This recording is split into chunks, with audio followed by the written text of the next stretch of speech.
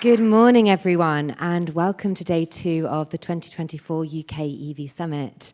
Welcome back to everyone who joined us yesterday, and thank you those of you who've joined us today for the first time. I'm Lindsay Brown. I'm Global Strategy Director for Green TV Media, the organisation behind the EV Summit. And you've just been listening to Violetta Vici, the incredibly talented singer and violinist who has performed for us both mornings of this EV Summit, her wonderful tracks from her album, Cavalia. And in fact, Violetta is so talented, she has come in this morning with a brand new track to play to our video. All of her music is inspired by nature, beautiful soundscapes, and that album is inspired by the beautiful mountains of Switzerland. So again, can we please give a round of applause for Violetta?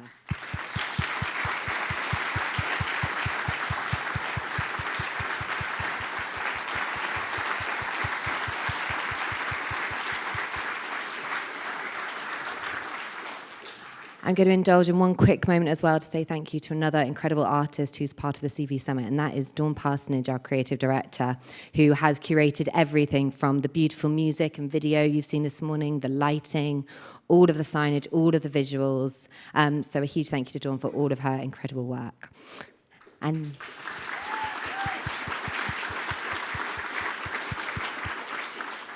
And now I'll introduce up Ade Thomas, founder of the EV Summit, to introduce our day. Ade.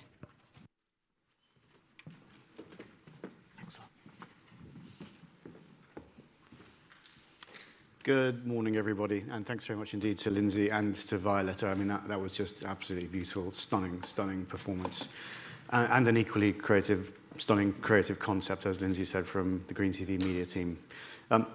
Yesterday, I spoke about how this film represents the very essence of the EV Summit, a project over time to play its part in preserving the stable ecological equilibrium that our economies and societies depend upon. I see the summit less as an event and more of a process of decarbonisation. What you see here on stage is just the tip of the thought leadership iceberg. Below the water is an ongoing collaboration platform where we support businesses in their partnership engagement, a process we call Managed Intros, which has powered partnerships into the many tens of millions. Yesterday, we announced that we've made Managed Introductions a standalone service, enabling our partners to access not just the hundreds of people here at the summit, but the 25,000 plus people across our sustainability and e-mobility database. Today, to join me on stage and to launch day 2 of the EV Summit, I'd like to welcome a great friend of both the summit and of the sector, Melanie Shufflebotham, COO and co-founder of leading charge point mapping company ZapMap. Thanks, Ade. It's great to be here, to see everyone here. I think I've been to every single one of the last 7 EV Summits, so fabulous to see this carrying on in a brilliant way. There are people in this room who've worked with the EV Summit and gone on to see their businesses become true leaders in the space. Yesterday, we once again welcomed Toddington Harbour, who both launched the electric forecourt here and also last year the electric freightway. The EV Summit famously launched the collaboration between Oxford City Council, Oxfordshire County Council, Fastned, the National Grid and many others that led into the £41 million project, which was the Oxford Super Hub, and specifically the EV hub at Redbridge at its heart. Now it's your turn to be the project which delivers on the e-mobility transition, on the decarbonisation of the ecosystem where mobility meets energy. It's your time to use your energy, your passion, your determination to ensure that we do our very best to beat the climate change with the incredible tools that you have at your disposal here at the EV Summit and beyond. At Green TV Media, our team and our technology are there to support you in that process. For panel partners, our team of account managers are here to help you. For delegates, our Managed Intros app is a key tool to give you democratic visibility of all the other delegates here in this room and the ability to pre-arrange meetings. You're building the technological and product infrastructure with charging and with cars. At Green TV Media, we're building out what we call the ideas infrastructure, arguably the most important infrastructure piece in the complex fight for the hearts and minds of consumers. We're building out that ideas infrastructure not just here with the EV Summit, but with the e-bike summit, with the Top Women in EV campaign, which Lindsay looks after, and with electric drives and World EV Day. The EV Summit is an intense couple of days, but a really super positive couple of days. A community of e-mobility and energy professionals working hard and working together to power partnerships. The EV Summit has seen that time and time again, and it will for you this year and in ongoing years. Today is the Levi 101 Day, a day of deep dives into 2 sessions led by our perennial partners, Oxford City Council, to better understand where we are and how we can proceed with the Levi process, a really important area for local charging. A big thank you to today's panel partners. I'll name them. To Connect, the new EV business from global forecourt tech company Gilbarco Veeder-Root. Connect's panel has the narrative charging beyond downtime and pushing EV infrastructure to 24/7 reliability, a key issue. A personal thank you to my good friend and long-term collaborator Neil Emmett, and to my new friend Om Shankar of Connect. Connect also join us as panel partners at this year's inaugural US EV Summit at the University of Texas in Austin in October. I hope you'll join us too in Austin to help that all-important market make the transition to e-mobility and to sustainability. My new colleague, Enoch Lange, is over from the US and leads on powering partnerships for the US Summit. So do chat to Enoch about this powerful opportunity to grow your business in the States. And thanks also to Charge Guru, the apartment block charging firm entering the UK market. Their panel narrative will look at empowering the 40% beyond public charging. And a very big thank you to our substantive partners, Plug Me In whose panel will be looking at reimagining EV adoption, looking at how finance solutions can really accelerate that shift to e-mobility. We also welcome Verta, whose panel From Blueprint to Reality will address the scaling up of EV infrastructure and energy management. And we finish on a real high with Vauxhall Motors, with panel keynote James Taylor, Managing Director. The Vauxhall panel will look at the super important topic of bridging the gap and addressing the disparity between customer expectations and charging infrastructure. And we've got a very special lineup of keynote speakers today. Firstly, Roel Vissers, Chief Commercial Officer of Milence, who will be addressing accelerating the electrification of road transport across Europe. So a really interesting international view. And we're also joined by Alexander O'Donovan, Head of Electrified Transport, Bloomberg NEF, who will be looking at the road ahead for EVs. I'm personally super pleased to welcome a great friend of the summit and indeed a great friend, Andrew Pilkington, Deputy CEO of VinFast UK. Andrew will share actionable insights on the subject of are EV disruptors shaking up the UK market. And we're also joined by Peter Maitland, Executive Director, Programme Management, Vehicle Concepts, from the exciting new OEM entrant, Chery, the business behind the brands Omoda and Jayco. Peter's keynote is entitled Powering Forward, China's Battery Breakthroughs and Tariff Turbulence, a really key keynote address at this moment. The EV Summit is defined by partnerships, and there's no bigger partner for the UK EV Summit than Auto Trader. And their 3-year headline support, not just for the EV Summit, but for World EV Day, Top Women in EV, and for our consumer-facing event, EV Live at Blenheim Palace. Also, a very special personal thank you to my good friends Mark Coltelli and to Maria Bengtson of EY for their continuing support for both the UK and the US EV Summit. Thinking of it yesterday, EY have been the most long-standing partner of the EV Summit over our 7 years, so I thank EY, Mark and Maria for that. And it's not just about listening. Today is also the day where you can win prizes that really money can't buy. Two up for grabs. Firstly, two VIP guest passes to the London E-Prix, which is coming up next week. And secondly, the chance to win an EV, a Brompton e-bike. So thanks so much to Cameron Maltby, Chief Commercial Officer of Mahindra, and to Julian Scriven, MD of Brompton Bike Car. Both Julian and Cameron will be delivering closing keynotes as part of the Bain networking drinks at the end of the day. But you have to be in it to win it, so make sure you're at the drinks to be able to enter the draw for the prizes. Another great friend of the EV Summit, Natasha Patel, the energy lead at Bain, will be addressing that closing networks. And as Mel says, you've got to be at the closing network, a network event, to be in the old-fashioned raffle prize draw to win those 2 great prizes. The prize draw, I can happily say, will be powering e-mobility communication at the end of the summit. So do get involved in that. And really, the most important thank you should be to every one of you, not just for being here today, but for the future thank yous for thinking when you start doing collaborations which start here, that flow from the participation here today and in the ongoing meetings that will be set up from this event at the EV Summit. So just to close, work hard, work fast and work smart. The sector and indeed wider society needs you. And with that, we commence day 2 of the EV Summit with our opening keynote by Roel Wijsers, Chief Commercial Officer at Milence, who joins us virtually to talk about electrifying electric haulage across Europe with green routes that pioneer public access to charging infrastructure. Thank you very much.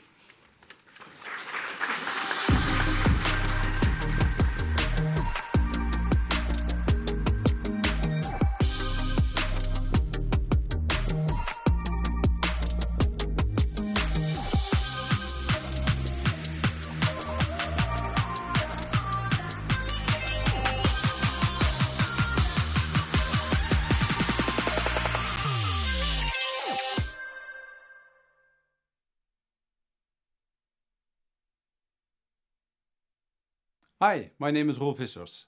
I'm the Chief Commercial Officer at Milence. I'm sorry I couldn't be there in person today, but colleagues of mine are at site and are happy to take your questions.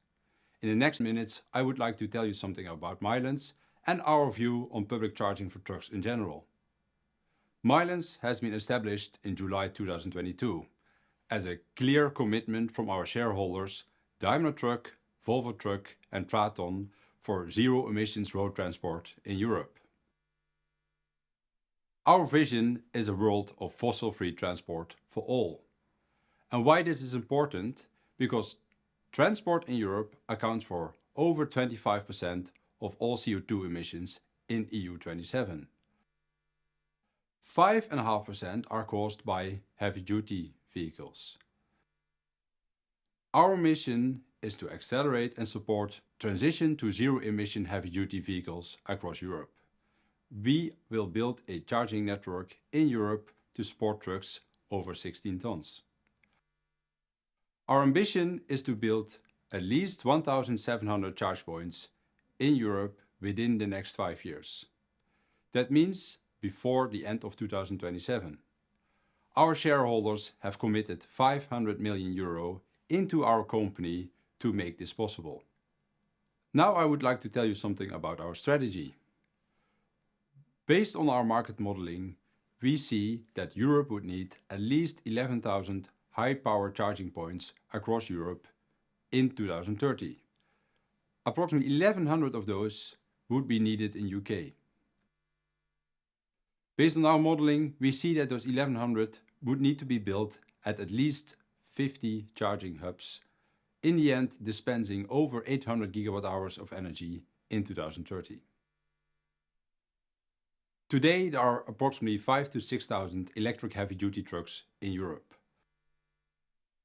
In 10 years' time from now, in 2033, we expect that there will be more than 1 million. We will support those trucks by building and operating a European network. We already have opened 3 hubs in Venlo, the Netherlands, Antwerp, Belgium, and Rouen, France. And many more sites are in construction and have been announced in the past weeks. In the next weeks, very shortly, we will also announce our very first location in UK. Our locations are open, reliable, and sustainable. We will build the network across various sites. We will build brownfield locations at existing parking places, motorway service areas, ports, and other industrial and logistic hubs. We will add chargers to existing parking places. Next to brownfield locations, we also build greenfield locations. We built a new network along the key European corridors. We will not only charge your trucks, but we will also care for the customers and the truck drivers. All our locations will be safe and secure, and all our locations will provide the right amenities for the truck drivers to take a proper rest.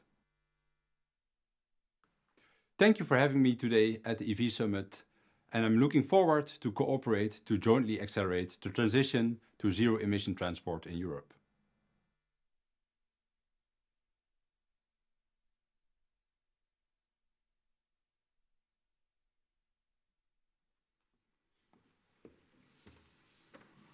Well, that's a great opening gambit to today's day 2 of the EV Summit. Thanks very much indeed to Rules and to Mylance. We now begin our first panel discussion of the day with our good friends Gilbarco Veeder-Root and their new entity Connect. So if the panel could join us on stage, please. And the panel will start off first with Om Shankar delivering the panel keynote. Om, please do come up to the stage. Thank you very much. Thanks, Hayden. Thanks a lot.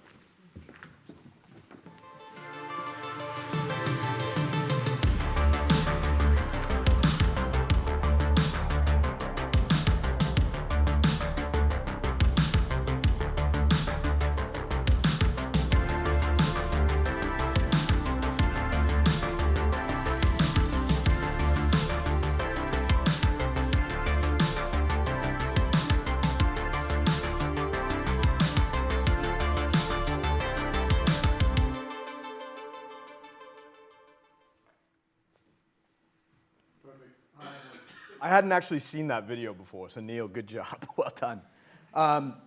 It's lovely to be here and excited to introduce this panel session. Before I do, I want to tell you a little bit about myself. So I'm Om Shankar. I'm from Houston, Texas. Does anyone know what Houston's famous for? Oil, yeah, which is the exact opposite of this room, right? I graduated from the University of Texas, where the next EV Summit's being held.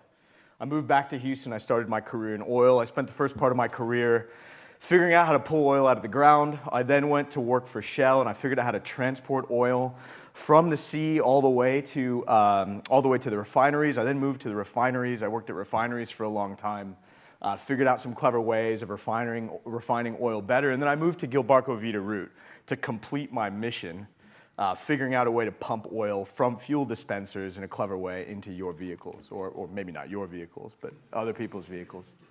I was at a dinner party a few years ago, and someone asked what I did, and my daughter spoke up, and she said, "Daddy's in oil."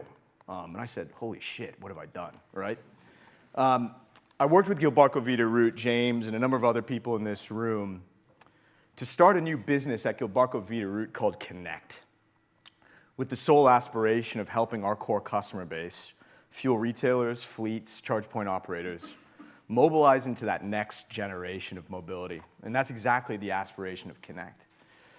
When I took this business over a little over a year ago, I had never driven an EV car. I had no idea what that meant. So I live in London. I flew back to the States. I went to the car rental agency and I said, "Please give me whatever EV you have on the lot." They had one.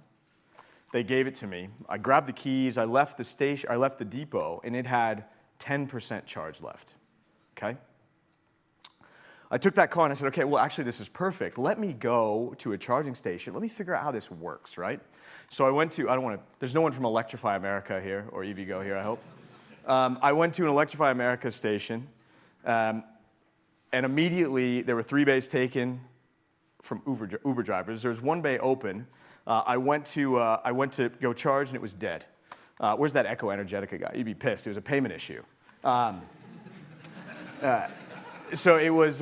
We own a company called Drives as well, right? And Drives, I went and did the reconciliation later, and we found out exactly what the problem was.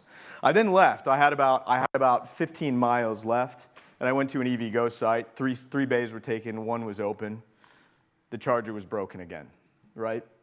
I had 4 miles left. I drove right back to the airport, gave the car back, and I asked, "Please give me your nearest ICE car, because I got to figure out how this works." That is a fundamental problem. I'm leading this business, and I can't figure out how to charge a damn car. And it is our vision collectively. It needs to be our vision to solve this problem, right? So I'm gonna quickly dance through some slides, but the emphasis of today's keynote or today's panel today is just that, right? What are we doing as an industry to solve what I believe is the biggest single issue in our industry, which is keeping these chargers alive and on to ultimately create that experience that consumers need to keep catalyzing further growth, right? So I'll click through for a second. This statement is not rocket science, but it is important. CPOs have a really hard job. There's many CPOs in here today. Toddington referenced it. Razor thin margins in a consumer experience that's not perfect. And we, again, as an industry, have to work better together to catalyze that experience for consumers to help mobilize more. This problem is getting more difficult, all right? So the EV charging experience is getting further regulated by governments, and now everyone in this room will probably have heard of the UK's mandate to get to 99% uptime. That's insane, right? When I first saw that KPI, I said, "There's no way. How do we do that, right?" But again, working collectively as a room, we've got to figure out good ways of doing that, and hopefully the panel will give you a good lens of different strategies to make that happen today. If we think very quickly, if we think about how does this experience work for consumers when they find faults at these chargers, right? To double click on the topic. There are so many different players that exist in the ecosystem when these issues arise. A consumer calls a help desk from who knows where. That help desk tries to figure out the problem. That help desk then escalates to someone who's hopefully viewing and monitoring the chargers.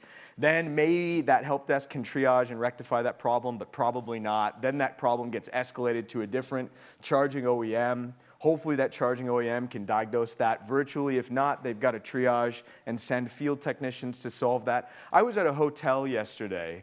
They had 2 EV chargers. Those 2 EV chargers had not worked in 4 months. There were Teslas parked right outside there. No power was going to those Teslas. I asked the hotel clerk what he was doing about it. He said, "We can't figure it out. No one's coming to solve our problems." It's broken, guys. So I think this is, again, one of the reasons why we solved Connect, or we created Connect. Was our aspiration was to become a really end-to-end provider of not only the infrastructure, but the service as well. I don't want this to turn into a sales pitch. We can talk about this later. But the aspiration is to limit the amount of interfaces you have such that we can triage and diagnose and rectify problems as quickly as possible to get to that seemingly impossible 99% number. So with that said, how long did I take? I'm out. Oh. I am very pleased to introduce to you our esteemed panel members, Jared Birch from Shell Recharge and Charge UK, who's our policy lead, and then 4 members of the panel, Chris Pateman-Jones, he's the CEO of Connected Curb, Lewis Gardner, Director of Operations for Osprey Charging, and Elizabeth Warren, Director of Public Charging for Mer in the UK, and then my good friend James Gale, who works on Connect with me, who leads global operations for us. So with that said, I'd love to turn it over to Jared to lead us through this.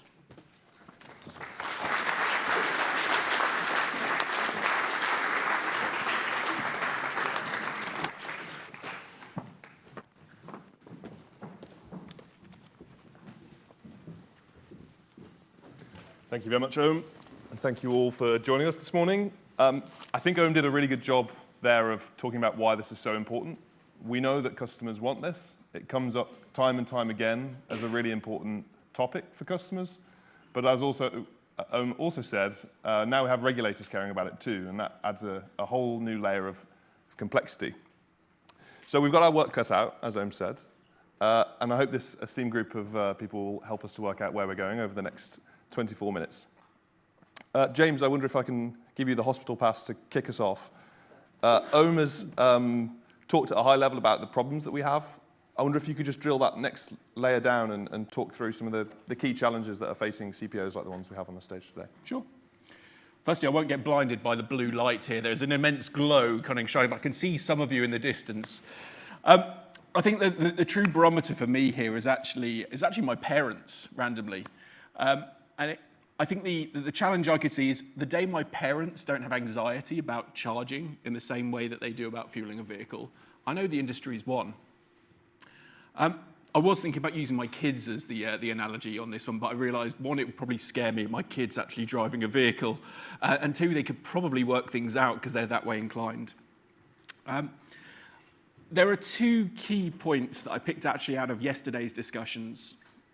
Number 1 was actually through from the pay-through team, where they were talking about payment should ultimately be invisible. And I think we can touch on that a little bit more. But there was a little bit more as well from the EY team, where they were talking about data, and that data should be shared and be available to all. So let's touch on the first point when we're talking about the payment experience being invisible.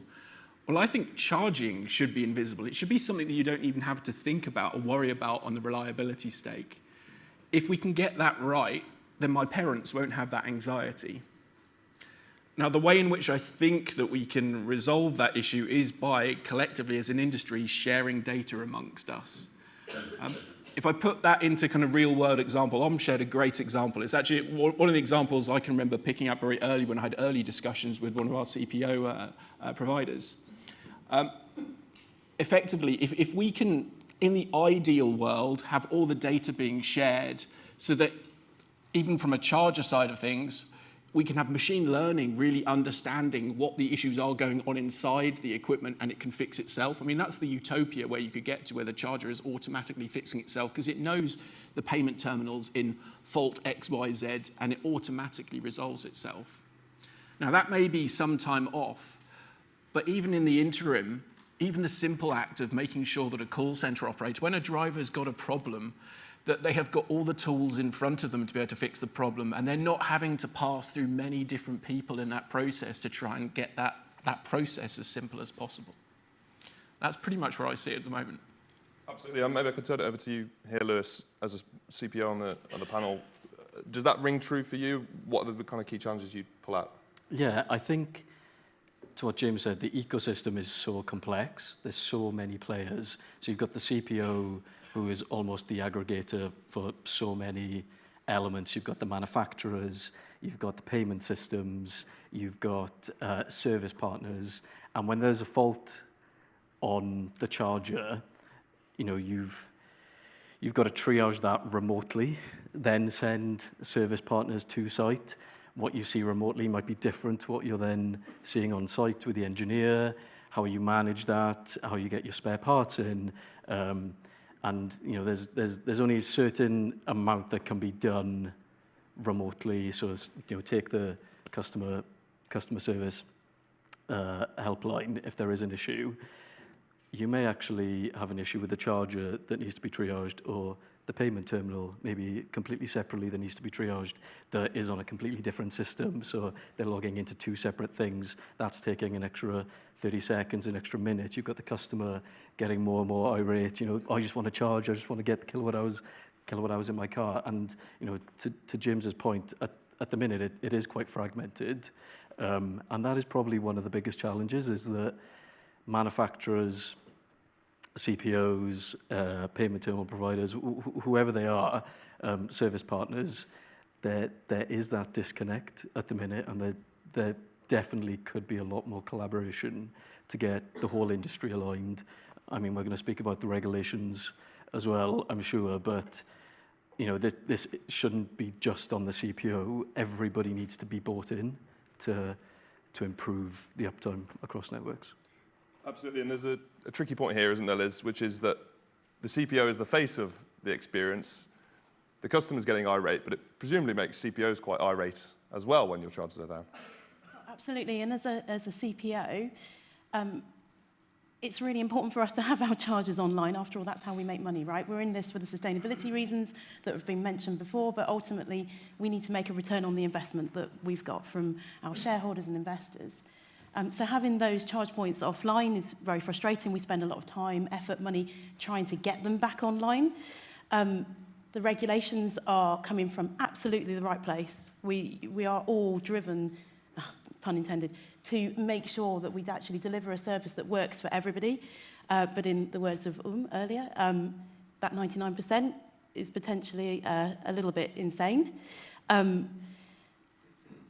If we penalise the CPOs on this, when so much of it is out of our control, there's only really one net effect. It means we have to spend money to fix the problem. We have to spend money to get people to report on the problems, and ultimately that ends up in increasing costs for the customer. Anyone that knows me will know that 6 minutes in to get to regulations is a new record time. I will pause for a moment on the regulations, just ask Chris to come in. Obviously, most of your infrastructure, Chris, is on street. You're working mainly with local authorities. That presumably brings challenges of its own. Does it bring any positives as well? Yeah, on street and car parks predominantly. Well, maybe I'd start off with saying I don't think it's quite as bad as maybe we like to all talk about. I think also there are some, and I'm speaking as Connected Curb, not as Charge UK here, although I'm going to say something that I think Charge UK would support here, which is that most of the new infrastructure that's going in the ground today is extremely reliable. What we are dealing with is an asset base that has been just deployed over the last 15 years, and some of those assets are very, very old, and some of the contracts that we use to deploy those assets did not incentivize proper long-term maintenance. So a lot of the assets where we're seeing reliability issues are actually out of contract and very, very old. That doesn't get away from the fact there is a challenge from a PR perspective of the networks, and I think that's where data can be really, really, really important. I think for us as a network, when we're trying to look at a massive distributed base of assets across the entire of the UK, but not necessarily at high density at the moment, becomes very difficult to be maintaining those as efficient as you might be able to in, say, 5-10 years' time when the density is far, far greater. Where we've tried to focus, therefore, is in data and applying AI across the business. So we've deployed a tool that we've built called Sentinel, which now tries to track the network in real time. The reason why that's important is, and I think this is where maybe we should talk, and I think I'd encourage people to talk outside of the panel as well, on the importance of regulations and this arbitrary idea of a 95 or 95% target is less important than a customer having certainty or confidence more that when they turn up to a location, they're going to be able to find a charging point that works. That's why we deploy more than one charging point in each location. So if one is down, there will be others for you to be able to find. But equally, that's where data starts to become really important. So the problem with the regulations when you try and go for a 99% target is 99% is great, but really, if you're still turning up and you're in the 1% when it's not working, you don't care whether the network's been at 99% for the rest of the time. So I think more focusing again around that user experience and the expectation is far more important than arbitrary numbers. So that was another mention of regulations. I suggest we move on to it now. And I don't know whether, Lewis, I can give you the short straw of giving just a 30-second rundown of what the regulations say, just to catch anybody up who's not as invested in it. Yeah, so basically the framework that's been developed over the last 12, 18, 24 months basically looks to put all CPOs on a level playing field, so that if one CPO says they're at 99% uptime, it's the very same as another. And the main way to do that is looking at error codes and mapping them to an OCPI status. So when you have a specific error code that pops up on an EV charge point, the OCPI status then is the interface to customers, essentially. So when a customer turns up to a charge point or is looking at their mapping tool, wayfinding app, for example, that is the true status. So if the charge is in error and it can't actually deliver a charge, that should be accurately reflected in all the systems that are around it, where the customer interface is.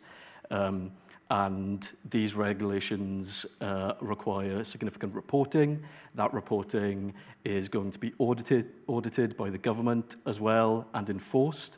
So the government's going to be reviewing the reporting that CPOs are providing, which again aims to look to put all CPOs on a level playing field. So if one isn't reporting accurately, there will be potential financial enforcement or penalties involved there, or I think they're looking at putting in a risk-based enforcement policy as well. But yeah, it ultimately aims to give customers a true reflection of how that charge point, that single charge point, is operating. Liz, maybe I could turn to you at this point. That was a really good explanation from Lewis about what the regulations aim to do. Could you share a view with us on whether we can expect, as of January 2026, when we'll start to get the first reports, are we as drivers going to see a more reliable network, or stay the same, or worse? I'm already, as a CPO, heavily incentivized to have my charge points online and running. As I said earlier, it's how we make money, and we've got to report on that. We've got shareholders. Nothing's free, certainly anymore.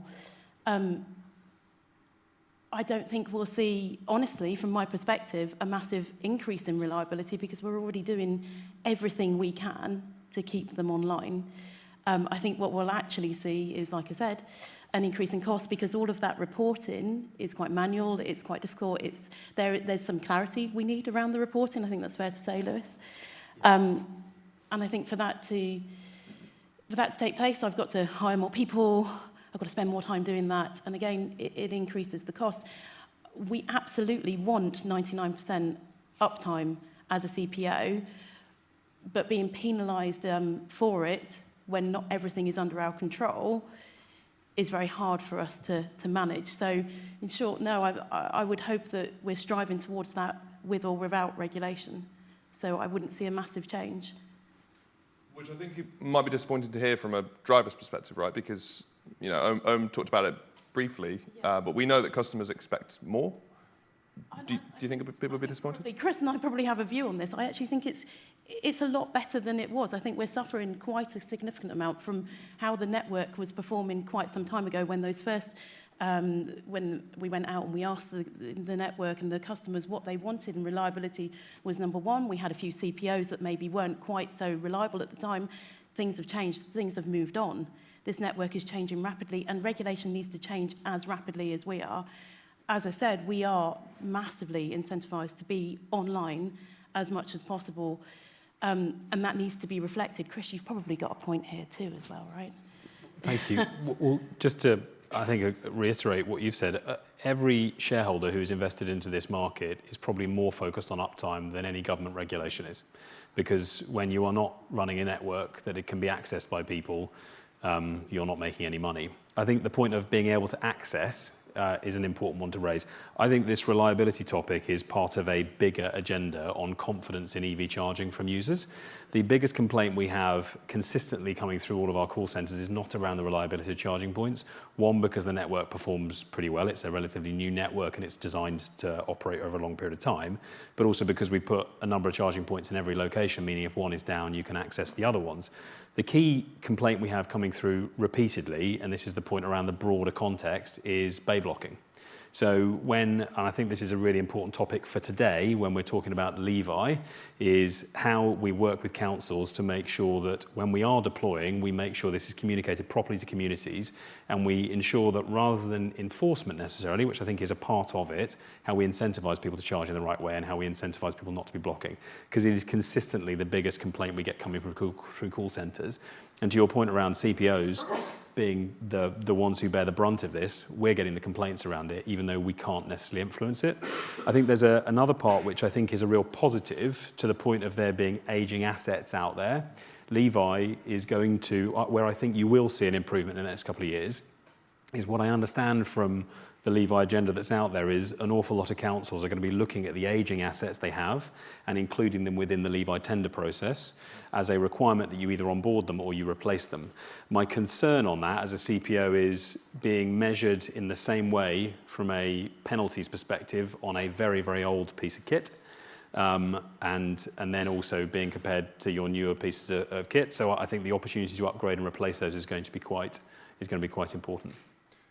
And of course, the regulations we're talking about, the public chargement regulations, don't actually apply to chargers under 50 kilowatts. So you've got a slightly different regime. Maybe you could talk briefly to that, Chris.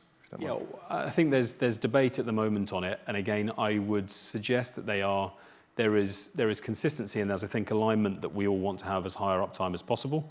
I think whether 99% is in the same way that the contactless payments is a different scenario depending on the locations you're in. We're all, however, regardless of that situation, focused again on user access to charging points. That's the same goal. How you achieve it is maybe different. Where it ends, what the arbitrary number is, whether it's 95% or 99%, is less important than what's excluded. This is the very strange thing in the regulations at the moment, is we're talking about 99%. To meet 99%, you have to work out what you're going to exclude in order to allow you to meet 99%. It's an arbitrary process, and instead, actually, I think most of the CPOs are very focused on user journey instead. I think maybe my reflection in when I came 5 years ago here, my first time, most of the industry was run by very clever technical engineers who had built very clever technical solutions. I have noticed a real transition in the last 2 years to people who are much more focused on user journey and customer experience. There is a different set of people in the room today that are, and I think that there's just unfortunately a lag in terms of understanding and expectation within the public to what is the reality of the situation. Thank you. We're coming up to the time for questions, so start thinking about them. I want to try and end on a positive note because we've done a little bit of complaining, not least me, with my questions. James, I wonder whether you could inject that positivity for us.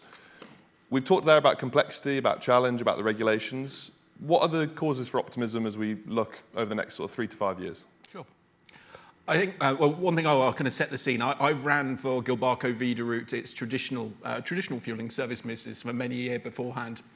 So I've got some good experience of kind of how to service fueling of vehicles on the traditional side of things.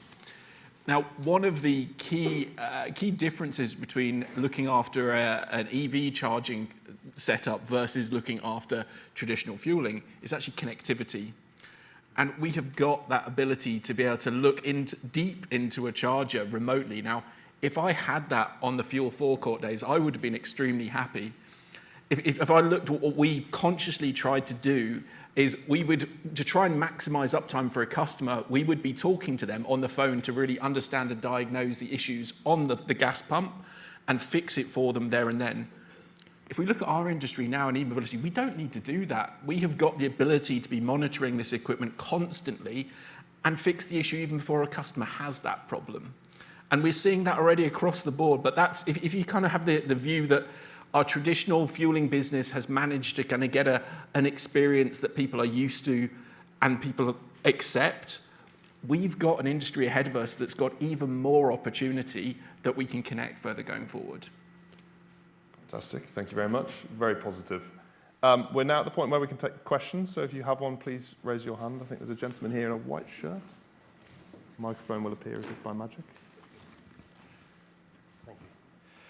Hi, Gary Piper, Bowen McCann. We've spent the last 12 months just trying to work on entering into this market. We are a field service organisation that delivering all the things you talk about, but in a subtly different sector. 99% uptime is achievable.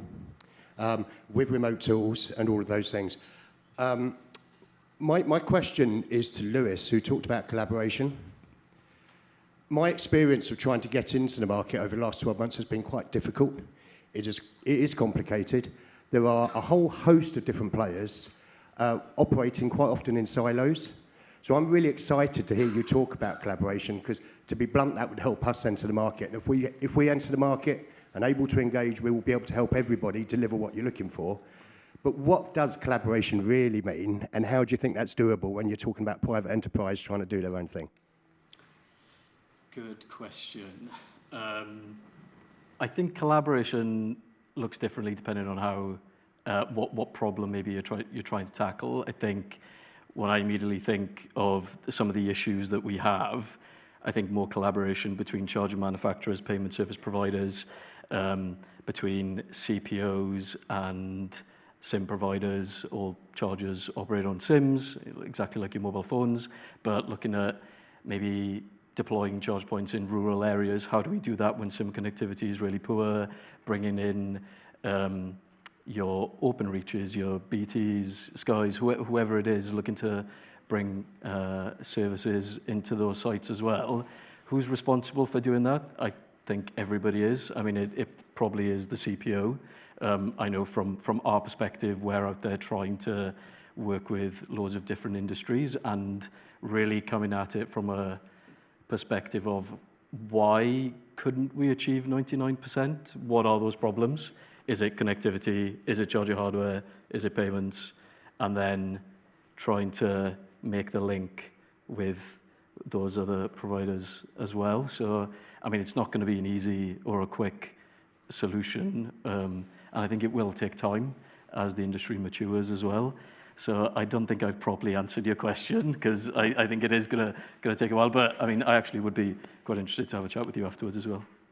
I think Chris is interested in having some. Just to say a bit of a positive, and I'll speak only from fast charging networks instead of those on street and car parks. Realistically, to date, I would say it has been subscale relative to the profit levels within the industry. So it's different from Rapids. You're looking across a large number of charging points, each making a very small amount of money per day and with low utilization at the moment. You're going, and you don't have the infill, so it's distributed over a hugely large area. So a lot of operators have been not nickel and diming, but trying to do a lot of stuff internally. You're going to get to a transition point, I think, fairly quickly with Levi coming out, where you're going to see scale sort of reaching a point where you can start to outsource effectively. at a point where you don't need to do everything internally. So I think that's going to change fairly quickly with Levi, where you're going to get to a scale where the profitability and the size of the projects makes a bit more sense. There are only really today a few contracts that have been let, which are at a scale where you can work with external partners effectively. I think we've got time for one more question, if there is a hand. There's a hand here on the third or fourth row. The mic is coming.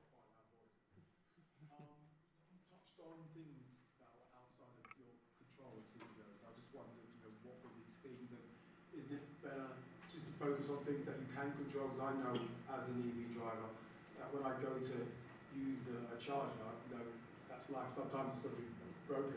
But if you come back next week or next month and it's still broken, that's the kind of thing that more sets people.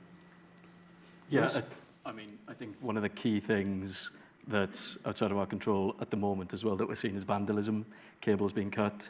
When you turn up to a charge point and maybe the cable's being cut, that there's no specific error code for that. That is us seeing an error pop up and then having to send out a team or having the next customer call in to say cable's being cut. We would, in that instance, want to replace those cables as quickly as possible, and in many cases we could do it the next day. But there's another consideration perhaps we have to have in that circumstance is that just going to get cut the next day as well then? So, it's looking at what other things then do we need to do on that site, add CCTV, add more lighting, and trying to play a bit of a balancing act between how do we make sure that you can get your charge next time you turn up on that site versus how do we make sure we're not going to spend thousands of pounds over the next couple of weeks continually replacing those cables and then having them cut time and time again. But I'd say, yeah, that's probably one example. Liz? Just to add, it's quite irritating for us too when you can't go back and charge, and behind the scenes you can't see it at the charger, but we are running around like crazy to make sure that those chargers get back online. So this isn't like the old days when maybe chargers could just be left when it was older kit. Now the pressure's on us. It really is on us to keep those chargers online and keep the revenue coming through. So we're doing everything we can in the background to make sure that we supply that energy to you. Chris? Yeah, I think to the point that you raised earlier on around the importance of data and the value of data on this, I think most of our customers, and for full clarity, so Martin works with me at Connected Curb. So, but I don't think most of our customers mind whether we're at 95% or 99%. What they care is when they turn up to a charging point, it's going to be working. And before that, what they want to know is if they're going to be directed to a charging point, it's working. There is no point in being directed to one that isn't. So to your point of what you control, you should control your customer journey. So we had a challenge across our network a few weeks ago where we had to replace an awful lot of component parts. And we did that from a safety perspective, which is, I know, something that we've been working with at Charge UK to make sure that penalties don't try and drive the wrong behaviours on safety attitudes. So we took a proactive step across that, and we communicated with all our customers to tell them, to make sure that they knew when charging points were going to be going offline on that. We didn't have any negative, or we had very little negative feedback from customers, because generally people are pretty understanding if you communicate what's going on to them. What you don't want is to have complete radio silence, where people turn up expecting to be able to charge, and then a already currently perceived stressful experience becomes extremely stressful, particularly in our place where I know motorway service station and en route charging is really important, but essentially our motto is that we do home charging for people who can't home charge. So you need to be completely reliable and be able to provide that sort of confidence to them, which again, maybe I didn't phrase that properly. You don't need to be completely reliable. You need to be able to provide people confidence that when they need to charge, they're going to be able to. Absolutely. Thank you, Chris. And thank you all. We're going to close off now. I'd like to thank you all in the audience as well for your concentration and participation. I think next up we've got a break of 45 minutes, which is very generous, before the next session at 11:15 when Alexandra O'Donovan, who is the head of electrified transport at Bloomberg NEF, is giving us a presentation. You've got a few options to fill the break, apparently, in addition to coffee. We have some Oxford businesses in the reception area, and the team will also be happy to direct you to the partner pavilion to meet exhibitors. And finally, there is a side event taking place during the break, which will be hosted by Oxford City Council in the Edmund Safra Lecture Theatre on the changing face of procurement for Levi. So with that, thank you very much, everybody. Enjoy your break.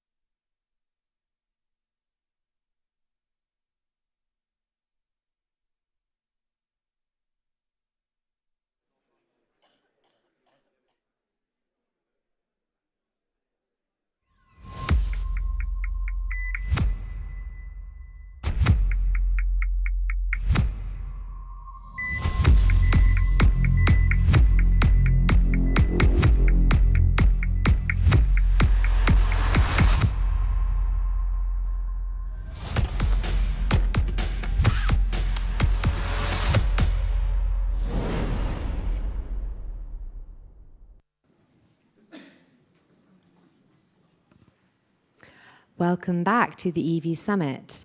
I hope you enjoyed your break. I'm Lindsay Brown, Global Strategy Director at Green TV Media, and I'd like to take just a few minutes before we start our next panel to tell you about another program which was born out of the EV Summit 5 years ago, and that is Top Women in EV. Hopefully many of you in the room have heard of Top Women in EV. If not, we're not doing enough. So we spent the last 5 years celebrating the women in this industry, lifting up and encouraging more women to join.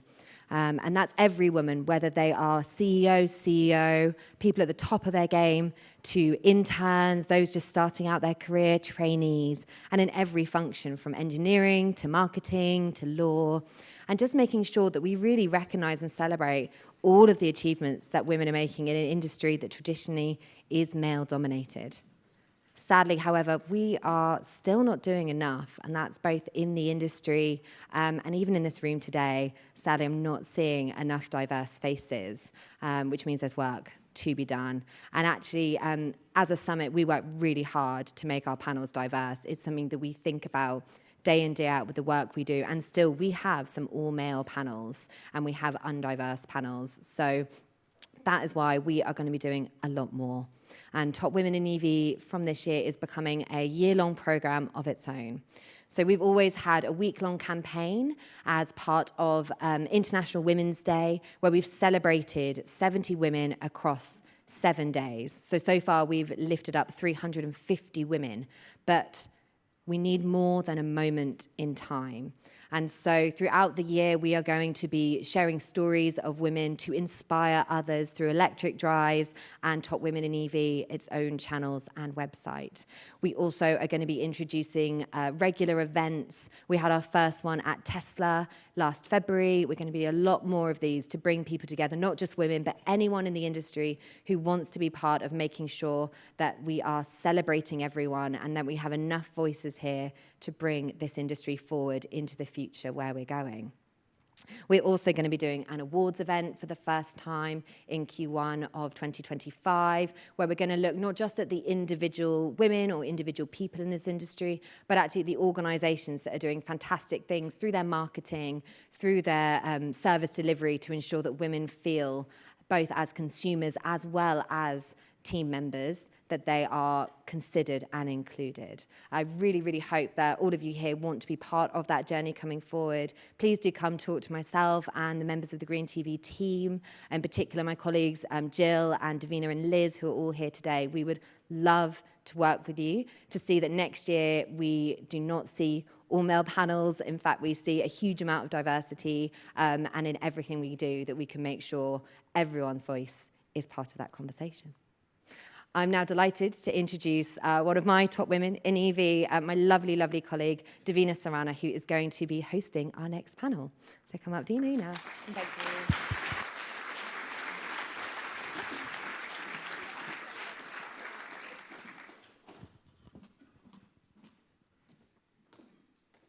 Hello, everybody. How are we feeling after our break? Ooh, okay, this is exciting. Just a note to say thank you to Lindsay. She works so tirelessly behind the scenes, particularly on the Top Women in EV project. It really is a labour of love for her, and it was such an immense event to be a part of. Some of you in the audience may have been there as well at the Tesla Hub. Fantastic, fantastic event, and I'm so happy to be continuing it throughout the year with our colleagues. And obviously, thank you to Aid, who has also supported that and been like #1 feminist. We love that from you, Aid. Thank you. So now I'd like to introduce myself. I know some of you, but you may not know me. My name is Davina. I'm the campaigns manager for EVs here at Green TV. I'm very, very new. This is actually the end of my first month here, which is so crazy, and I can't quite believe it. I would like to also say, if you haven't got the EV Summit app already, what are you doing? It's so, so good. My colleague Eon has been responsible for making it as brilliant as it is. And it really, you know, Aid said work smarter, not harder. It really does all of the work for you. I would say it's like if LinkedIn and Google Calendar had a baby. And really, who doesn't want that? Let's think about that. No, on a serious note, it is fantastic for turning your sort of business ideas into a reality. We've already mentioned the Redbridge charging hub a number of times, but it is such a fantastic symbol of what this event is and what the possibilities are. If that was born from a summit a few years ago, what can we do from this summit? So I hope to be standing here next year talking about something even bigger, better, crazier than that. It's my absolute pleasure to introduce another fantastic woman in the EV industry. This is Alexandra O'Donovan, who is the head of electrified transport at Bloomberg NEF, and she brings us the most fantastic insights about the EV landscape at the minute and the tricky road ahead. Alexandra, please join me on stage.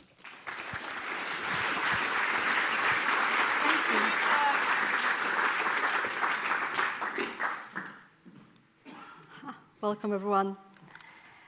So at BNEF, we've been tracking sales of electric cars since 2015, roughly, and a lot has been happening since then. So we had the global pandemic, global world conflicts, a semiconductor crisis, and of course, inflation and the fastest rising rates in decades. But something else has also been happening in the background of all of these events, and that is that in a very short time, as EV sales exploded, electrified transport became the largest part of the global energy transition investment, with over 630 billion invested in electrified transport alone in 2023.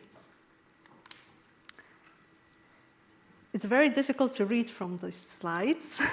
Apologies. So passenger EV sales come with quite an extraordinary story. So just in 2017, that's this one here, there were only 1 million electric cars sold globally that year, but that quickly doubled in 2019 and then further tripled by 2021. 2023, the last bar chart of that figure, was another record year for passenger EV sales globally, with China, then Europe, and the US leading the picture. But despite being the record year for sales, the end of 2023 was still quite rich in those headlines calling for the slowdown in EV sales. Some of them were overly dramatic, but if we move into 2024, that figure here shows you the first quarter 2024 sales in various countries, and you can see that that slowdown in EV sales is real, but it's not the same everywhere in the world. So we still have countries like India, China, France, or the UK, where EV sales are growing at a quite healthy growth rate. But then we have countries like Italy, Japan, and and Germany, which are recording passenger EV sales declines. And the reason for those declines is often regulatory, like in Germany, which is still trying to get into grips with the abrupt end of EV subsidies at the end of 2023. And this regulatory reshuffling and uncertainty will continue to drive the short-term adoption globally, especially in the biggest two EV markets, so Europe and the US. In Europe, the fuel economy targets are quite stringent, so essentially banning sales of combustion vehicles by 2035. However, those fuel economy regulations do not get more stringent until 2025. And what that means is that this year, EV automakers in the region will have very little incentive to increase sales of electric cars in 2024. Further complications in Europe stem from the more protective regulatory measures that we've been seeing happening recently. And that includes the EV import tariffs, which were put on EVs imported from China. If those tariffs are put in their fullness onto the customer, they will affect the price of those EVs in Europe. They will move them closer to competitive EVs from European automakers, but most importantly, they will move them above comparable combustion vehicles. And what that means is that there is a real risk that those entry-level EVs will no longer be within the reach of the lower-income consumers in Europe. In the US, it's quite an interesting story. It's worth mentioning just how much investment Inflation Reduction Act has been bringing into clean tech manufacturing. Since its introduction, over $100 billion was announced for clean tech manufacturing, and most of that went into batteries and EV manufacturing. However, this year again, there's a lot of uncertainty around the presidential elections in the US and what the impact will be on EV adoption in the country. Because obviously we have two different candidates, with the President Joe Biden speaking quite openly in favor of electrification of road transport, and then his opponent, former President Donald Trump not sharing the same view. And once a year, we take it upon ourselves to model that short-term and long-term forecast. So short-term up to 2027, and long-term up to 2040 and even 2050 in some of the scenarios. And in the short-term scenario, because of all of those uncertainties that I just mentioned, we believe global EV sales will continue to grow, but at a much slower rate than what we have been used to. So we expect EV sales to grow 19% in 2024 to roughly 16.6 million units. But most of that growth will come from China, and China will take an even bigger chunk of global EV sales this year. By 2027, EV sales reach roughly 30 million units globally and will account for over 30% of global car sales that year. However, as you can see on the right-hand side, only China, the red line, and Europe, sort of pushed up by the stringent fuel economy targets, will be above that global average line. In the longer term, it's really tough to say what that picture is. Essentially, what it's showing is declining battery costs. So average battery pack prices over the years. The last blue bar is column is 2023. The purple column is 2024 expected. So in our long-term outlook, which spans to 2040, the main driver for EV adoption are those relative economics of electric cars and combustion vehicles. Although it does depend on many factors when EVs will reach upfront price parity with combustion cars. It will depend on the market we're looking at, how price sensitive the market is, what is the manufacturing scale, and which segments we're looking at. But in our long-term modeling, most countries and most car segments reach that upfront price parity by 2030, even in those most price-sensitive markets. And that's because of the declining battery pack prices. So in 2023, average global declined by another 14%, and we do expect those prices to continue to fall in 2024 as well. And that's because of, again, many reasons. But what is happening in China at the moment will have a big impact on battery prices going forward. And that's because year to date, so early 2024, battery prices in China have been plummeting, with LFP cell prices averaging roughly half of the global 2023 average. And obviously, China's dominance of the lithium-ion battery supply chain plays a major part in that. So China dominates the raw material space because of its refining capacity. Upwards of 85% of components and cell manufacturing also takes place in China. And that's on top of China's dominance on the demand side, so in EVs and storage applications. But overcapacity also plays a part. So we estimate that from 2022 to 2023, this part, lithium-ion battery cell manufacturing was running at roughly 200% overcapacity ratios. And now, if all of the plants that are announced come online, by 2025, we will be at 400% overcapacity globally. It's different by region. China is the main culprit, but it is pushing that downward pressure on battery prices. And it's not good news for battery manufacturers, but it's very good news for electric vehicles and our bright long-term outlook, which allows us to stay bright for the long-term adoption. So because of that, as the technology gets cheaper and better, electric vehicle sales reach 45% of global car sales by 2030 and 73% by 2040. But still, despite that long-term scenario, neither the US nor Europe are able to catch up with China, which is that sort of last three lines over there. So if I'm going to leave you with something, is to consider the great opportunity that the road transport industry is facing, but also to think about carefully how challenging it will be to navigate it properly. Out of memory, as EV sales increase, as adoption spreads across all vehicle segments, so commercial vehicles, passenger vehicles, buses, that cumulative EV market opportunity reaches $33 trillion by 2030, 40, and 63 trillion by 2050. That's the last. And most of that value is in passenger vehicles. But that's only vehicles. Now, in charging, rising electricity demand from EVs on the roads means that we need more chargers. In our economic transition scenario, so it's that base case scenario that I've been talking about right now, we will need roughly 340 million chargers to be installed by 2040, totaling roughly $1.2 trillion in investment opportunity, cumulative investment. But I haven't even mentioned our net zero scenario, in which we assume that a net zero fleet is met by 2050. And in that scenario, we will need 800 million chargers globally, with a cumulative investment of over $2.5 trillion. So all of those numbers are big, exciting. It's really easy to get overly excited, because some careful consideration will need to be made in the battery manufacturing space.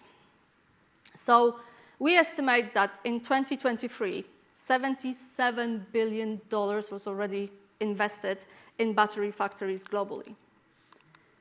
Going forward, between 2024 and 2030, to meet that growing battery demand, annual investment in battery factories would need to reach roughly $33 billion per year, or $66 billion per year in the net zero scenario. But if you have a look at the already announced and planned investments, you can see that more than enough has already been committed to that space, totaling $1.1 trillion, or averaging roughly $215 billion per year in that time frame. So thank you very much. I will pass it on to Divina. Such a brilliant job.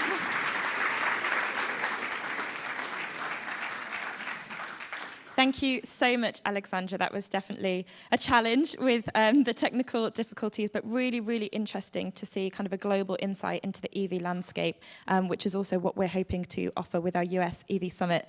Really interesting about the election as well. After just having such a tumultuous election here in the UK, all I can say is good luck.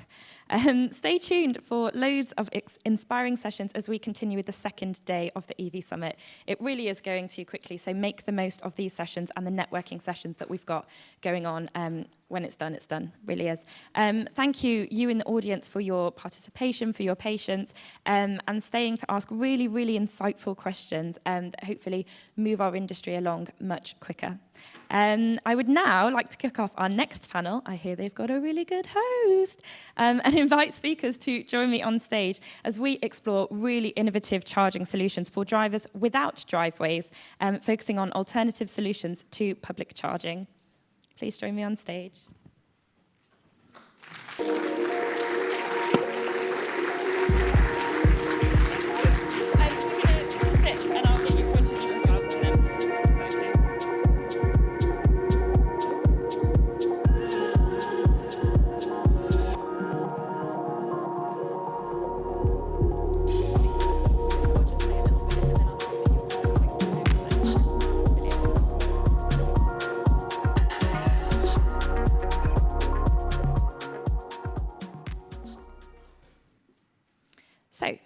With emerging technologies and all these different policy frameworks that are designed to empower this 40% of EV drivers that don't have access to home charging, we've got on-street charging, we've got co-charging and fully funded solutions. So our panelists are going to share insights about all these different infrastructures and sort of the benefits for all the stakeholders involved.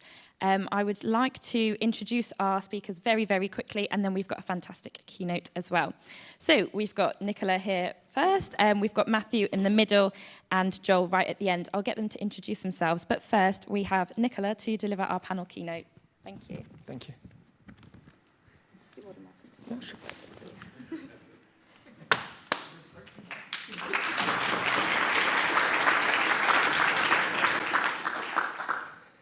Hi, everyone. Well, thank you all for joining us today. So I'm Nicolas Banchet. I'm co-founder of Charge Guru. And it's a real pleasure to be with you this morning. And a pleasure to see so many EV enthusiasts here. We will need all of this positive energy to move EV transition to the next step. So just to say a few words on ChargeGuru. So we are Europe's EV charging expert. Basically, we install, we maintain, we operate EV chargers for individuals on the one side, but also for fleets. And we do it for single homes, single family homes, for apartment buildings, for office buildings, and for destinations. And to facilitate the transition to EVs, we even offer fully funded solutions when nobody wants to invest, to bear the investment in the infrastructure. And this is really relevant for apartment blocks. We will see that later on. And this is one of our differentiating factors. So we are very grateful to have partnered with the EV Summit this year at a critical time for the industry, which is facing major challenges. How to scale, how to accelerate EV transition, how to make the electric vehicle a solution for everyone. And that's exactly what our panel is all about. How to meet charging needs for the 40% of people without private driveways. So the transition to EVs may be at some point impeded by an over-reliance on public charging infrastructure, which would be bad news for the whole ecosystem. Home charging and workplace charging will be key for a massive EV adoption. If we want to project ourselves into the future, no need for a crystal ball. Just look at what's happening in the Nordic countries where EV penetration is much higher. They are facing this exact challenge and are pushing for more charging at home and charging at work. You may all be aware that if a driver has access to a private charger, then public charging only becomes relevant for long-distance drives. By enabling EVs to charge at home and at work, we grant access to more affordable rates for daily charging sessions, and we improve availability of public chargers for long-distance journeys, hence encouraging the transition to EV. However, charging at home is particularly challenging for people living in flats, which currently makes up close to 10 million people in the UK, and we're talking about over 50% of the European population, so it's a huge topic. And that's exactly the target of our fully funded offer. We recently conducted research among flat dwellers and property managers of apartment buildings across the UK. What we discovered is that over 70% of people, of flat dwellers, living in flats are completely reliant, exclusively reliant on public charging, or would be if they had an EV. This study also showed that more than half of flat dwellers are hoping to switch to an EV in the next 5 years, and it's even 25% in the next 2 years. So the need is here, but the infrastructure is not ready yet to meet this demand. If accessibility to charging infrastructures, both public and private at the same time, does not continue to develop sufficiently, the ability to trigger a massive shift to EVs will be compromised. So many EV drivers still believe that if they don't have any private driveway, their best option is public charging.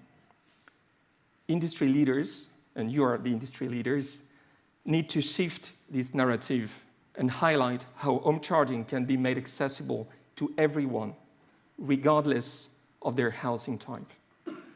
It's our duty to educate, to inform them about better cost-effective alternatives that empower drivers and promote energy democracy. By doing so, we will be able to accelerate the transition to a more sustainable and a more environmentally friendly mobility. So now it's my pleasure to sit alongside leaders in this space and to discuss solutions beyond public charging, which will drive this transition forward. Thank you again.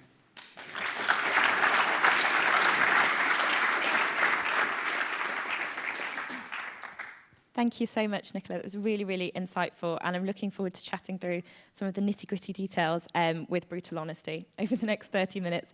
So before we start, could you each just share a little bit about yourselves, about your role? I know I did a brief introduction, but just so everyone in the audience knows who you are. Yeah, so here again, co-founder of ChargeGuru. We operate in 8 countries, including in the UK. And yeah, we deliver charging services for B2C and B2B customers. Brilliant, thank you. Good morning, everybody. Matt Dale. I am head of transport consultancy for Mighty. I don't do FM, as everybody thinks we probably do. And I also don't do airport security, which is a real no-no for FM. We are helping clients understand how to transition to electric vehicles. The consultancy is around decarbonisation of transport. Over the last 2 years, we've worked with 20 clients to help them start their journey on EV transition, both in vehicle car fleets and operational fleets as well. Good morning, I'm Joel Teague. I'm the founder of CoCharger, which is the community charging app, one of the alternative base charging solutions out there. I'm also the chair of the alternative base charging group within Recharge UK, the REA, which is a group created to raise the profile of those solutions, those alternatives to home charging, which is the base charging most people use at the moment. So I'm kind of wearing both hats today. Fantastic. So, Joel, I'll start with you then. So, in this industry, we hear a lot about the rhetoric, of public versus private charging. And in the media, I guess if you didn't drive an EV, what you'd be most concerned about is that there needs to be more public charging infrastructure. That's what we hear tirelessly. It's getting boring now, isn't it? But why do you think that that is the case, that people are hammering on about this narrative of public charging? Yeah, I think it's a few different things. I think there's a familiarity bias amongst the consumer. They want electron pumps, because that's what we're familiar with. I think that there is an oversimplification, not just in media, but I think within the industry, we've been guilty of oversimplifying and not splitting out, what is public charging? To me, a GridServe 350 kilowatt charge point has absolutely nothing in common, really, with a connected curb one. It's for different use cases. They may as well be a farmer and a greengrocer, two totally different things. So I think there's been an oversimplification. I think as an industry, we got going, as does any new industry, with big money. And that's what it's taken. And that's not surprising. But with big money comes that commercial drive to go where the money is. And the money is people who've got driveways. And I think we've run out of road on that, excuse the pun. We are picking up with CoCharger, especially my ABC hat on as well. I think the people without driveways, and it's not just the 40% without driveways, there's about another 10% who can't have a home charger for other reasons. So it's half of the people in Britain, roughly. And they're starting to get annoyed. I think they're not feeling listened to. I think that what we need to recognise is nobody wants an EV without good public charging. And I think our public infrastructure is an emerging success story we can be proud of. But without a base charging option as well, no one's buying an EV. And it's this idea of the person that buys an EV on the basis of, I'm going to use public charging, so far is kind of mythical. They're very, very rare. I think in the last 5 years, our public infrastructure has increased by about 75% a year average. It's huge, it's brilliant. The proportion of EVs going to homes without driveways has increased less than 1% a year. The correlation is almost zero. So it's time we just recognise that and gone, okay, we need to do something new here. And stop, we need to move the narrative away from, just use a public charger. It hasn't worked, it's not working, it won't work. And move it to, there's lots of ways of running an EV without home charging. Get the car. Then we can fight over who's got the best toys on how to run it. But that's the thing, is get to that. I think Chris Pateman-Jones this morning was saying it's about confidence. What you need before you get to the tech is the person to have the confidence to make the leap to the EV. How do we inspire confidence then for drivers that are just sort of transitioning over to EV now and they're solely reliant on the public charging network? Within that, obviously, there's lots of different types of chargers, speeds of chargers. How do we say to somebody, the public charging network's great, we've got loads of rapid chargers near you, and they're thinking, no, I want a 7 kilowatt charger so I can plug it in overnight. I don't want to be paying top tier prices when I know I don't need a rapid charge, I'm not on the go. How do we engineer solutions for that side of it? Yeah, I think you don't start from there. That's a mistake we've been making. And to be honest, I think we ought to be a little ashamed of the fact that we haven't moved that needle and we're still not looking at the numbers. It's very clear that doesn't work. We've all met Joe Public, right? Down the pub. They are misinformed, very professionally misinformed. They're change resistant, they're nervous.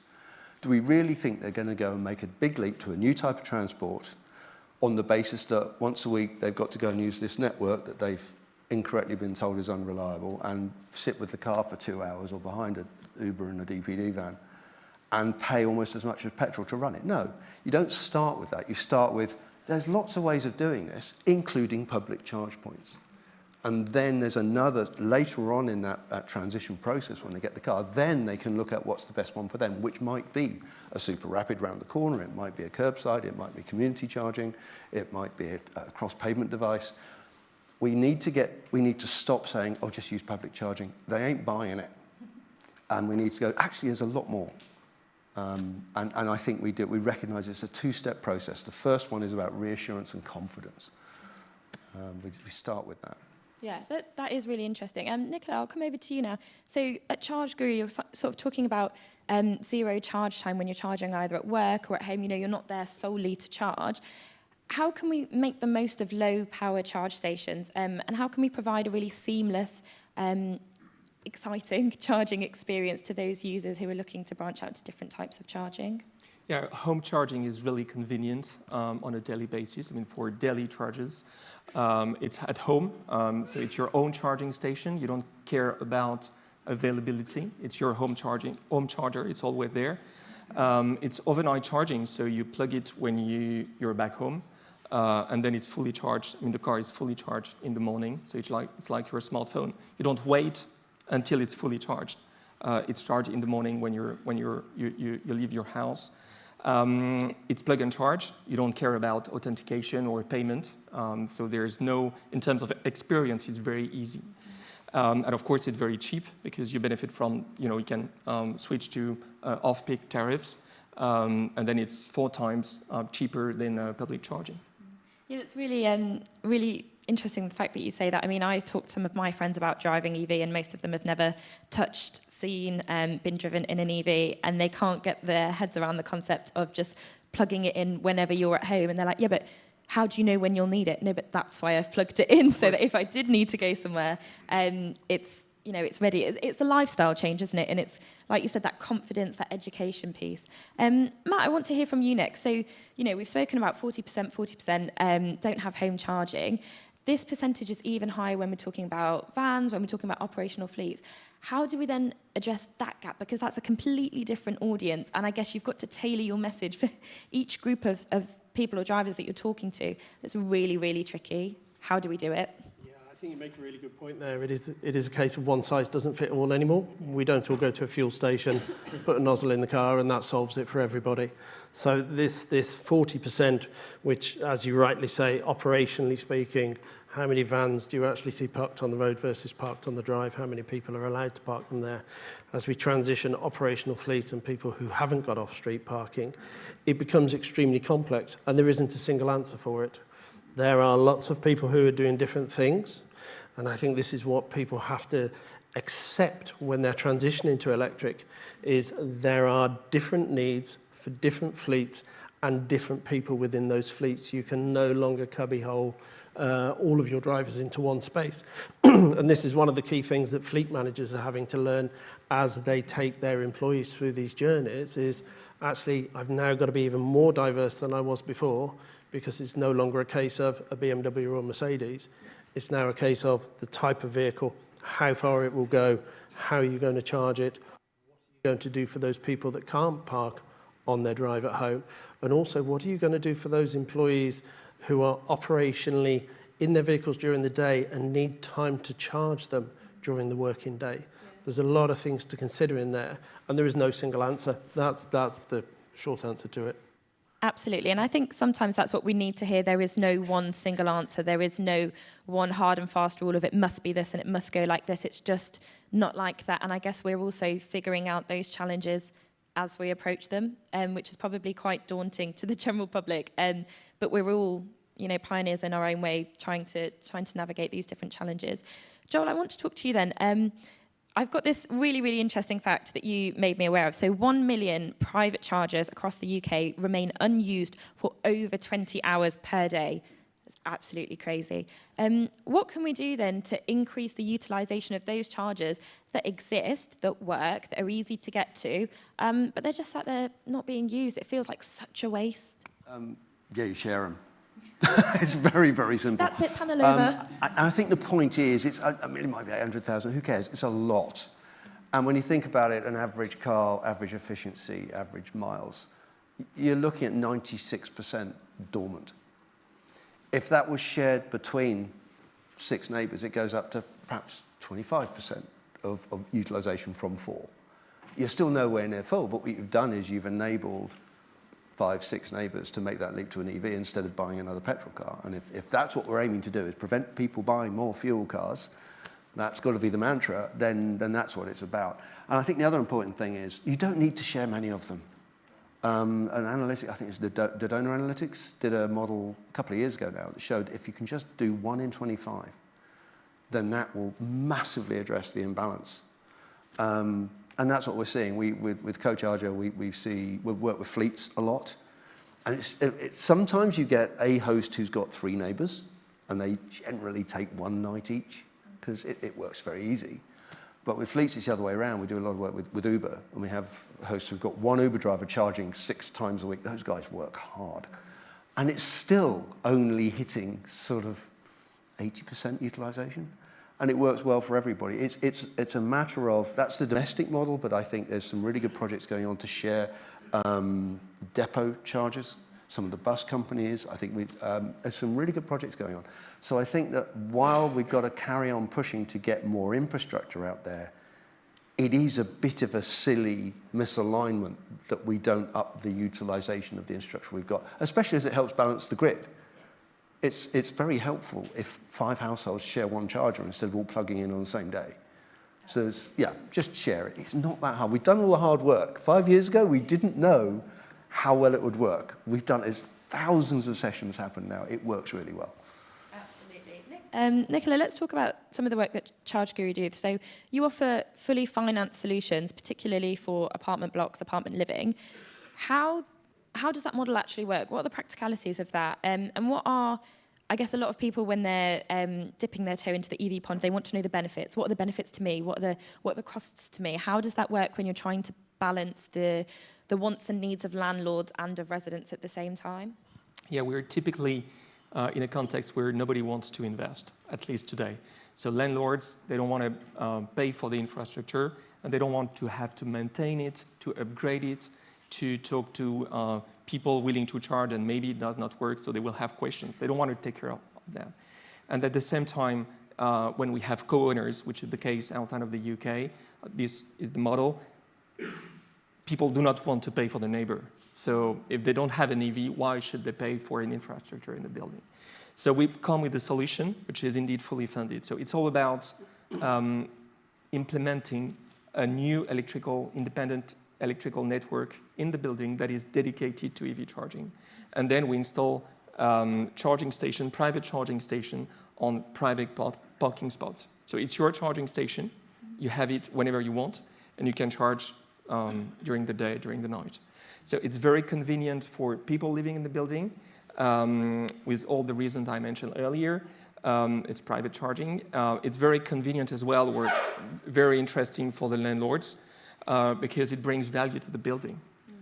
It's future-proof. There is a solution, and there's someone, ChargeGuru, taking care of implementing the charging station, the network, and the charging station, upgrading it, insuring it, maintaining it, so it's costless for them. Well, that's the key bit, isn't it? Everyone cares about the bottom line, understandably. And I think if you can show that you can be sustainable and maintain a profit, if not make more profit, it's absolutely a valid investment and, you know, a direction that a lot of property investors and landlords should be heading in. So, Matt, let's talk a little bit then about the role of housing associations. I can see you smiling already. This is going to be interesting. So, yeah, that's another panel. How key is it then that these housing developments really get involved with the infrastructure that we're putting in, get to understand it, get to know how it works, so that they can be advocates for it? I guess you can't advocate for something you don't like and you don't know. And how can you make the most of these fully funded solutions? Because I guess, you know, it's great if ChargeGuru come in and they've got 6 chargers for an apartment block, but how can you actually encourage people to use it in the right way, to work with their housing association? It's a really complicated area. We've worked with police forces, ambulance, public and private sector, Housing associations are the most complicated because they have their own operational fleet, they have tenanted properties, they are governed by legislation that they can't control what infrastructure goes into a new build. They have legacy infrastructure, which tends to be dumb, as we've seen in various places, and they don't like to spend money or they don't have the money to invest. So with a solution the likes of ChargeGuru are bringing to the market, it's a really interesting concept for the housing associations to get hold of, because they've got this problem. So if a new build goes up, a new apartment block goes up, by rule under Part S of the planning regulations, they have to put a certain amount of infrastructure in. They have no control over what that infrastructure goes in, especially if it's classed as a Section 106. It's put in by the contractor who builds the property. It's normally got no back office on it, and it's normally the cheapest infrastructure they can buy. Nobody can access it, and they can't use it unless it's for free. Nightmare. So it needs a lot of work to pull it together to go, actually, you collaborate. You allow anybody in that apartment or block of flats to use that infrastructure. You allow the people who are coming on site to maintain those buildings to use that infrastructure. When it's not used at certain times, you open it up to other people. It's a great opportunity to collaborate, but the problem that it goes all the way back to is who's supplying the power. It could be the landlord, it could be a management company, it could be the housing association, or it could even be coming from the property itself. So it's a really complex area. It's really great to be working in it and helping people solve the issues. It is a here and now, and it is something that is going to have a big impact on EV uptake because of the amount of people that live in this type of accommodation. So, it's a really complex it is really situation, complex, isn't it? But it's a big opportunity. And we need to make the most of it, because actually the majority of our populations live in urban areas. So if we can't do charging in urban areas, we're really not going to be, hitting the goals that we've set for ourselves within the industry, but also nationally. Absolutely.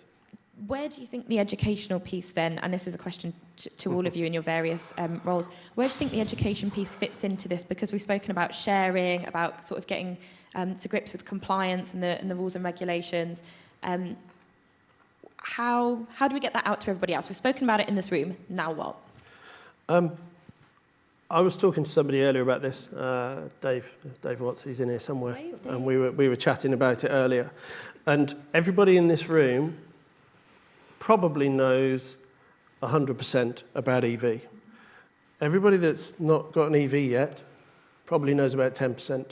There is a massive gap that we've got to close, and that's with vehicle manufacturers, that's with dealers selling them, that's with people who are buying them, that's with the media that write about them.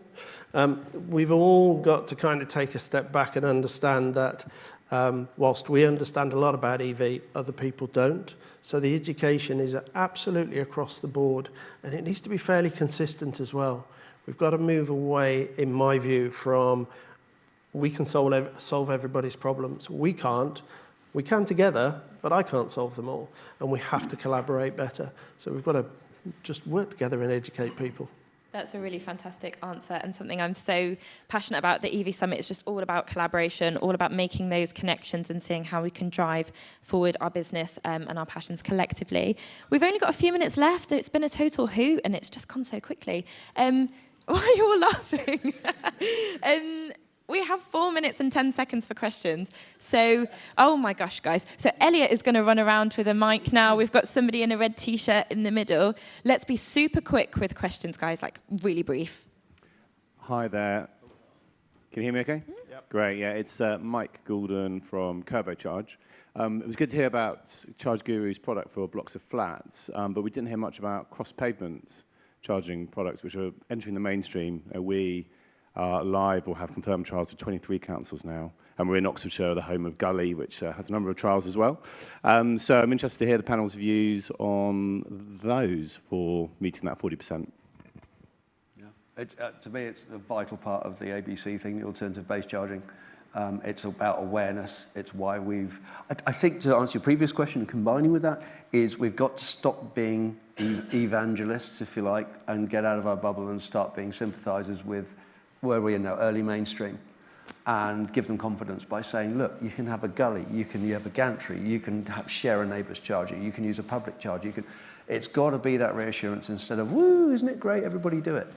And I think the gully thing is a really good example of that, of getting that through. It's a grant to do it. You know, it's so important. It could help millions of people not to buy a petrol car. So yeah, it's one of the things we should be shouting about. It's part of the solution. Plain and simple. It's part of the wider solution. Right, 2 minutes 39. Next question, let's go.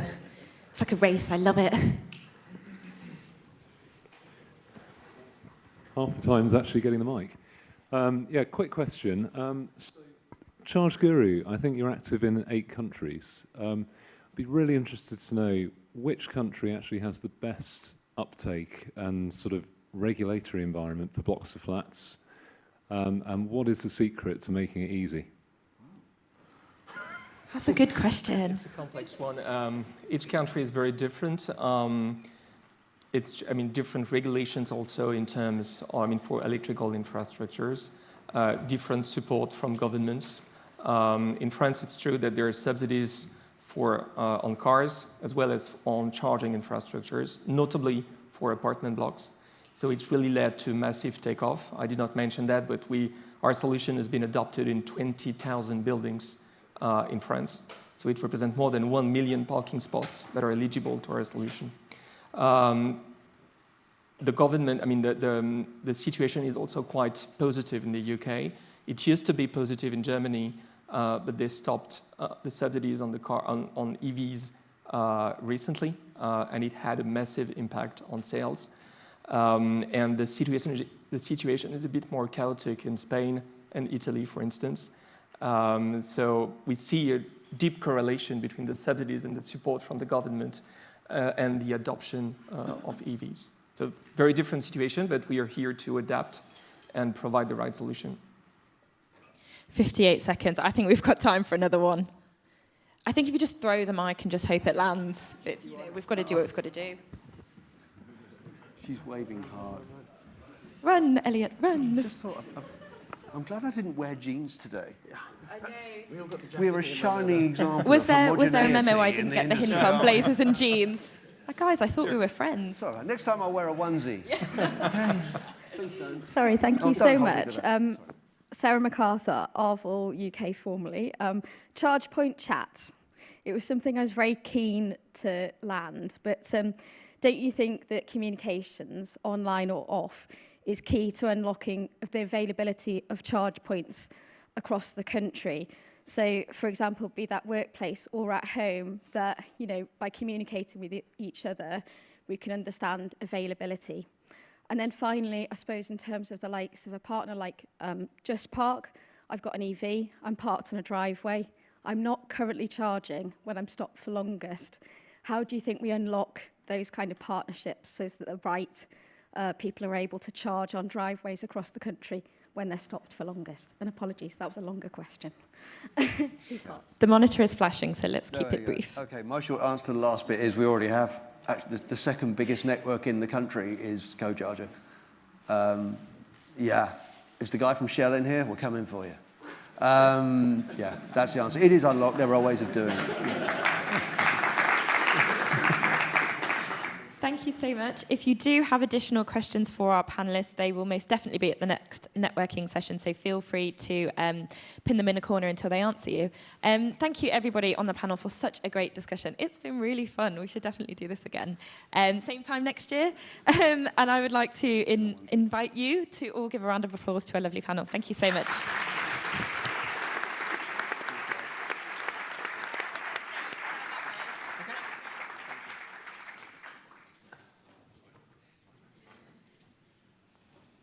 I would now like to invite a really special guest to join us for a keynote. I have for you Andrew Pilkington, who is the Deputy CEO of VinFast, who'll shed light on the disruptors entering the UK car market, and for the first time in the EV Summit, the role of Asian players and what they're doing to transform the automotive landscapes of Europe. So Andrew, please could you join me on stage?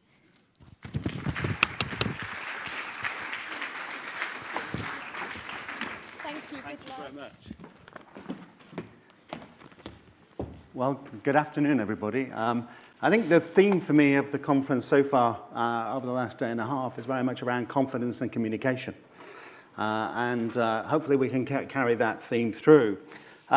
We've talked very much around the concerns of customers, and my presentation here is based upon customers, because without customers, we don't have a business.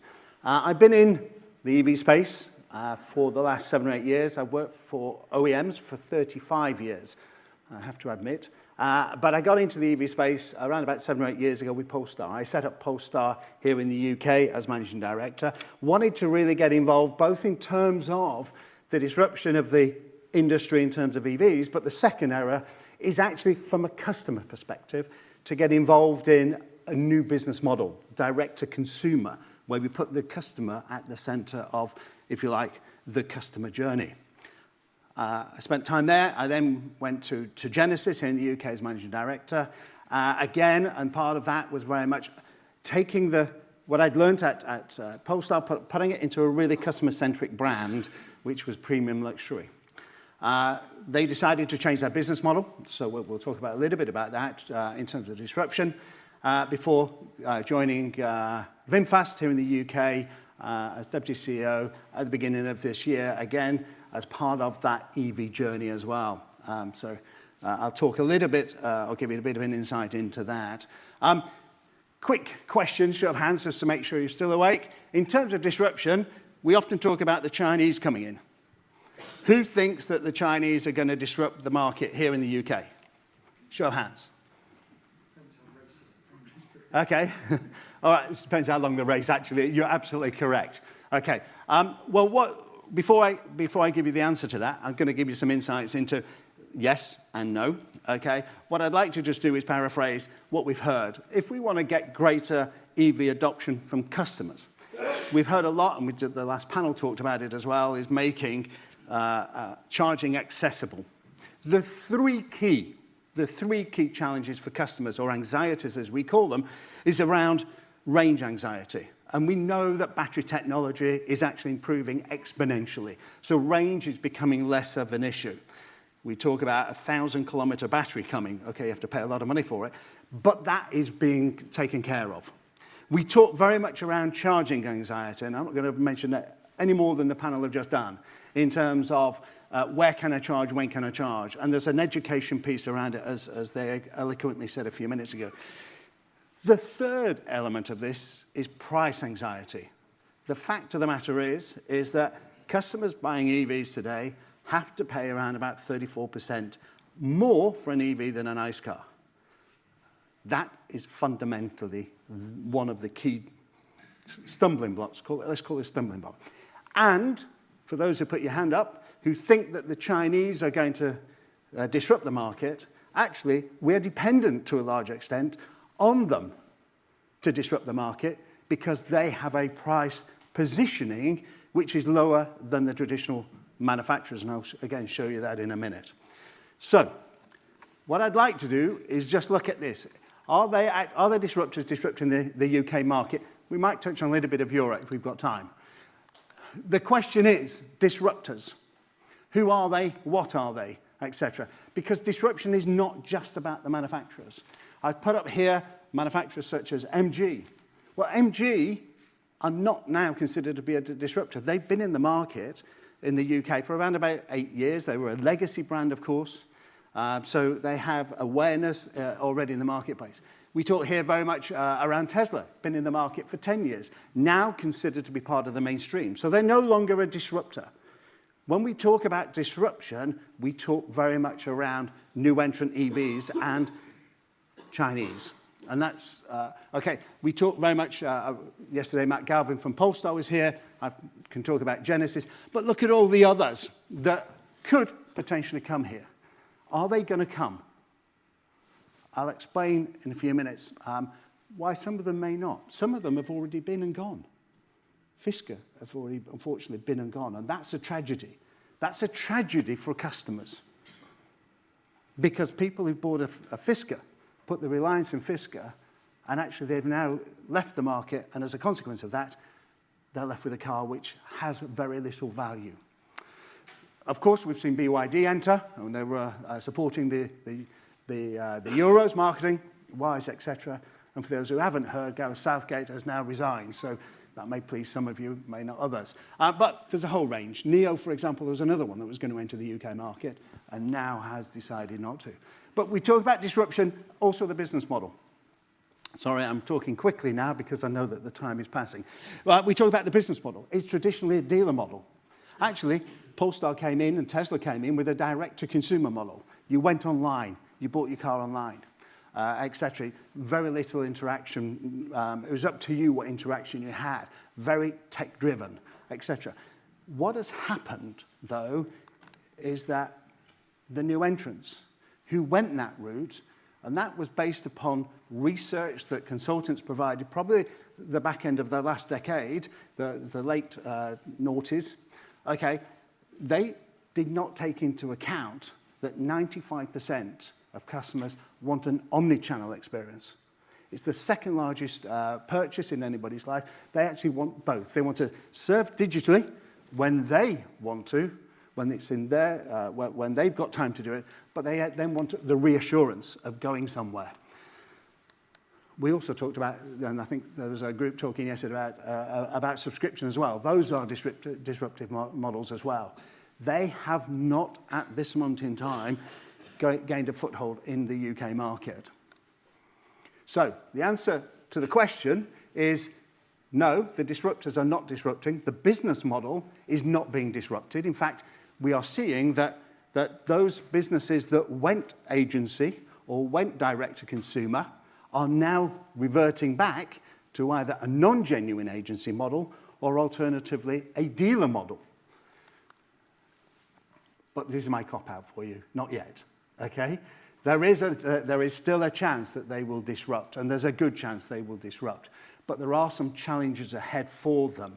What is very clear, though, is that at a very high level, the disruptors are causing a huge amount of disruption in the boardrooms of the traditional OEMs across the world. They are frightened. They are very, very frightened of it. And let's have a look, though, at this rapidly changing landscape. You can see here a number of topics down the left-hand side. If you look at the headlines, as I say, if you were the top or this board of a traditional OEM, you would actually be running scared, and you have been running scared. European car manufacturers risk being crushed by the Chinese. An influx of Chinese cars is terrifying the West, and the West has no real response for it. We've got the geopolitical debates going on. We've got tariffs. And we know what's happened now. When I put this presentation together a few weeks ago, obviously the picture wasn't clear on tariffs. Now the picture is clear on tariffs. But what we have got, unlike in China, in Europe, there's no one common thought from the manufacturers. They're not acting together. So people who talked about collaboration yesterday and today, actually, Europe doesn't collaborate effectively in this. We've also got, in terms of this model, we've actually, and this relates back to EV sales penetration and the distribution model, Great Wall has closed its European operation with 100 people because we're not getting the sales penetration of EVs, which we talked about yesterday as well. However, there is good news. Some EV startups are really appealing to the capital investment arena and getting significant amount of capital investment. The question is how long if there is no return on investment or a limited return on investment. And then the final point here is how can Europe benefit? If we said actually there are challenges, how can Europe benefit? Well, actually one of the biggest hurdles for governments is losing jobs. And actually when I put this together, the Turkish government was holding talks with BYD and Chery about investment actually in Turkey. They've signed an agreement now, and in I think it's 2026, a BYD factory will open in Turkey. We have to embrace the Chinese. We have to embrace EVs coming from afar. The way we do it, though, is by collaboration and not tariffs and not actually forcing them and putting barriers up. A couple of other points here, really, just to highlight. We talked about it yesterday, EV sales penetration targets, ZEV mandate, and then incentives. And you heard a few minutes ago about the impact and inconsistency around government policy in relation to this, which is causing huge issues for manufacturers and customers, which undermines their confidence in buying an EV. But fundamentally, why is Europe so attractive to the Chinese OEMs? So 4 points that come up in that, 5 points come up as one. But anyway, strategic investment in electric vehicles. What happened was, 10 years ago, the Chinese government got all the manufacturers together and said, we want to be an exporter of EVs. So that's what they set out to do. They have highly competitive home market. So the capacity in China for car production is 30 million. Today, they only sell 27.5 million. 2.5 million vehicles can be exported. Higher margins in Europe. The average margin for a car company in China is 0.1% return on sales. In Europe, it's 5.1, okay? I've mentioned about the capacity and production cost advantage. I will try and be quick and wrap up in 5. Let's have a look at that competitive advantage. Okay, they have high volume car production, I mentioned. Battery production, they are 77% of all batteries are produced in China. So that gives them economy of scale. Vertical integration in component supply. Okay, really, really important when you've got tier 1 suppliers, etc. In China, BYD own 75% of the components. Therefore, they're not paying margins to other suppliers. Okay, car design. Okay, what's happening in China? They're at the forefront now of car design. And they are now building electric vehicles up from, if you're the design, whereas the rest of the world, we're still trying to put batteries into cars, so they have a competitive advantage. In summary, the cost of producing a car in China is significantly less than in Europe today, but it is being addressed. Where does this competitive advantage come from? I've got the gremlins you have. Okay. Right, what this is meant to show you is that just an example of BYD on a seal, it's in dollars, etc., but they have a 25% price advantage in production costs. How does that translate? When it comes down to EBIT, for those who are accountant-driven, they can even, you can see there that they have a price advantage, an EBITDA advantage over the Tesla Model 3 and the VW. Even though the Tesla built in China, they still have a good return. So that's the competitive advantage that they have. They can bring to the consumer benefit here in Europe and the UK, and Europe and the rest of the world as well, of course. Now, having a competitive price is one thing. Having a sustainable business is another. And I'm sorry you can't read this, but I wanted to just show you this as an illustration. Effectively, from 2020 right through to today, on a quarterly basis, are the manufacturers out there making money? What this shows you is the traditional car manufacturers are. So they have a solid platform in which to invest in EV technology and driving down the costs of production. Most of the ones in red, and certainly you can see them on the left, highlighted in green, are the new entrants. That means that they're not making money. And the big question is whether or not those can survive in the future. Not saying they will, or not saying they won't, but that's a real challenge for the industry as a whole, for the manufacturing sector, as it were, the OEM sector. Now, a thought for you here is that we often talk about price, and we said yesterday, price has to come down. It has to become more affordable, and that is true. However, buying a car for a consumer is much more than just price alone. There are other factors that happen in sort of the buying, the customer's buying decision, as it were. And OEMs have invested millions of pounds over the years, or tens of millions of pounds over the years, building brands. And so we must not underestimate the fact that the new brands have to have a USP, over and above price, I might add, because ultimately customers have a choice. It is a complex purchasing decision for customers, buying decision. It's not just based on list price, it's based upon monthly payment. It's OEMs manage residual values. In China, I haven't got enough time to tell you, but in China, they don't worry about residual values. Don't worry about used car prices. In Europe, that's fundamental to getting a monthly payment that's competitive. It's also about after sales.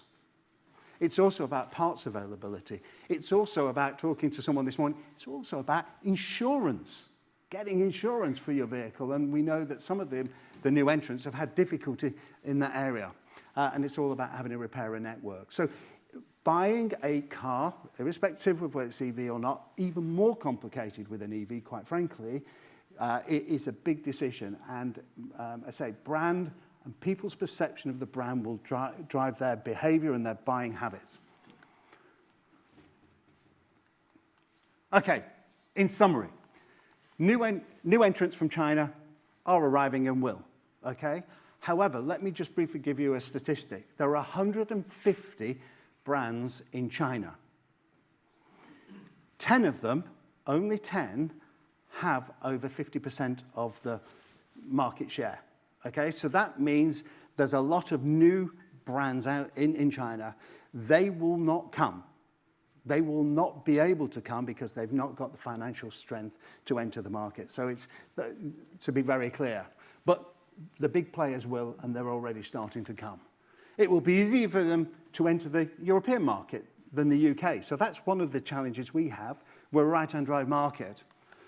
Beyond the most significant, and I've just named some of them, it'd be difficult for them to come. Will they gain market share? Yes. How much will depend upon how well they market themselves and how much they invest in marketing to create a brand that becomes desirable over and above price. Because Daewoo tried that many years ago, for those who are a little bit mature in the audience, and they're no longer, they weren't around long. Their proposition was price and price really alone. But do not underestimate geopolitical factors which will influence the power of the legacy OEMs to compete. And they are starting now to compete. They're driving down the price of their EVs. They're discounting them heavily, which is not a good thing, but another story for another time. The cost of market entry for new entrants are sky high, which will limit their ability to come in. They don't have a customer database, and I know that too well. And the cost of building a brand are genuinely enormous here in the UK because of the legacy players. Brand equity is what customers are looking for when they buy a brand, not just price. Ultimately, it's about satisfying customers' wants and needs. So, conclusion. Are the disruptors disrupting the UK car market? No. Cop out? Not yet. Evolution? Not revolution. It will happen, and some pundits are forecasting 20% of the market will go to the new Chinese entrants by 2030. The jury's out. We will see. Lots of predictions are inaccurate. This one may not be. Let's see. Thank you for your attention. Hope you found it interesting. And I'll hand back to Davina.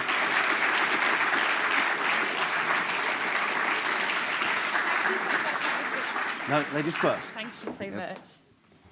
Thank you, Andrew. That was really, really brilliant. Unfortunately, our time together has come to an end. How sad is that?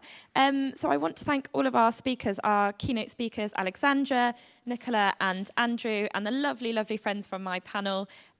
You've all been fantastic, and it's been really, really great to listen to what you all had to say. It is time for the most extended networking session of the day, which is lunch. Woo! So if you head out these doors, it's in our partner pavilion. If you weren't here yesterday, you just head out and turn left through the double doors all the way at the end.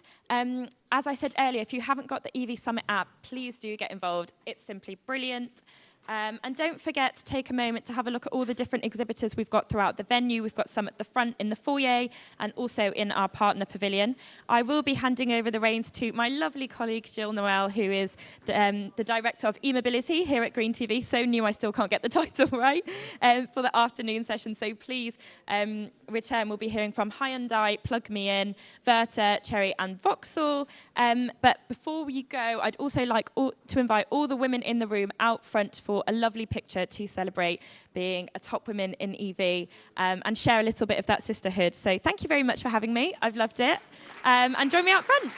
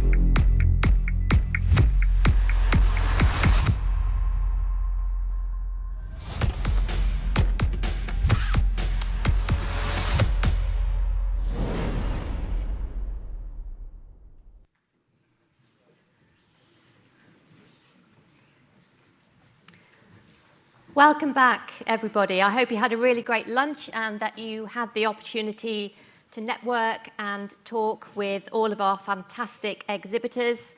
I'm delighted to be here in my new role as Director of e-mobility at Green TV to guide this afternoon's sessions. And I'm going to try and do it without my glasses, so wish me luck. A reminder, please do be sure to get involved with the EV Summit app, to really fully optimize your experience here and to connect with the individuals who might just help shape your next breakthrough idea. Now, it is with great pleasure that I introduce you to our afternoon keynote speaker, Oksana Grishina, Head of Section Business and Transformation at Hyundai, who will uncover the strategies and the collective actions needed to amplify consumer education, engagement, and excitement to dispel the myths and promote the benefits of EVs, all of which sounds actually remarkably close to my heart. Oksana.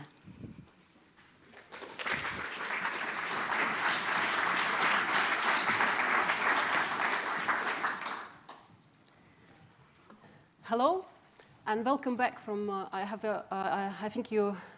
hope you had a good lunch and you are ready for the second part of today of this very exciting event. What I would like to start with is to taking you a little bit back into the past before we actually move into the future.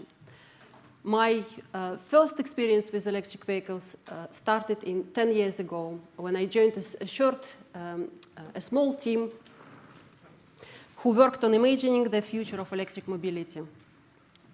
I was responsible for defining the global go-to-market strategy for one of the first British electric vehicles. Back then, EVs faced challenges such as limited range, uncertainty of battery performance, and lack of charging infrastructure. And EV adopters adventured into the world of, early adopters adventured into the world of EVs. Fast way forward, the electric car market has evolved, and today it offers longer range, faster charging, and a wider choice of models, making electric vehicles more appealing to a broader audience. As a result, in 2022, the UK EV car market reached over 16% new car sales. The positive trend has continued, and in 2024, we hit the first million of EVs on the road. These are two main important milestones in electric vehicles adoption, which I would like to kind of pause for a second and celebrate, because these are signaling that the future we imagined 10 years ago is here.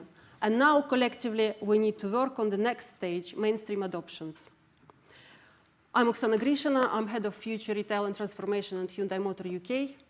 And I'm also in charge of the electrification program, where I continue to shape the future of electric mobility. Today, I'm delighted to share with you some examples of strategies and tactics that we can collectively apply to raise EV awareness amongst mainstream consumers to drive EV adoption in the next 10 years. Let's see if I'm lucky with the slide. Here we are. Change. I would like to bring a different perspective to our conversations today, and this is the perspective of change. Change from the consumer's point of view and how we manage this change. Our retailers report that mainstream car buyers are very hard to even engage into the conversation about electric vehicles. People are as passionate about their current ICE vehicles as they are about football, religion, or politics. And many of them are very defensive. And it's not surprising at all. The rise of electric vehicles disrupts people thinking about the car usage and how it impacts their established ways of living. And as a main change, it brings uncertainty and fears, and very often amplified by misinformation and conflicting messages that are coming out of media. On top of that, what adds to people's doubts is objective barriers for EV adoption, such as affordability and insufficient public charging infrastructure we talked about in these 2 days. On the brighter side, what we've learned from early adopters is that economic and environmental benefits, alongside the excitement about car technology and performance, make people tick. As a change maker with 23 years of experience in automotive and mobility industry, I would like to share with you my formula for change. Change can only happen if short-term and long-term benefits outweigh fears and barriers.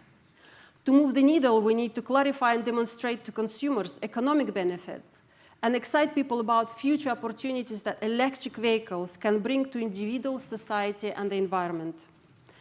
And on the other hand, we need to eliminate people's confusion and uncertainty through dedicated engagement and educational opportunities, alongside, of course, figuring out how we address the objective barriers for adoption. So how can we do it? I'm a big believer in the power of free. And these are 3 simple strategies that help to navigate the complexity of change and engage consumers in conversations about EVs. Excite, engage, and educate. As OEMs, we've mastered our EV storytelling, talking to consumers about EV amazing performance, advanced user experience, quietness, and zero CO2 emissions. At Hyundai, our vision, Progress for Humanity, takes EV narrative beyond traditional mobility offered by ICE vehicles. In our communications, we share an exciting vision of what electric vehicles can do for individuals, households, wider society today and tomorrow. And it's not only about explaining how owning an EV can save thousands of pounds during its life cycle if charged at home, and how it can open access to reduced energy tariffs for the whole household via smart charging. More excitingly, it's about promoting EVs as a battery storage, which generates additional household energy savings enabled by vehicle-to-load technology. V2L turns a Hyundai electric car into a mobile power supply and enables people to enjoy outdoor activities with more comfort and confidence. Imagine this. You are camping on a wild beach where you can enjoy your favorite morning espresso, powered by Hyundai Ioniq 5.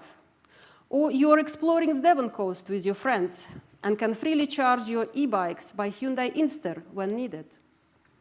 Or you are really looking forward to celebrate the summer, the hottest day of the year. And this is one of the jokes. I've heard about Scottish weather, but this is probably, we can apply to us today. And you're looking forward to celebrate the summer with your neighborhood, with gelato and music, and you can rely on your Ioniq 6 to power equipment and make the village fete happen before raining.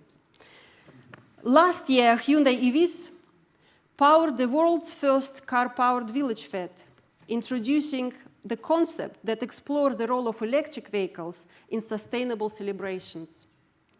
Excite beyond mobility. And this is my first message, what we need to convey to our consumers. Engage. Once people become curious about EVs, they are ready to explore how electric cars would fit in their day-to-day lives. Various surveys suggest that around 80% of EV buyers had a test drive at a retailer or driven a friend's car before buying one. A similar number of EV buyers reported their buying decision was influenced by recommendations from trusted people. What does it mean for us? A big opportunity to leverage dedicated test drive events to introduce EVs to a broader audience in a no-sales pressure environment. Plus, if current EV owners can share their personal stories during such events, it can inspire others to consider electric vehicles.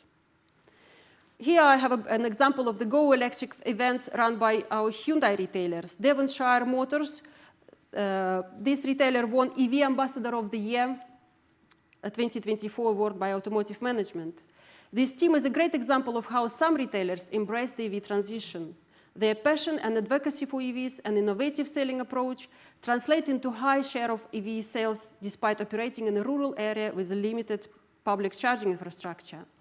People who come to these events with preconceived ideas and doubts about electric cars very often change their minds and explore further how to resolve their own barriers to EV transition. They're excited, they're engaged, and they're looking to remove their own barriers to EV transition.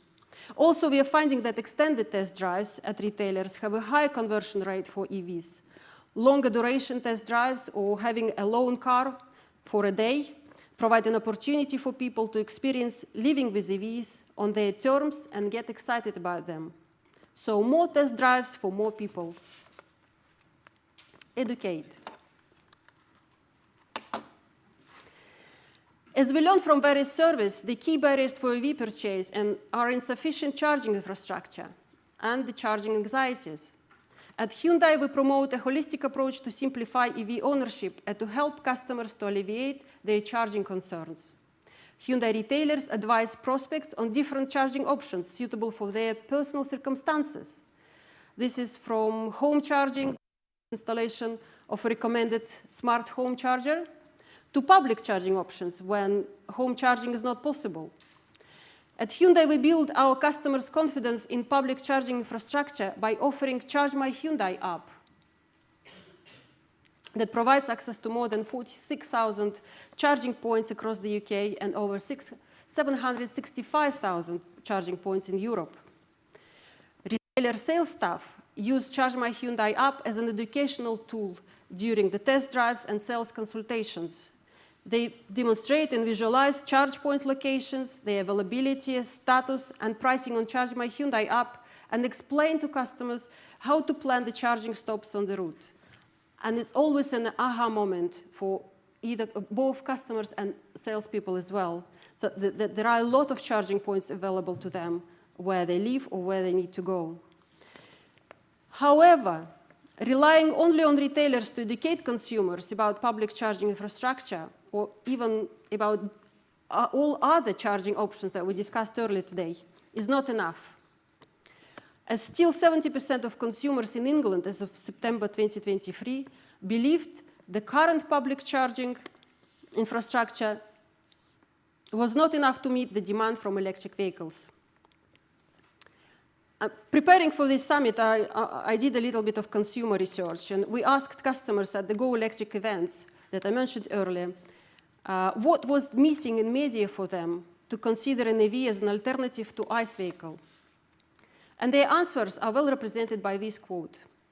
If the people see a map of British Isles with all the charging points available now and others are coming, they will think, it's not that bad as I thought.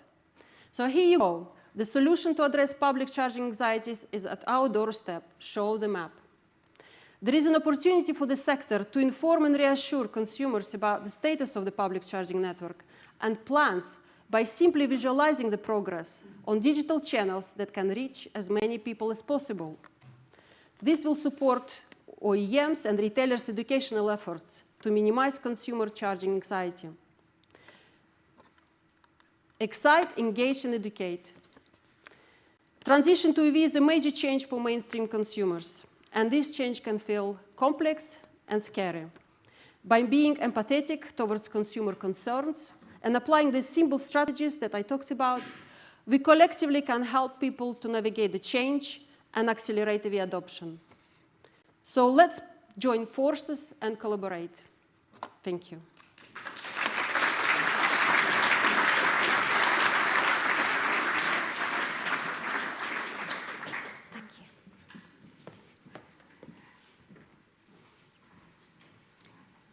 Thank you so much, Oksana, and I just love the change ethos of, to engage with the consumer, the driver.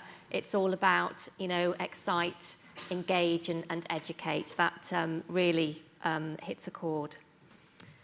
So we'll now move on to our next panel session on reimagining EV adoption through game-changing investments and accelerated technology deployment, brought to us by Plug Me In.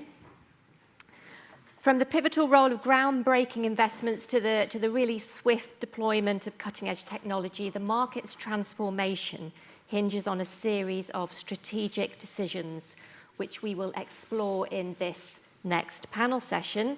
So please join me in welcoming on to stage our speakers.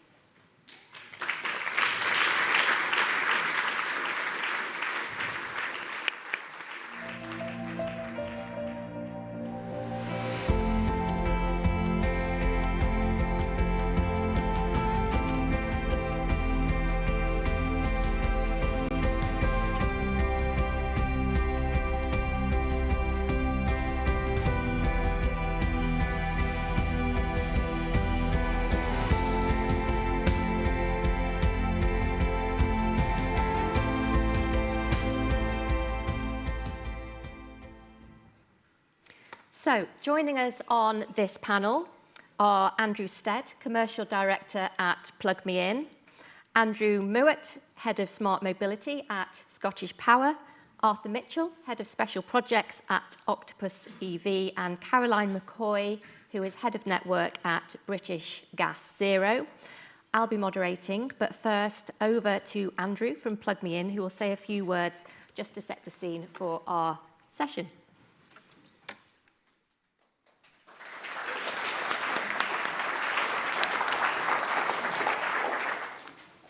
Thanks, Jill. That's a really kind intro. I'd start by saying I feel like I'm following in the footsteps of giants, and certainly following Oksana is an amazing thing to do, considering where we're at in this market.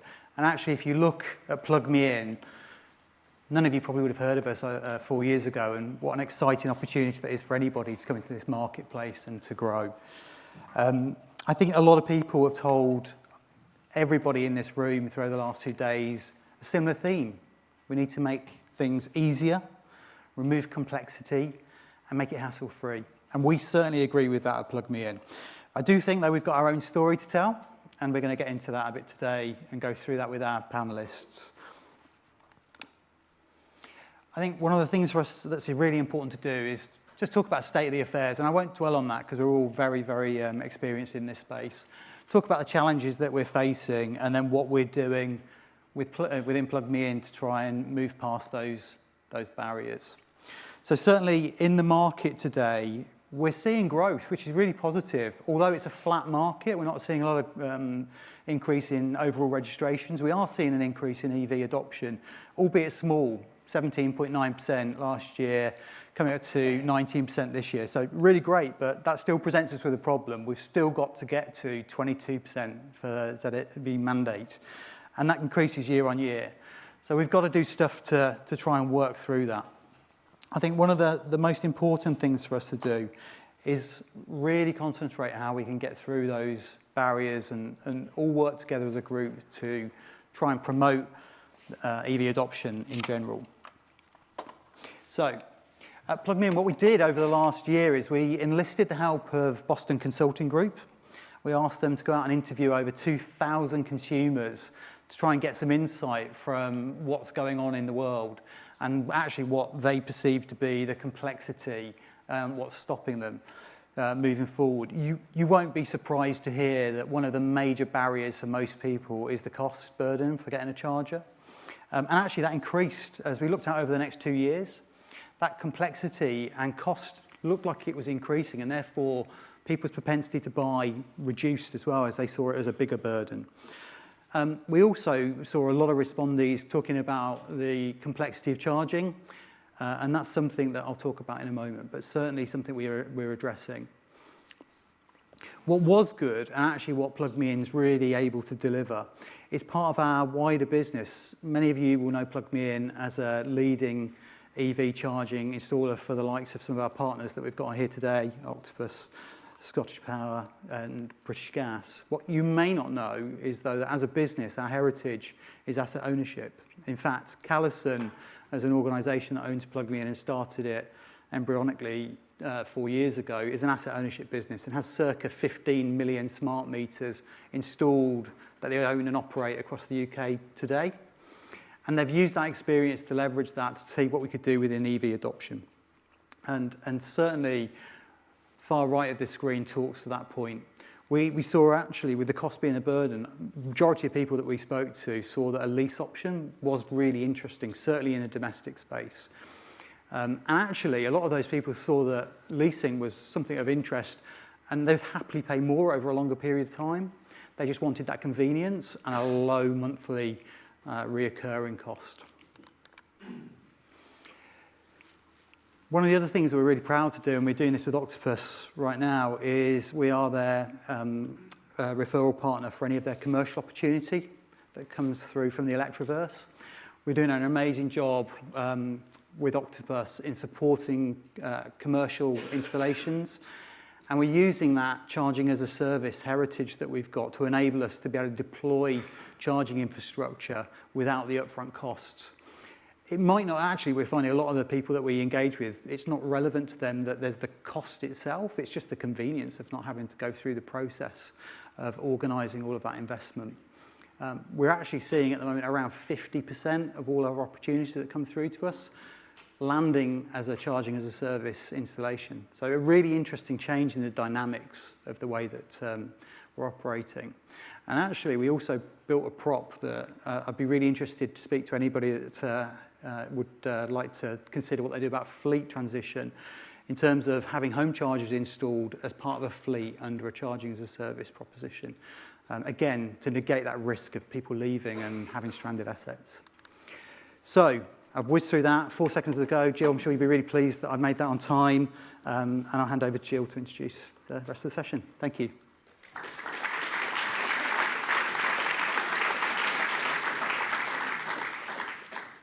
Thanks so much, Andrew. Some really great insight there. Really interesting to hear the direction that Plug Me In is going, not least of all because I am a very happy customer of Plug Me In. So fantastic to have you here supporting us today.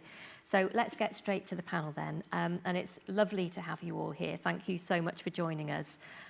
So Andrew, to you first, if I may. So you've talked about sort of the market situation, what some of the barriers are to adoption and what customers are looking for. And you have touched on this, but can you give us a little bit more detail as to actually what are you as Plug Me In doing to address this? Yeah, certainly. I mean, I think we're very well positioned, firstly, by having a huge amount of customers that are in the energy space. And from our research, we actually saw that people looking at an EV are 3 times more likely to buy an EV charger through an energy partner. So that shows sort of the brand recognition that you've got in there. And as a business, we're here to support with our funded solution, which we call charging as a service. It really enables people to get around those initial upfront cost concerns. But more than that, actually, our proposition is built also on the back of our metering heritage. So because of that, we have SIP accreditation, so we can go and pull the main fuse of the property. So we can really accelerate the timeline to get to a house. We're trying to reduce that upfront burden of gathering information. So actually, at the moment, we're able to get to site within 5 days to understand what's going on and then move to an installation. And we also are able to mobilise our meter reading team. So we've got circa 1,400 people that we can lean into, Jill, which go and do a home survey on behalf of the customer. So again, making that whole journey simple. Yeah, that's brilliant. Because as a customer, I don't want to have to go and take a photo of my cutout. Yeah. Because, I'm supposed to know what a cutout is and where it is, but I still, Yeah. So, yeah, that is music to many customers' ears, I'm sure. Yeah, thanks, Andrew. Caroline, over to you. So really getting straight to the heart of this panel topic, how can we overcome barriers to EV adoption through those strategic investments and, those advancements in technology? Yeah, so I'd say that... am I not switched on? That's you. Yeah. Access to charging remains one of the main barriers to the mass EV adoption. If we want to make the vehicles accessible for every driver across the UK, we've got to tackle the inequality that exists between home and public charging. But that's only one piece of the puzzle. Delivering at-home and curbside charge point solutions with affordable charging costs, I believe, will go a long way to convince would-be EV drivers that the electric future can actually be achievable. We need to strike that balance, though, between home and public charging in order to create an easily accessible, cost-effective infrastructure that doesn't exclude anybody from that transition. Thanks, Caroline, because we need to make sure that there is no driver that is being left behind in this transition. Absolutely. Thank you, Caroline. So Andrew, Scottish Power. So as a utility company, how do you leverage your buying power and customer base to really accelerate investment and rollout of low carbon technologies? Yeah, people have a view of utilities and where they sit in the space, but I don't think there's any doubt that we have a role to play. And I think that falls into two main categories. So we've got the able to pay market, so people can afford to do this transition themselves without any support or subsidy. But we have to make sure as utilities that we bring the entirety of society with us, just as we've alluded to there. And costs, we know, we've discussed already, are a huge barrier to that. So obviously increasing the number of people who can afford to pay and to purchase is one of the ways of doing that, and that all comes down to cost. So as a business, we benefit obviously from the ability to mass procure, and that gives OEMs and others confidence in the market and confidence in the pricing structures and business models they have. But we also have the ability to help customers all the way through the journey. So from the smart meter installation to the utility to the hardware installation. And what that means is we can leverage that whole customer journey to bring discounts and pass those efficiencies on to the consumer. So rather than just installing a piece of hardware, we can leverage that whole relationship and pass those savings on. I guess the other benefit we have as a utility is that we can bundle products, and we can deliver multiple options to customers, be it EV, I know that's primarily what we're talking about today, but PV, battery and heat pump or other elements of that. But of course then there's a whole tariff infrastructure, and everyone in the panel here has a variety of flexibility and fixed tariff options for consumers. And so I think that the question there is more about how we ensure that consumers pick the right tariff for them rather than them simply being offered. And I guess the other thing is that we have brand awareness, and so we're able to establish partnerships and relationships that can benefit consumers. And that a good example of that is for example, considering a lot of these things as home improvements, because we know they add value to the home. And so that means you can start to leverage low-cost finance, for example, in the form of a mortgage, and bundle a house sale with a home improvement and get some really interesting interest rates on that as well. So that kind of thing comes when big organizations start to talk to each other and transition. There's also the elephant in the room, and that is a lot of people can't afford to do this. So there's a lot utilities can do to ensure people can make this transition as well.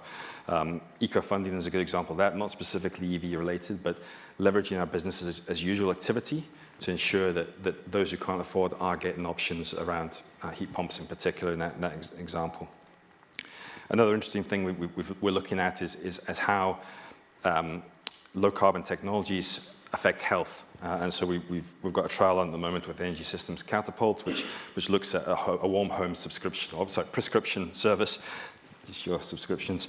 But basically means that we know cold, damp homes exacerbate certain health issues. Can you get a prescription for insulation and a heat pump that will ultimately improve health, reduce the burden on the NHS, and it, again, just makes the whole thing more accessible.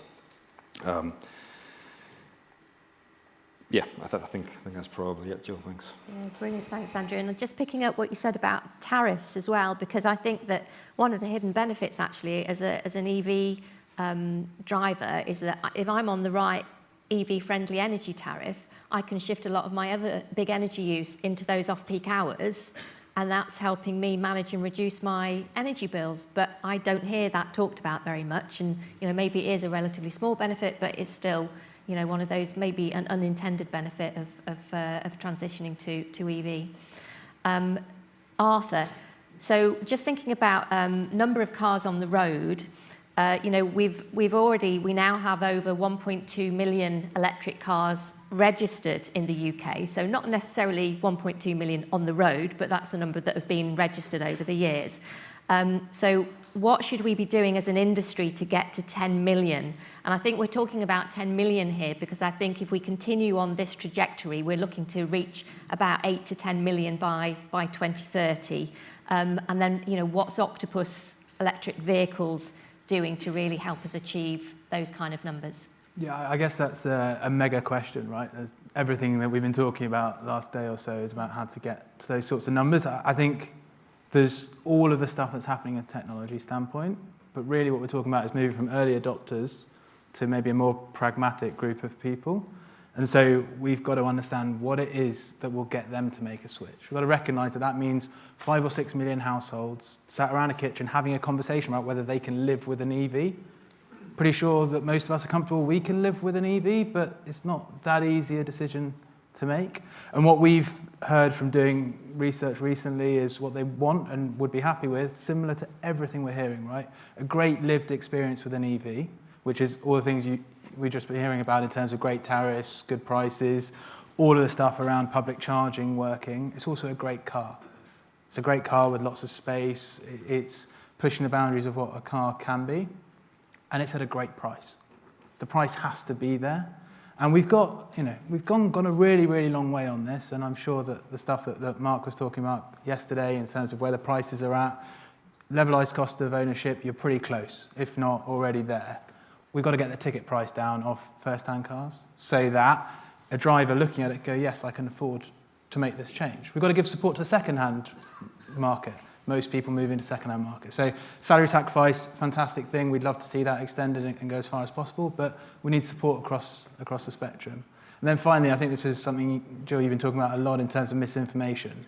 Going back to that conversation in the kitchen, we're asking individuals to persuade their family, maybe they're the first person in that group of friends to move to an EV, to make that change, to be the person to decide for us. They might not, 10 million. Most of these people haven't been in an EV yet, and we're expecting them by 2030 to get in one. We've got to help.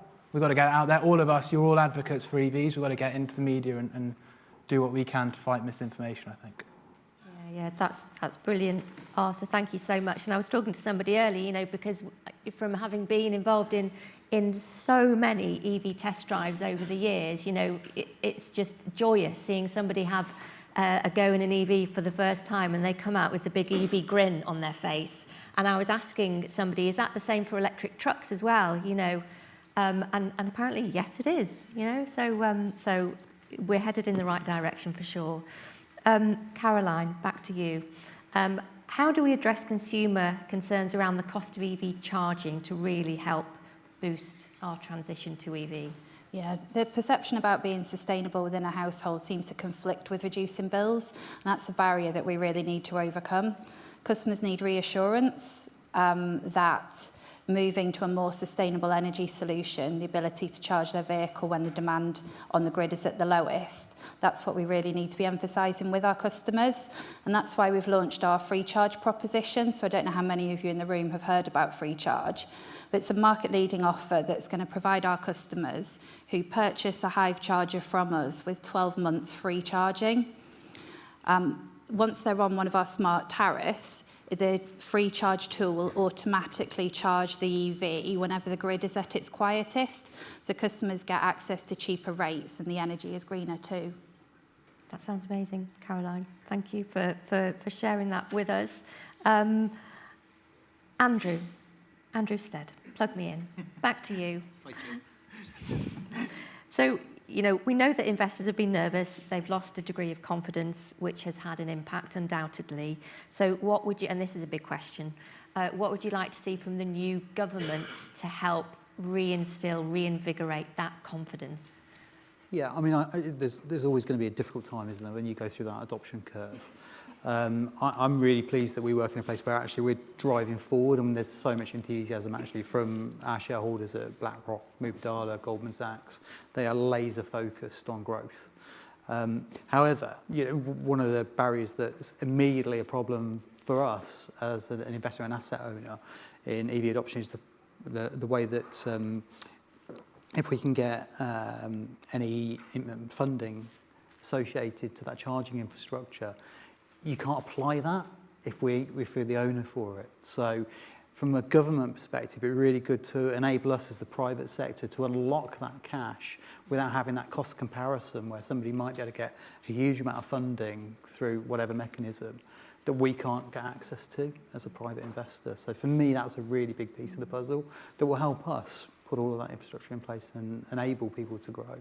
I think David Watts said yesterday from Antrucks around the amount of car parking spaces there are in the UK.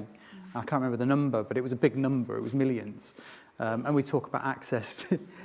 4 million, thank you, David. And we talk about access to, giving people that don't have a driveway access to charging. Workplace charging is fantastic. We can really make that seamlessly easy and in terms of the installation and the cost burden of doing that by having that as an asset that we give to the company. And they can do what they want with, right? They can set whatever tariff they want. They can use that infrastructure however they see fit. And that just creates a huge amount of spaces in which people can use it when they don't have a driveway at home. So for me, that's one of the biggest things that I would say if I reflected on it, Jill. Brilliant. Thank you so much, Andrew. Okay. I'm not going to say other Andrew, Scottish Power Andrew. Low carbon technologies are facing a number of barriers at the moment, as we know.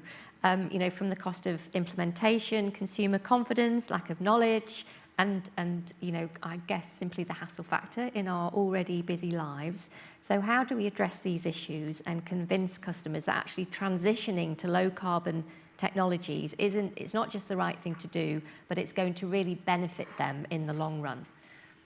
Yeah, I have a lot of sympathy for consumers because there's a lot of misinformation, as we've touched on, from a variety of agendas. But the really cool thing about EVs is they tick a lot of boxes. So they're fun to drive, right? They're attractive. They're cost effective for increasing number of people. That they require less maintenance. They are generally a more sustainable choice. So regardless of your drivers as an individual, they are a good option, generally speaking. And those are the sort of direct benefits. But what we don't touch on, or we won't talk about a whole lot of, is some of the indirect benefits that EVs can bring to the wider sector. So the impact on wider energy system is going to be really, really important. So even if you don't own an EV, even if you don't drive, the fact that the UK is transitioning to EVs will bring benefits to the entire energy supply chain, and you will benefit as a result as a consumer. So we talk about investment in transmission and distribution systems, that's fine, but what we don't talk about is that when you have a huge number of distributed, decentralized, local battery storage units, you don't need as many generation sources. So having EVs will mitigate how many power stations we need to build, and therefore how much through charges are passed on to you as a consumer through your bill. So EVs, in a sense, are a route to cheaper energy. But they're also facilitating technology. So yes, they provide a function in that they're a vehicle and you drive them to wherever you need to go, but they also add value to other products. And the obvious example there is PV and EV and the benefits of those two technologies, the synergies of those. And that in turn will mitigate our reliance on imported energy and the fluctuating markets that creates. And we've seen just in the last few months the impact that's had on all of our bills. So that more resilient energy supply chain, a lot of that is facilitated by EVs, and then turn the price benefit that brings. And where utilities can support customers, and we've touched on some of this already today, is in driving the quality of those hardware installations and technologies, and improving that consumer confidence as a result, be it in a commercial or domestic setting.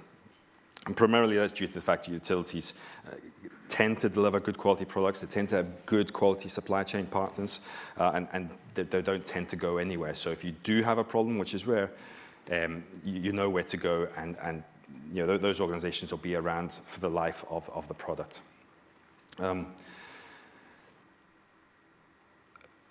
We also need to act as continued sources of trusted information. So we need to combat that misinformation that's out there. And we need to combine that with a simple, accessible means of consumers accessing this technology. And if we can combine that with the reduced cost of acquisition, that's going to be really, really important. So I guess coming back to the question, Jill, is all the stuff we've talked about, but actually we need to get better at communicating both those direct and indirect benefits for the market. Yeah, totally agree there, Andrew. And I think that's a theme that's been coming through loud and clear, both here and for quite some time now.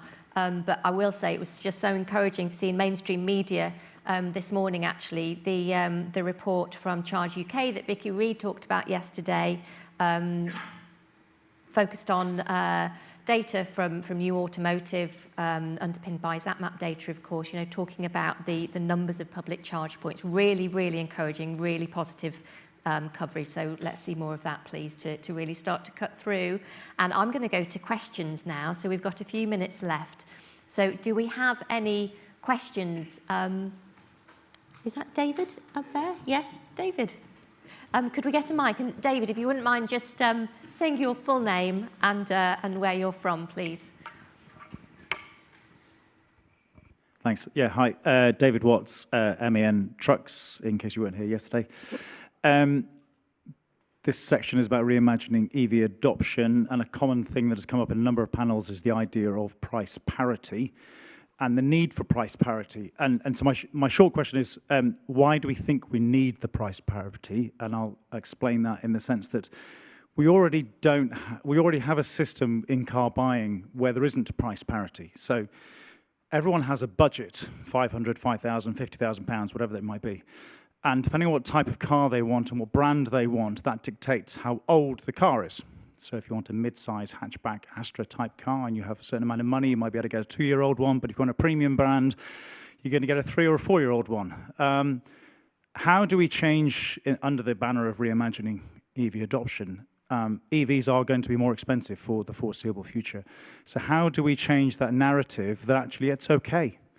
It just dictates, it's just another element to, I would normally have a 3-year-old car, but if I want an EV, it's going to be a 4-year-old car, and that's okay because the price is not the issue in that sense. So how do we reimagine price parity into a different message? I'm so desperate to answer that, but I'm not going to because it's for the panel to answer. So who would like to go first? Yeah, I was going to say, feels like one for you, Arthur, to be honest. So I think I'll answer directly in a second, but there's the parallels to the ICE market in terms of the story you're telling, in terms of what age of car you take, is very clear that customers are willing to do that because it's exactly what's happened over the last 2 years in terms of the residual values of ICE cars going up with supply chain challenges. But for me, it's about messaging. If we can message that these cars are comparable prices at the top end, it just gets us in the door to have a conversation about, well, we're talking about 10 million EVs. That's a very big number. This is quite a big thing to knock over. If we can knock it over, it's easier to have the conversations. I don't disagree with any of the points in terms of where the prices are, but just from a messaging point of view, wouldn't it be a lot easier? Now, the one thing that you did say, which is they won't get to the same price parity, I think we had a previous chat was about Chinese EVs. There clearly are paths to having cheaper cars, whether it's through innovation, through competition, through new entrants. We're headed there. But yeah, I don't disagree with what you're saying, but the messaging would be easier if we were there, I think. Andrew. Charging aspect of that, I don't think we do have to get to parity. Now, there are components within that pricing structure that I think could get closer together, VAT being an obvious one. But I think what we need to do is get better at explaining to consumers what they get for their money.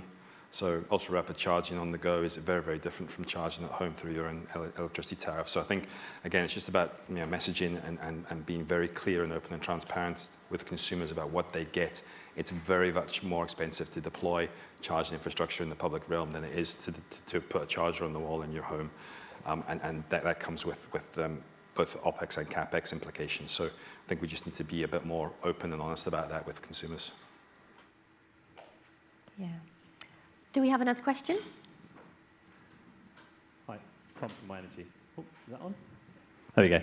Sorry, it's Tom from MyEnergy. I just wondered if the panel thought there was currently, if you like, too much focus, talking about price again actually, but too much focus maybe on the pure price of particularly the EV charging side for devices as opposed to sort of bringing out the words investments and technology from the panel description. Shouldn't we be encouraging consumers to invest in technology and seeing the benefit of that rather than just pushing price? So what we're seeing a lot in the market, I'd argue, is people obsessing about the pure end cost of the device as opposed to actually talking about the technology and the benefits to the consumer. And actually, we've seen really negative outcomes of that in other markets. So where we see things like heat pump installations that are poor quality, it tends to be driven on price. Where we saw the solar installations, poor quality solar installations, again, driven on price by putting manufacturers under pressure to basically keep on eking out every single dollar. Actually, that doesn't necessarily have a great customer experience. So does the panel really think that people are in the sector, in the value chain, focused enough on that investment in technology, as opposed to just saying, what's the cheapest you can do me? Andrew. I was going to say, thanks, Tom, by the way. That's a great question. Yeah, nice to see you as well. I mean, I think certainly from the research we did with Boston Consulting Group, actually price wasn't the driving factor. It was more about how they covered that cost. And I think we could wrap this up in the same with David's question around when we look at the cost of the vehicle. Actually, there are real synergies here with what's that total cost of ownership over a period of time, which is a completely different position to how we talk about ICE vehicles in many ways. And I agree with Tom, actually, also about poor quality installs and how that can lead to price being a driven point. Actually, the opposite can also be true, and we need to talk more about that. And I think that's why one of the things we were very keen to do at Plug Me In was to own all of the installation capabilities across all of those assets. So whether that's solar, battery, heat, or EV, we deliver that through our dedicated team nationwide, and they all go through a really clear academy training. And I know some of the work we've done with British Gas is really key, actually, in terms of that initial site evaluation, certainly with heat specifically, that you can get to the right price, the right fit, the right output for that site. So I would say this, Tom, I think you're right. We need to change the narrative 100%, and I think that will only come as we all start removing the hassle, removing the complexity, and start talking about that total cost of ownership. Okay, thanks so much, Andrew. And I'm going to wrap up this panel session there.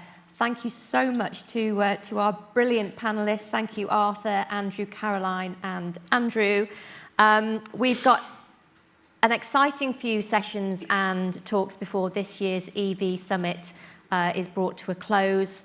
But first we'll break for our final networking session, and after this break, Verta brings us the latest on infrastructure deployment, delving into the strategies and challenges involved in establishing charging networks. Please make sure, I may have mentioned this, we all may have mentioned this actually, please make sure to get involved with the EV Summit app. It's a really powerful tool to help you engage with delegates, and you can use it for 30 days after today as well. So you can get hold of those people that you haven't managed to catch up with today or yesterday. So please do join that app. We do have two networking areas. So one's in the reception area and the other is in the partner pavilion in the quad of the Saïd Business School. During the break, and this is really, really important, Oxford City Council are hosting a Q&A session to follow up on this Morningside event, providing everybody with the opportunity to ask questions about the new procurement rules around Levi and other EV procurement. So head over to the Edmund Safra Lecture Theatre to join them for that session. Please also be sure to engage with and talk to our really impressive lineup of exhibitors around the venue, and see you back here at 3:30 at 3:30. Thanks, everybody.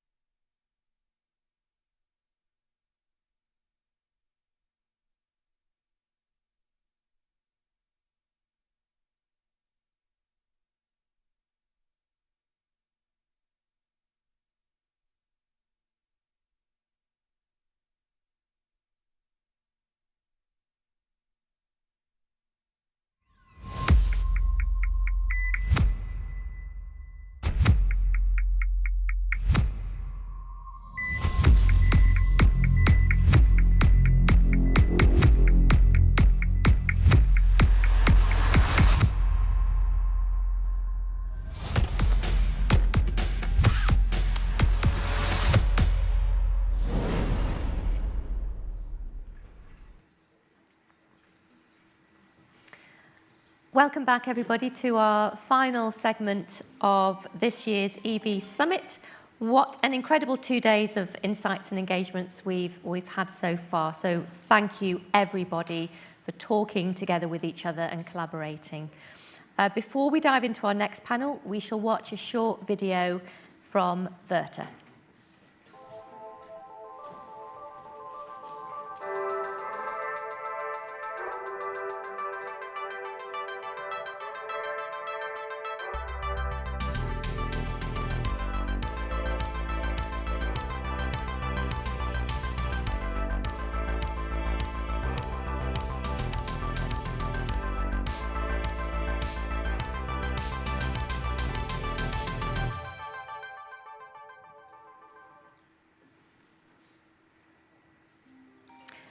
As EVs gain traction worldwide, the deployment of infrastructure has really become a critical focus across territories. So this next panel will really dive into the strategies and challenges that are involved in establishing charging networks, mainland mass applications, and innovative energy management strategies that are really aimed at reducing those consumer costs, which is so important. So without further ado, it's a pleasure to introduce our next set of speakers who will form the Verta panel.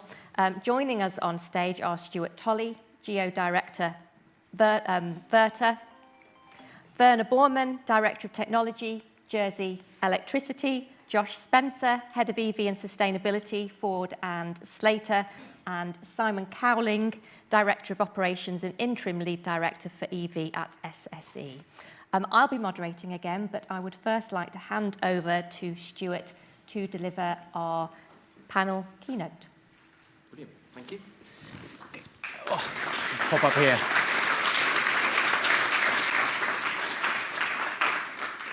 Slightly different opening video with a e-mobility theme, I guess. So the first e-scooter type event that we had in Finland.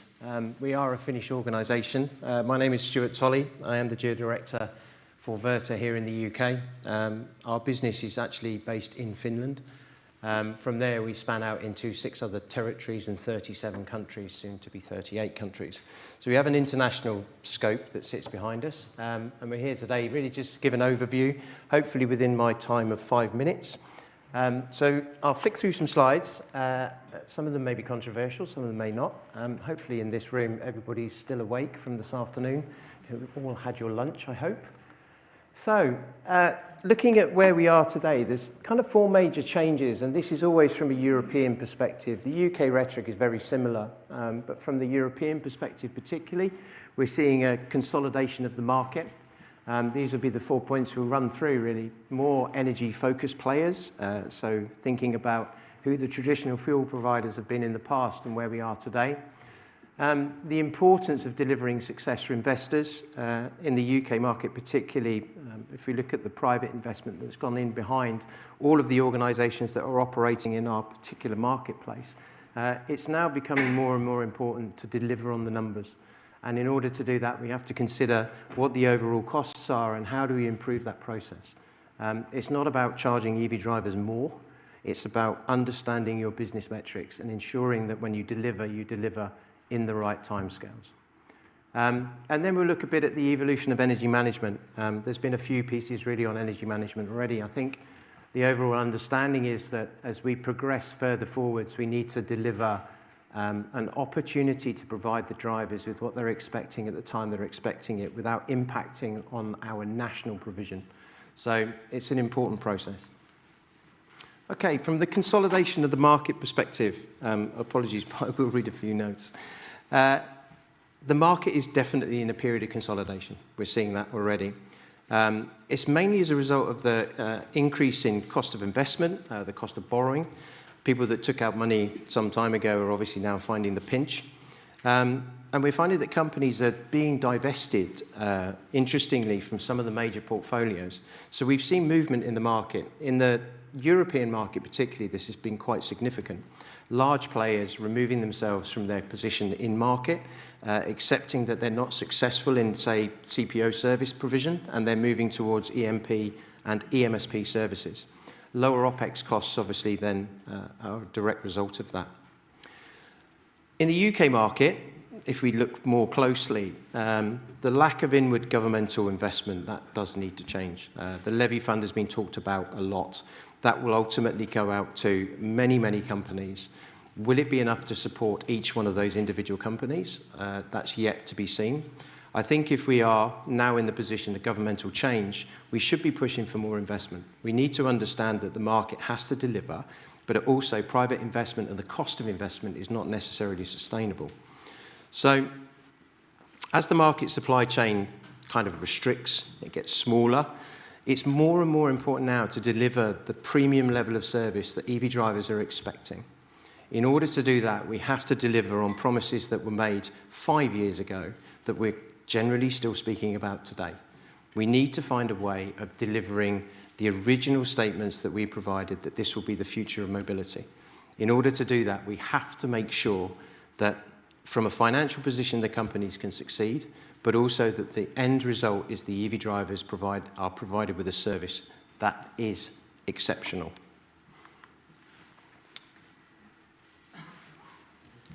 Energy players in the market are changing, okay? So wet fuel providers and operators, there has been a lack of trust, I think, and that feeling appears not only in the UK market, but significantly in the European market. We're seeing more and more companies pull back from the wet fuel provision, not providing EV services in the way that they should be, an expectation that their customership will just go from pumping wet fuel into a vehicle to a dry fuel solution, moving with e-mobility. The reality behind that is that there is a lack of trust. Connecting the dots between on travel, moving around the country and being able to charge at home has given the energy companies the best opportunity ever to deliver premium service with one point of billing. The ability to go backwards and think, why do we need to provide payment terminals at certain locations? We don't always have to do that. A majority of people still charge at home. Okay, there's the offset of that not everybody has a driveway, of course, but the reality is if we can keep payment systems in one place, so you have one bill to the customer, the EV driver experience would be exceptional. It's the first time that that's happened. There is this new landscape, and energy companies have this unique opportunity to stand alone in a market. CPOs, exactly the same situation. You have a provision that you provide to your drivers, and those provisions are very, very good today. They will get better over time. There was a discussion around how do we improve uptime for chargers, how do we achieve the numbers that are being requested. If you have sensible provision in market, if you have the right products in market and you have the right support in market, we can improve the service further.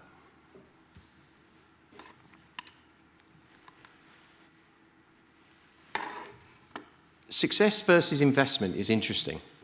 High OPEX costs really are the thing that cost business. Delivering the requirement within market with a high headcount is a very difficult situation to find yourself in. Over time, it gets worse. The more you add infrastructure into the market, the more support services you need. Performance can lack, or you employ more people to improve performance.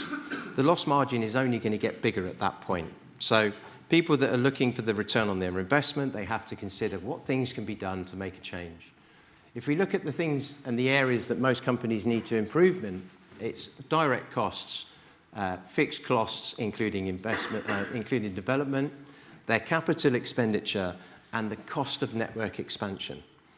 Particularly the cost of network expansion is one that really does have to be focused on. And the OPEX costs that sit behind that are not only the infrastructure that we put in, but also the process that sits behind it. The OPEX costs, the day-to-day running of those businesses. Many businesses have obviously been set up then to deliver a prime service, only to find themselves managing the multiple layers of that business in a disjointed way. So you bring in a lot of people, you try and get those departments to talk to each other. There are services that can be outsourced that will provide a better opportunity for that.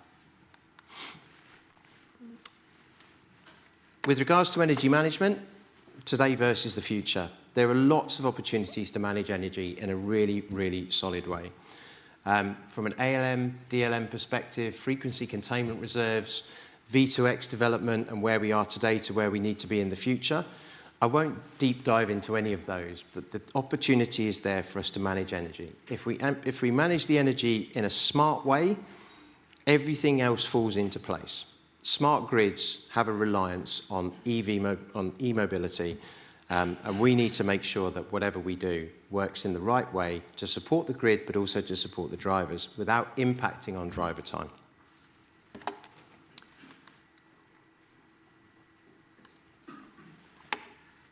Verta set its goals in 2013. For people that don't know, we're in our 10th year, operating across the multiple countries and regions that we do. And we had the mission statement at the very outset of this, before e-mobility became what e-mobility is today. Sustainable energy and mobility made possible by connected electric vehicles and charging infrastructure. The connections, a bit like in this room, when the connections happen, everything works the right way. It's an absolute honour for me to work for Verta. I've been here 5 years now. We make things happen in practice. So Verta isn't just making a statement. We don't just talk about disruption. We actually make these things happen with visible benefits to our customership. So thank you very much for your time. I will now sit back down.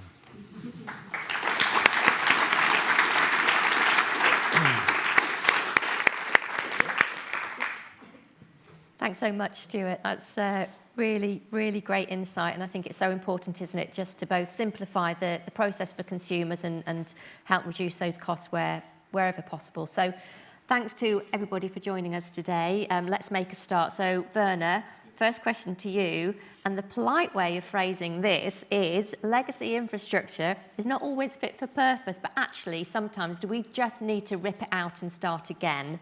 So how do you envision creating a new blueprint for EV infrastructure that not only accommodates current needs, but is also really adaptable to future technology and market demands?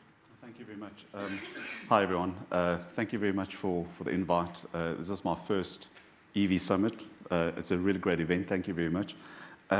So I'm not in the EV space, first of all. I'm the Director of Technology with the responsibilities of EV. So let me just acknowledge that.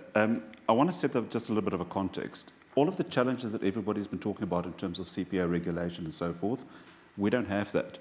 So when you talk about a defined opportunity or defined territory, we've got every single citizen within Jersey as our customer. So we've got that natural break between whether they're public charging, home charging, fleet, they are our customer. We're 100% smart meters, we're fully digital, we're virtually decarbonized. So all of the objectives that everybody's trying to achieve, we can go tick, tick, tick. Now what? What do we do? And that's I think, in your space, it could actually be quite a scary space, because once you get over your hurdles, where do you see the opportunities lie? And when we looked at our infrastructure, which we invested a couple of years ago, we realized that is not fit for purpose. So to your question, we ripped it all out. And we removed all the top ends, and we re-implemented a whole new infrastructure from the public charging network point of view. And that all started because the back-end software was not capable of delivering our objectives. And what we were looking for was to traverse all of those verticals. We weren't just looking for public, we were looking for something that can do everything for us. And we needed to take a pure technology approach to it. Not here's hardware, here's software, how do we make it work and build a proposition. We worked back and said, well, what do the island need? And of course, going from a utility side, we needed to make sure that it protects the grid. And that's one of the primary reasons why we put it in. And this is a vehicle for us to look into that. So vehicle to grid, it's not there yet, but we're designing for it. Being able to do fleet at home, how do we do that? So we don't have the solutions yet, but we've done that by design. I think we also needed to look at trust, because that's what people were complaining about. So we built, first of all, we looked at trust. It needed to be reliable. Because as we were ripping everything out, people still needed to charge. How do you do that? You can't say, oh, there's not a charging facility, let's go down the road. It didn't exist. We own it, we need to fix that. But from a technology point of view, what was a non-negotiable for us? We followed composability, which meant that it needed to be able to pull out some components and put other components in. Hardware, software, people, process, contracting, doesn't matter. It needed to be composable. Interoperable. we couldn't have things working against each other. That was absolutely fundamental. And then standardization, all the way from standards to processes and the way we engage with our citizens. Because we don't just call them customers, they are citizens and they all have a relationship with us. So those are the key components that we looked at, but I can talk for hours about this. Bernard, thanks so much, because I'm really looking forward to a future, an insert number of years, sort of EV summit where we're sitting here on a panel like this and thinking, well, actually, we've done it all, so what should we do next? So, you know, and won't that be a great place for everybody to be? But Stuart, over to you. So we've heard from Werner that managing grid enablement, and we've heard from you as well, actually, load dynamics is really important to ensure that EV operations don't negatively impact drivers or businesses. But what are the really important things to think about in that whole piece?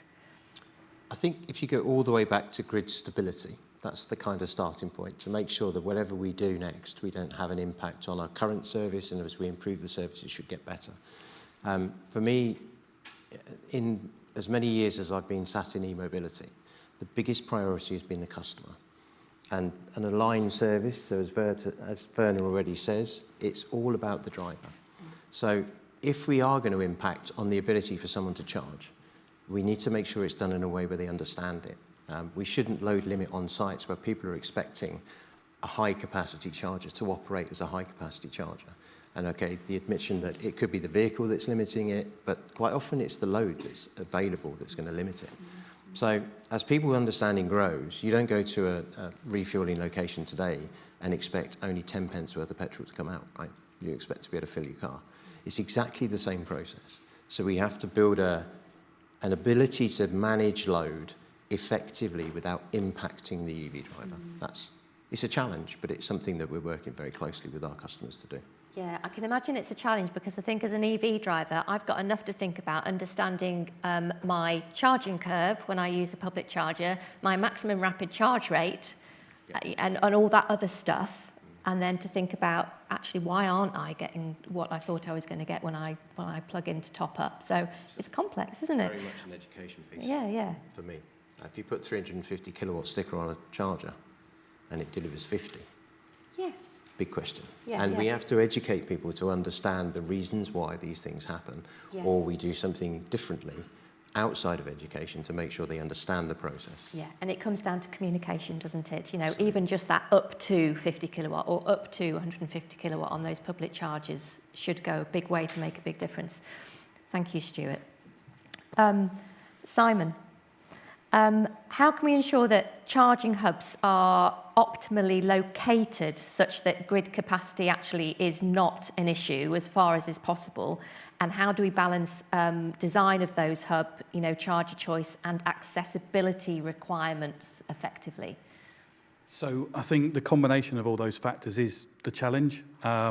Strategic locating our hubs, making sure that when we're looking at them, we're looking at everything that sits around that, from a heat map around power supply, what can we get locally, can we get it all at once? So there's again the rationale about what do we need to build now, what can we give ourselves future capability for, as much as making sure that they're in the right location for vehicle movements, number of people who are going to be able to use them, and then once you've, I suppose, got through those first couple of hurdles, it's about making sure that they are accessible, that to a lot of the points that have been raised already, that we are able to provide what we're, I suppose, rating on the charger, that we're able to do that and get people moving as fast as possible from those points, be it your EV drivers, but also fleet customers as well, making sure that there's an ability to do that and keep that sort of consistent and as well as safe. And I think that's one of the key points as well when you are looking at the design of the hub. What does that look like? What local amenities might there be to try and keep that onward journey as swift as possible? Yeah, and I suppose partnerships comes into that as well, doesn't it, with retail operations and so on and so forth, really to optimise that consumer experience as well, wherever possible. Yeah, brilliant, thank you. Josh, so thinking about fleet operations, what are the specific power requirements and load management strategies that are necessary for effectively integrating EVs into fleet? operations, and thinking about depots, how can these strategies be optimised within depots? Thanks, Jill. Great questions. Firstly, thank you to Aid and the team at Green TV for the opportunity to be here and share what we're doing in the truck space. What I'd like to inject is an element of positivity, because there's a huge amount of positive actions and conversations come out of the last couple of days with charger providers, CPOs, charger manufacturers, and also I think we are going to see a next sort of stage of partnerships develop within this industry in the UK, and I'm super excited to be at the forefront of that. I work for Ford & Slater DAF. We are the largest privately owned DAF dealer group in the UK, and we have a mission to be at the forefront of EV provision for heavy trucks in the UK. Great product range behind us in DAF trucks, lithium ferrophosphate battery powered, and to take on the point about the charging, that kind of frames that well, because we have two quite separate and distinct sort of asset classes. So we deal in rigid vehicles, which we have a hugely grateful for market share within that, but a big market share in 4x2 rigid. And we want to provide partnerships and assets for our customers at that range, because at those speeds, we're talking 150 kilowatt max in most cases. And the last thing we want to do is, to put it crudely, clog up 350 kilowatt and above assets with those slower charging vehicles, because that has two effects. It stops the faster charging vehicles, the faster charging capable vehicles from using those assets, and it also prevents maximum revenue generation for the CPOs operating the larger assets. So critical for us is partnerships between, we play a very small part in that. We're putting 180 kilowatt DC infrastructure into our sites because we want to support customers when they bring trucks in for 6 weekly service. But at the same time, we're then there to be a shop window to other partners. So be that truck dedicated asset CPOs, whether that be bus companies who hugely grateful to the work we're doing with those partners. So actually from a load management perspective, we then say to ourselves, well, we always have to take a view that at some point during the day, somebody is going to need to come in on a 45-minute break. And at that point, we want to be able to try and deliver maximum power to them through that given charger, at whatever asset class that be. So we've taken a view that we've got dedicated connections and meter boxes and assets for our chargers, because we want to deliver that maximum capacity at any one time. But at the same time, with bigger build-outs with customers, they may only require a proportion of those assets to be that maximum speed. They may have a proportion which they use at, say, 50 or 90 kilowatt for overnight charging or between shift charging. And it's for us to help them appreciate, what works best in the right fit. And there's a lot of exciting work within ZHID going on to sort of do that and show the rest of the industry and the people in the room as well what that looks like, really. Yeah, thanks, Josh. I sat in my first ever electric truck the other day, which was so exciting, and I was just blown away because the range is 400 kilometres, which is about 250 miles, and as you say, that 40-minute stop that they have to take is when you top up, and then you get on your way. And clearly, it's an awful lot more complex than that to actually get it all up and running. But it's amazing. It just goes to show that battery electric will work for that kind of vehicle. Not to oversimplify it, but trucks are limited to 56 miles an hour. They can drive for 4.5 hours before a driver has to take a regulated stop. So the nature of the UK strategic road network and the road network in general is that trucks don't generally do more than 200 miles in a 4.5 hour period. So even at that very top end, if they can add 150 miles of range in an hour, then actually there's very little operational disruption. We as an industry just then have to collectively make sure that assets are in the right place for them to do that. Yeah. Brilliant. Thank you, Josh. Werner, I think it's probably fair to say that nothing in the EV market is a carbon copy from one space to another. Can you share an example where innovative approaches in rolling out infrastructure has really succeeded sort of by thinking beyond those more traditional constraints? Hopefully I won't offend anybody in the room, but whenever we start talking with anybody to help us with solutions, they tend to bring out a normal slide deck and they go, we can do this, but those are not our problems. And you can see all the blood drains from their face and go, now we've got nothing in our tool set to present to you. So what do we do? And that's where we want people to be a little bit more innovative in the way that they think about the solutions. And I think we can learn quite a lot from the telco space. I think that EVs are at the brink of being as disruptive as the telcos were in the early 2000s. But it is about how do we package these things in a right way that is super, super simple. Initially it was, oh, you've got interconnect charges and you've got all of these different components that you need to think very similar to up to, and your data you can't roam here. But now it's quite simple. Pay an extra £6, you can roam. It's about the simplification of the propositions and how it gets presented to individuals. But I don't think we're there yet. Our propositions teams have really focused on one specific home proposition that they've taken to the market about 18 months ago, and that is a fixed fee subscription model. We'll come and do the installation, you don't worry about anything, you plug in, that's it. Starts off at £30, and then if you go up to a taxi driver, that's £80 for the month, that's it. You don't worry about anything else. We assume the risk and they don't worry about it. And that has really, really taken up by a lot of individuals. And we thought that the home market is going to be the main market that will be excited about it, but it's the taxi drivers. They are starting to become our advocates, and that's quite nice to see them talking. They create coffee clubs and they have chats around the propositions. So it's really nice to see something as simple and presented in a simple way is what I think where the real key is going to be for us in the future. Thanks, Werner. Yeah, I love it when I go to London and get in an electric taxi and have a chat with the driver. I love getting their insight. So yeah, they probably are not so keen. But Stuart, so this is the last question because I would love to spend some time for Q&A with the audience. So, with energy companies taking the forefront in powering the EV transition, how can energy companies really differentiate services and reduce costs while still maintaining that high level of service and satisfaction for drivers? It's a brilliant question, and one I think you can answer probably several different ways. In terms of differentiation, we've all grown up with the wet fuel industry, right? I can remember the first time I filled up a car. I can remember the last time I filled up a car. I've never been back to a petrol station. I've no reason to go there. The change will come when people understand that what they've learned, what is basically muscle memory, will start to change. So the differentiator is how people are taken on that journey and who they remember taking them on that journey. And again, to kind of backwardly reference, the first time I filled up a car was with my dad. The first time most people then engage with the vehicle at that age now are going to be seeing something plugged in. And what's the experience like? And why does it come from that provider? So there is this radical change that will happen. We'll move away from what we've seen as tradition as we fall away from the market and the younger generations take over the market. I think now is the time to be able to deliver something of opportunity and difference. And whether that be, Jersey is a very, very unique environment, right?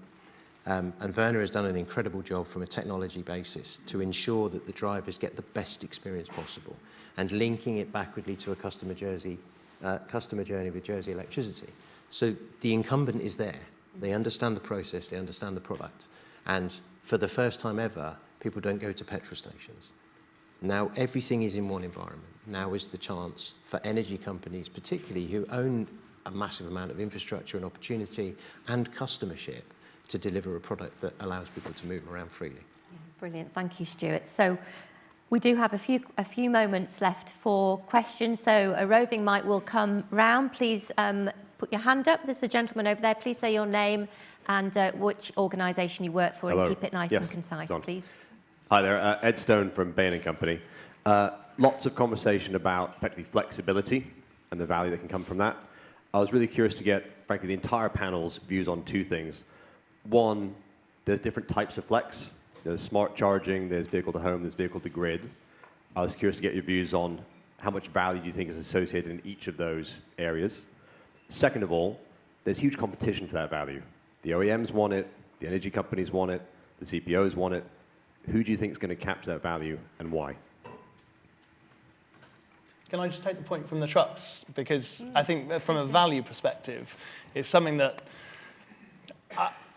there's a lot of energy at stake here, right? We talked about emissions, and there are over 30 million cars on the roads in the UK, only 450,000 trucks, but those 450,000 trucks contribute over 20% of vehicle emissions. So it's easy to work out how much energy is needed to move those vehicles. And so a lot of the partners that I'm working with are very quickly realizing that the businesses we work with just will not make this transition at 70 or 80 pence a kilowatt hour. What they want to be able to do is come to partners who are prepared to be commercial, and then they will bring the volume of electricity to make it profitable for them. To take the point on the actual value of it, we have to go to market with a value proposition which looks nothing like what people have been used to.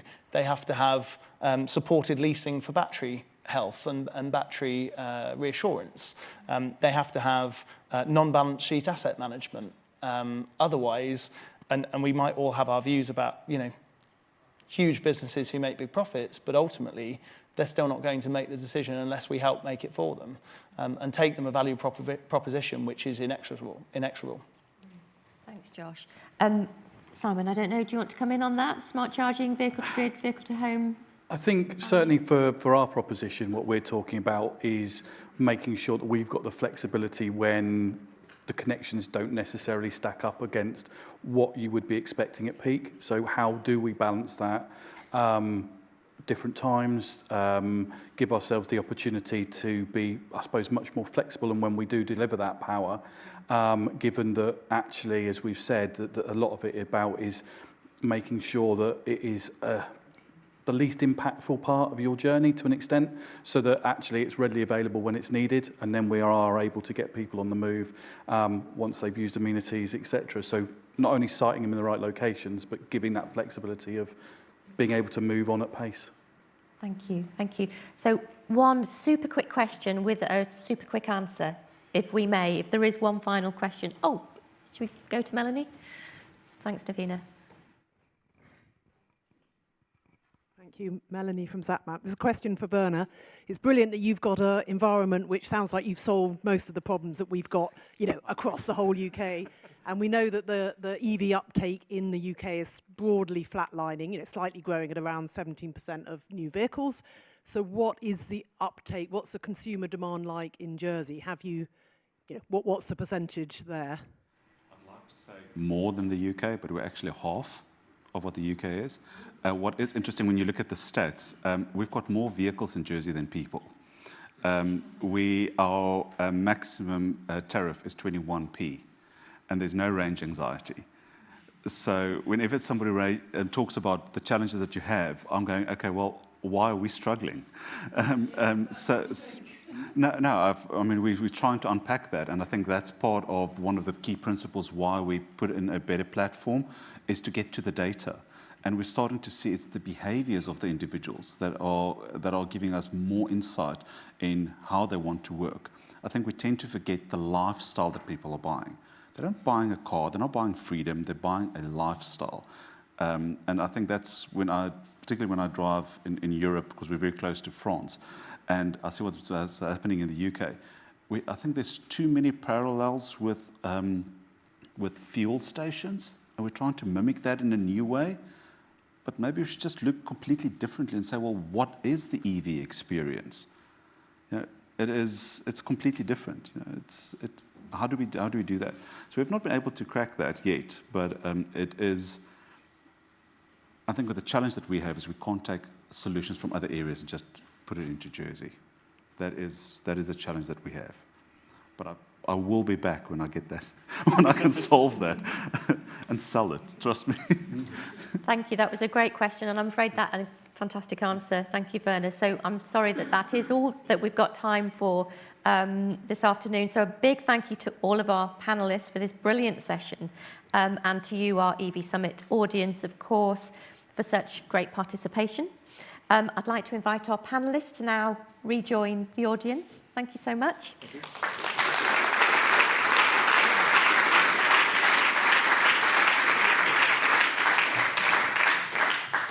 And before our very final panel, we've got a really exciting address by Peter Matkin, Executive Director of Programme Management and Vehicle Concepts at Chery. Peter has travelled from China to bring us the latest developments in battery technology in the wake of tariff uncertainties, of which we are hearing an awful lot about in the media.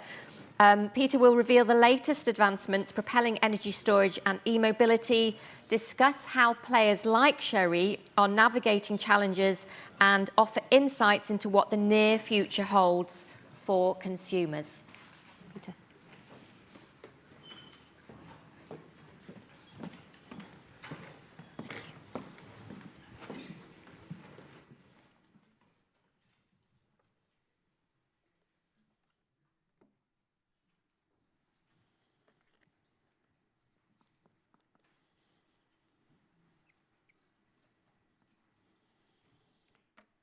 Thank you, Jill. Thanks very much. And thanks to everybody who's joined us today. It's a great honour for me to be invited as one of the keynote speakers and join you all at the EV Summit here at the University of Oxford. At least now I'll be able to boast to my kids I've been to Oxford. And I do promise not to make any jokes about the weather, but when I arrived yesterday, I couldn't believe it. It's 36 degrees back in China. So my name is Peter Matkin. I'm the Chief Engineer at Chery Automobile, based at our headquarters in China, and I've been at Chery for over 10 years. I've come here today from Shanghai to share with you Chery's electric vehicle battery capability, the strategy that we've deployed, the test facilities, the test processes, and our manufacturing footprint. I recognise some parts of this presentation might be a little bit technical and maybe a little bit dry, but I'm going to try and make it as interesting and as simple as possible.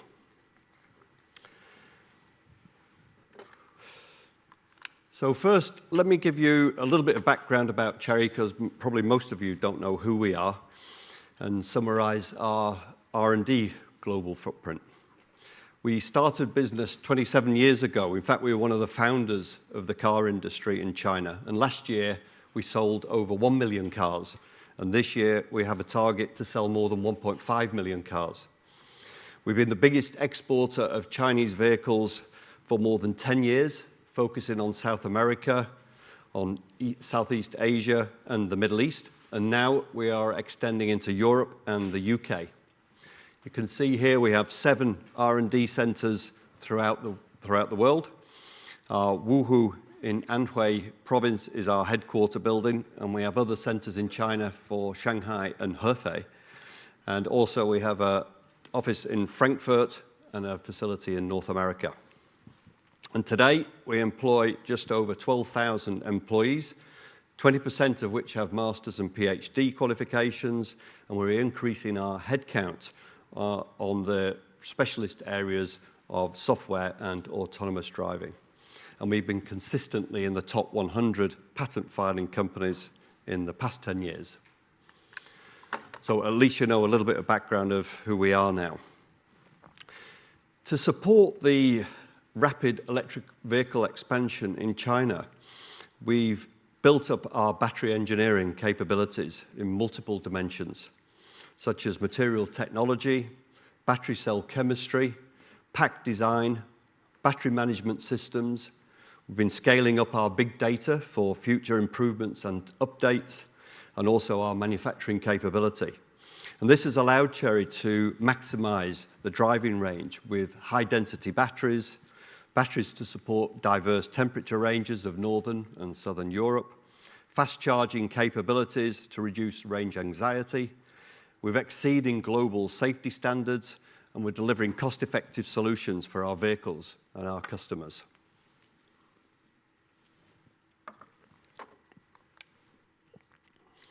We have extensive traditional test facilities at our headquarters in China. We have the largest crash or safety test lab in Asia. And now we've invested in the state-of-the-art material and battery cell test and experimental facilities. This means now that we have the capability to carry out simulation analysis to reduce error states and fast-track engineering solutions for chemical analysis of battery cells, battery cell reliability, and thermal management, and many more tests and development activities. This slide is really at the heart of what I want to discuss today, and it's showing our energy density in watt-hours per kilogram against time.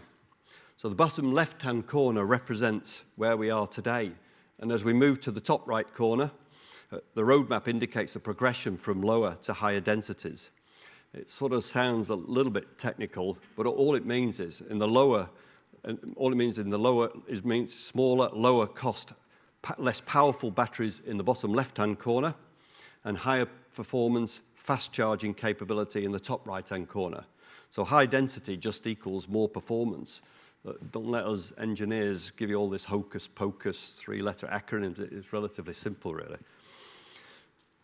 So at this lower section of the chart, you can see the lighter green bars. They're showing our lithium iron phosphate, or LFP, strategy. It prioritizes cost and effectiveness and is suitable for vehicles of ranges to 300 to 600 kilometers. The blue bars at the upper section of the chart represent nickel cobalt manganese, or NCM, strategy. This delivers higher density and improved performance and is suitable for ranges exceeding 700 kilometers. So these two different strategies are delivering solutions for lower cost, smaller vehicles up to high performance sedans and heavier SUVs, where our customers expect rapid charging technology and longer range. And you can see the planned step change improvements of 10 to 20% and then 15 to 25% in specific chemistries like high voltage, high nickel content batteries, or our ultimate goal in the very top right-hand corner is the rare metal-free batteries achieving 600 watt-hours per kilogram, or the lithium-air batteries of over 500 watt-hours per kilogram. It's also an important part of the application process to engineer the correct shape of battery. Large cylindrical cells typically offer higher density and better thermal management because of their shape. The cylindrical form allows for good heat dissipation, which is crucial for high-performance applications. Production process for cylindrical cells is well established, cost-effective, benefiting from those economies of scale. But their superior performance, thermal management, and durability make them ideal for high-performance applications, such as high-power electric vehicles. However, they also have some space limitations. And for this reason, we have the square or prismatic cells, which can be used to fit more snugly within the battery pack, optimizing space utilization, easier to stack, and can be more efficiently packed, which can lead to higher density per unit volume. However, there's a challenge to cool this type of battery compared to cylindrical cells. They require a more complex manufacturing process and robust casings, which in some situations can increase the cost. But prismatic cells are best suited for applications where space constraints are the primary concern. So, in summary, the Chery roadmap for future development of battery capability of different vehicle performance and cost through high technology and cell chemistry, material selection, and the battery shape. The Chery battery pack design and test verification process delivers safety standards that far exceed the industry safety tests. Performance standards from minus 35 degrees C to plus 55 degrees C, and an additional 5 extreme temperature tests, vibration, waterproof, and other shock tests. Long life testing to maximize battery state of charge after repeat charging, which we all are aware of in our mobile phones. And we have many, many other requirements to deliver the best vehicle range for our customers. This slide, although it's a little busy, shows our manufacturing footprint throughout China, which is located in the close proximity to our production sites. And in order to reduce the carbon footprint, we will be extending these facilities to Europe, which, as you can imagine, represents a large capital investment.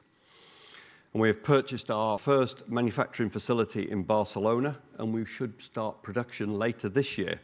And we are looking for other plants in Europe and the UK, providing local jobs and new and avoiding some of the new European tariffs, which I think we're all seeing more and more now. Here are 3 of our all-new electric vehicles, which we'll be bringing to Europe and the UK. A luxury high-performance sedan on the left, a luxury SUV in the centre, and a more urban boxy SUV on the right, and there'll be many more to follow. They're not only EVs, but they're packed with full of high technology and advanced features. And I hope when you see these on the road, you remember a little bit about today's presentation, and maybe you can go try one. And with that, I want to thank you all for listening today. I hope you enjoy the final part of the conference, and I'll now hand you back to Jill. Thanks very much. Thank you.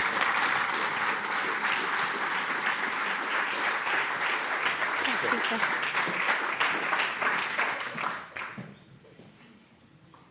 Thanks so much, Peter, and it's certainly hard not to be impressed by the kind of the rapid pace of battery development, and also the variety and choice of products that companies from China, like Chery, are bringing to the e-mobility table. So as we conclude this year's EV Summit, I really want to express my sincere gratitude to all our attendees, speakers, and partners. Your contributions have made this day truly exceptional, and I can't wait to see what the year ahead brings. But it's not over just yet, of course. We have one more panel left for you before this evening's reception, where you'll have a chance to win an electric Brompton bike, plus, probably not together, but you never know, plus a VIP experience to the British E-Prix, courtesy of Mahindra. So please do stay for that and the opportunity to win one of those 2 amazing prizes. But now I'll hand over to Ade Thomas, founder of the EV Summit, to host today's final panel and to bring the event to a close.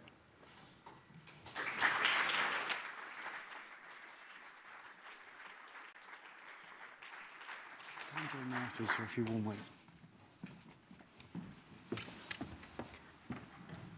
Well, thanks, everyone. Just a quick thanks to Peter. Thanks very much indeed, Peter, for coming all the way from China. And Gigafactory partner in the UK, anyone? Louise Haigh, the Secretary of State, any takers there?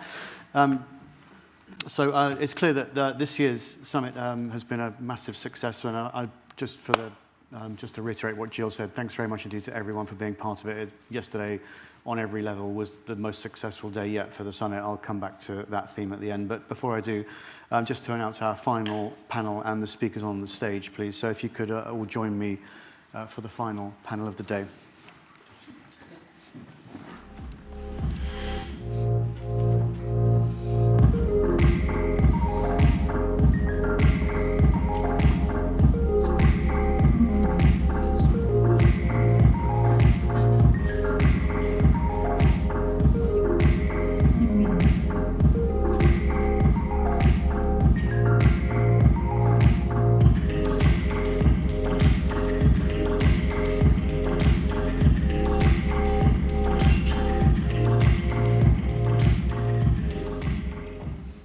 So before we get into the panel, which is brought to us by Vauxhall Motors, I'd just like to thank James Taylor very much for joining us. And James, over to you for the panel keynote, please.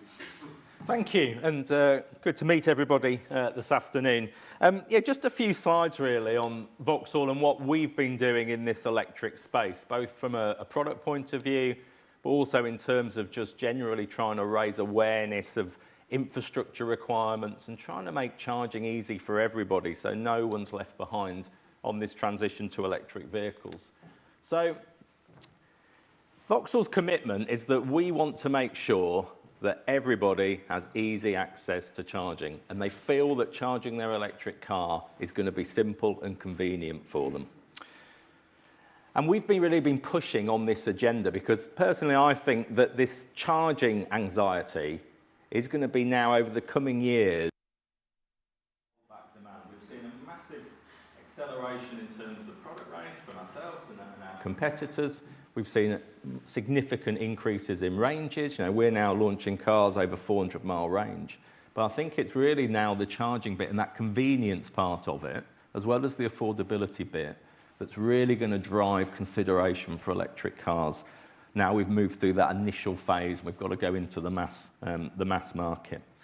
And one of the advantages we've got, and it's a fairly unique strategy, is obviously we've got a multi-powertrain strategy, which basically means in every vehicle you can have an ICE solution or you can have an electric solution. And by the end of this year, every single vehicle in our range, be that car or commercial vehicle, will have that electric propulsion option. And again, that's hopefully going to make sure that everybody then, no matter what you want, whether you want a small car, a large car, small van, a large van, everybody's going to have that option to make electric. And because it's familiar, they're familiar products, the infotainment's the same, etc., the boot's the same size, etc., etc. It just makes that transition hopefully a little bit easier for the customer. And then how have we done so far? Well, again, big thank you. I think many of our customers are in the room today, but we've been the leading supplier on electric vans for the last few years. In fact, 1 in 4 vans on the road are Vauxhalls running around.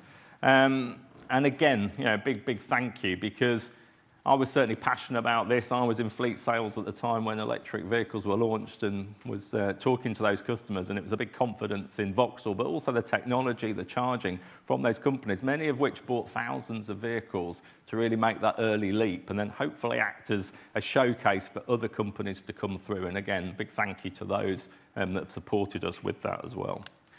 And it's not just commercial vehicles. In terms of cars, I spoke about our strategy, and that is working. If we look at what we call network sales, so that's retail sales and Motability sales combined, and you may be surprised to know, but Vauxhall are the leading supplier in the whole of the industry this year for passenger cars.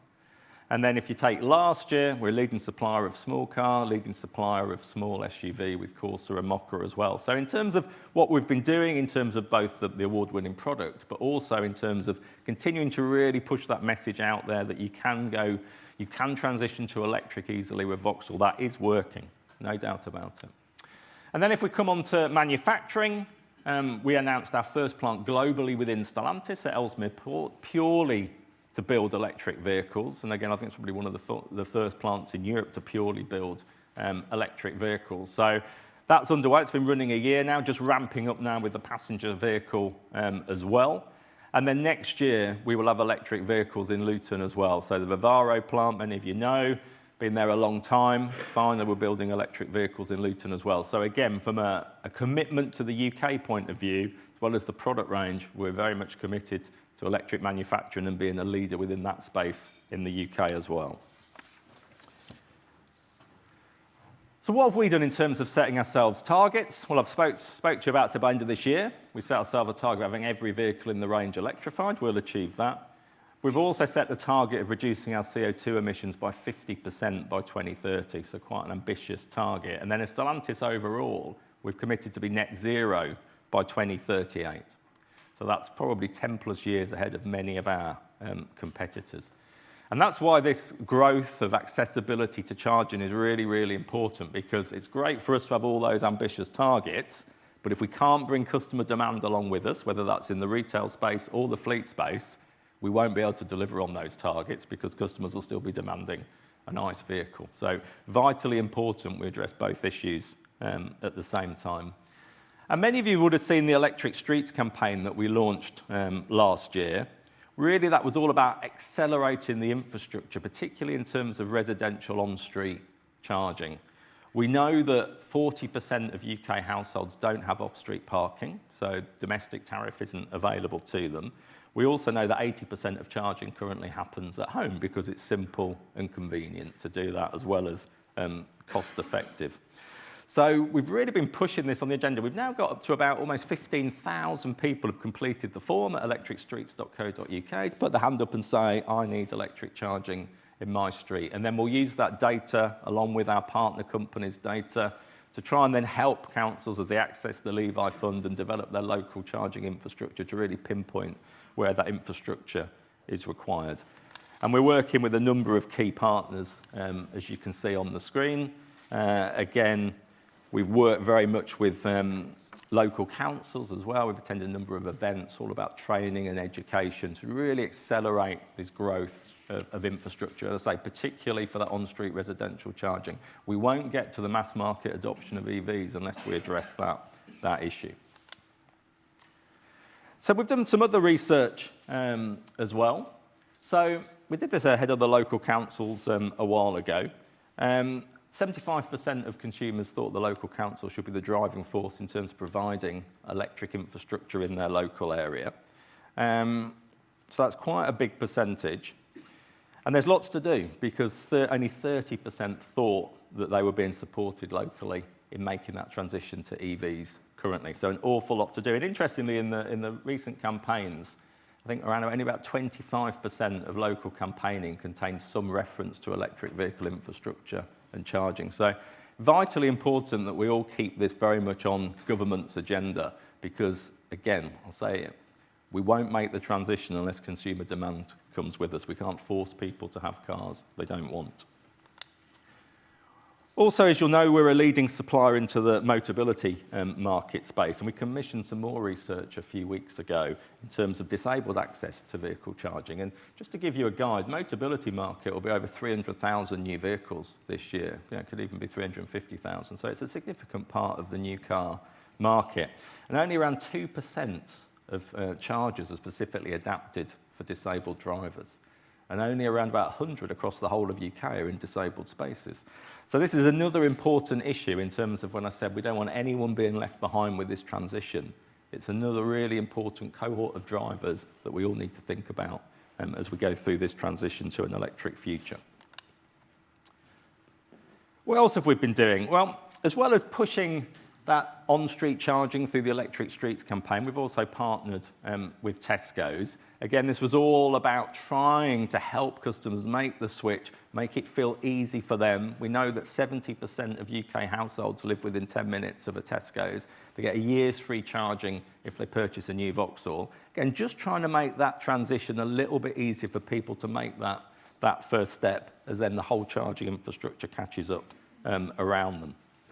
So, also on that, again, there'll be further partnerships announced. We're looking at doing points if they buy cars, or you can use points in the showroom, etc. All trying to helpfully, I think somebody mentioned earlier about trying to create this ecosystem, everything working together, trying to think outside the box in terms of solutions going forwards.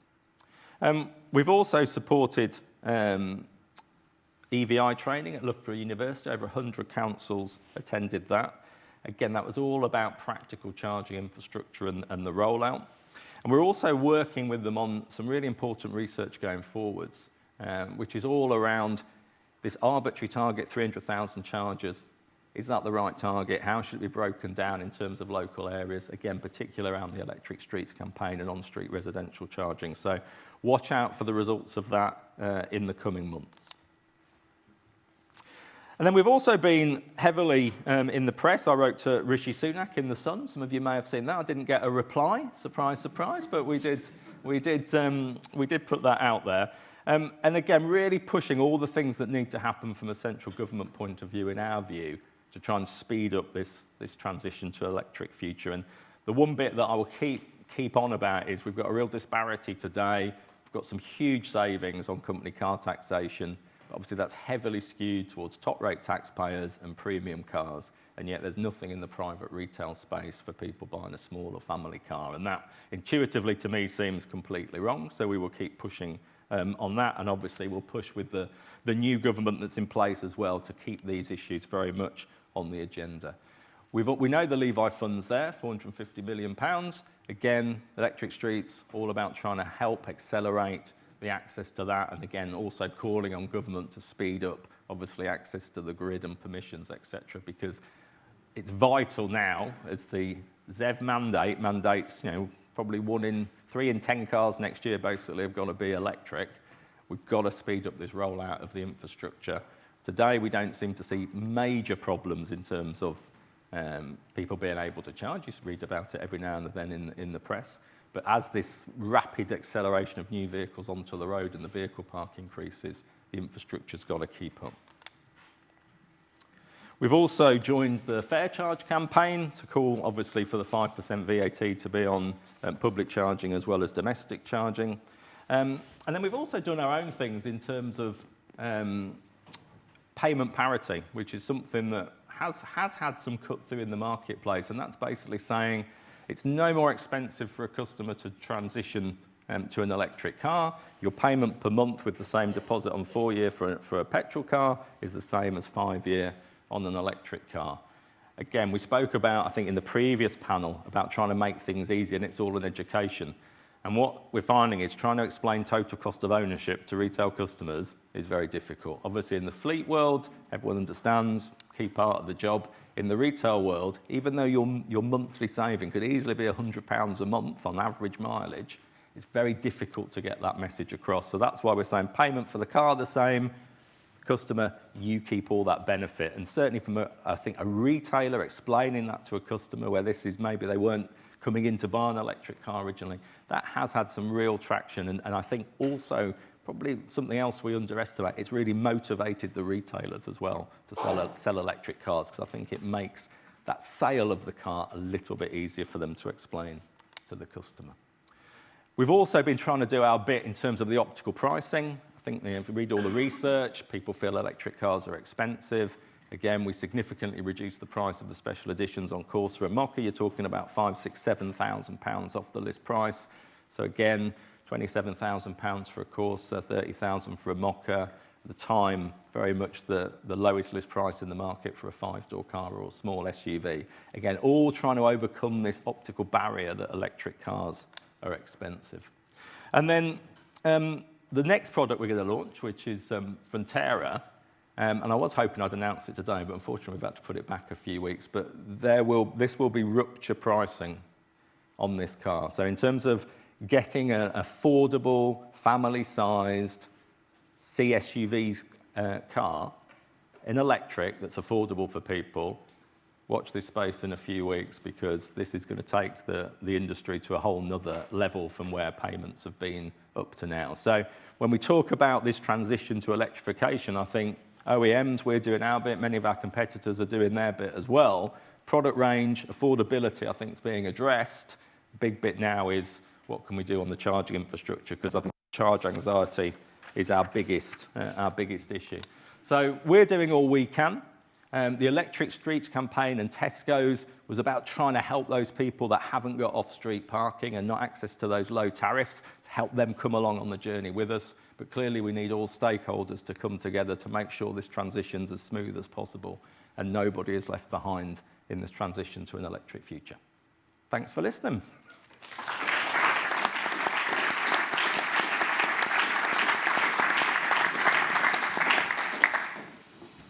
Thanks very much indeed, James. Some really powerful insights there coming from one of the UK's leading OEMs. So straight onto the panel discussion side. We'll run the panel discussion for about 15 minutes, and I'm keen to allow some good time from the audience for such a superlatively good panel. So Chris, if I could come to you first, but first to introduce everyone. So first, Chris Pateman-Jones, who's chairperson of Charge UK and also wears the other hat of being the founder of Connected Curb, obviously a partner with Vauxhall Motors. Jacob Roberts, senior policy and strategy consultant at Cenex. Kim Royds, mobility director at Centrica. So thank you very much indeed for all joining us. Chris, I know in my conversations with Vicky Reid at Charge UK, who obviously you work closely with, she told me that the sense of public perception around public charging is that it's around 2 years behind where it actually is in terms of charging in the ground. What's your sense of what's going on there? Yeah, and firstly, I should apologise. You're all suffering from only having me today and not Vicky. Vicky was here yesterday doing a presentation. I think did a fantastic job following up on the interview she did on the Today programme yesterday morning at 6:20, talking about the report that was released yesterday. But subject to, hopefully I'll do a decent job on this, but I think the point she was making yesterday was that the industry is 2 years ahead of where public perception is. I would say it's actually probably worse. I'm pretty fanatical about EV. My family are probably 2 years behind where the market is actually. I'd say most people are quite a long way behind that. And that is probably exacerbated by the fact that the EV charging market has moved on and made massive strides in the last couple of years. The point that Vicky was trying to get across in her presentations and interviews yesterday was Charge UK released a fantastic report which talked about the work that its members are doing and others across the industry are doing. And to the point of keeping up, I'd say the problem that the charging industry has at the moment is actually moving ahead of the EV sales at the moment. I think there's going to be a lag and there's always going to be a degree of tension that takes place within that. but the statistics are pretty clear. In the last year, the EV charging network has grown dramatically, and I think actually the statistics, when we just talk in pure numbers, probably underplays the progress that's been made in terms of the type of charging that's been deployed. And I think equally we get slightly confused in terms of there's a lot of nuance in the charging infrastructure that's out there. As the report tried to get across yesterday, the vast majority of people are charging at home on their driveways. If you have a driveway today, the progress that the rapid and ultra-rapid charging networks have made on motorways and in destination locations means that you can make the switch to EV in almost all parts of the UK now. When you're driving long journeys, there are abundant rapid charging solutions out there, to the point where, I don't know whether anyone else feels the same way, but when I'm on motorway service stations, I'm typically feeling sorry for the CPOs because there aren't enough cars charging in the locations. That isn't the case when you look at the type of charging that Connected Curb does. So if you are relying on parking on public streets, it is still difficult. But there is a massive portion of society that could switch that isn't. And I think that's because of that lag of 2 or maybe more years in terms of where the charging infrastructure might be. But there is huge progress that's been made.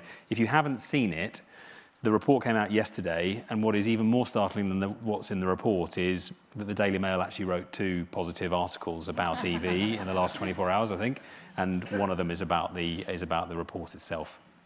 The report, which was announced live here at the EV Summit by Vicky, I'm delighted to say. Kim, so you lead on the consumer side at Centrica / British Gas / Hive. Take your brand pick as you wish.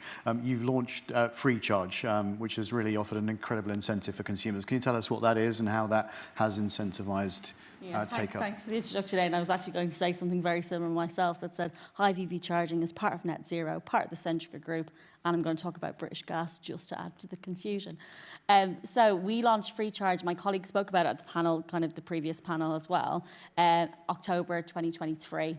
And basically, it's a year's worth of free driving, or the equivalent of 8,000 miles for drivers. Now, as part of Net Zero Week last week, we announced that we've actually given away 8 million miles of sustainable driving since then, which I think is, quite a massive number. And I have it on good authority that's the equivalent of driving around the world 321 times, if anyone is interested.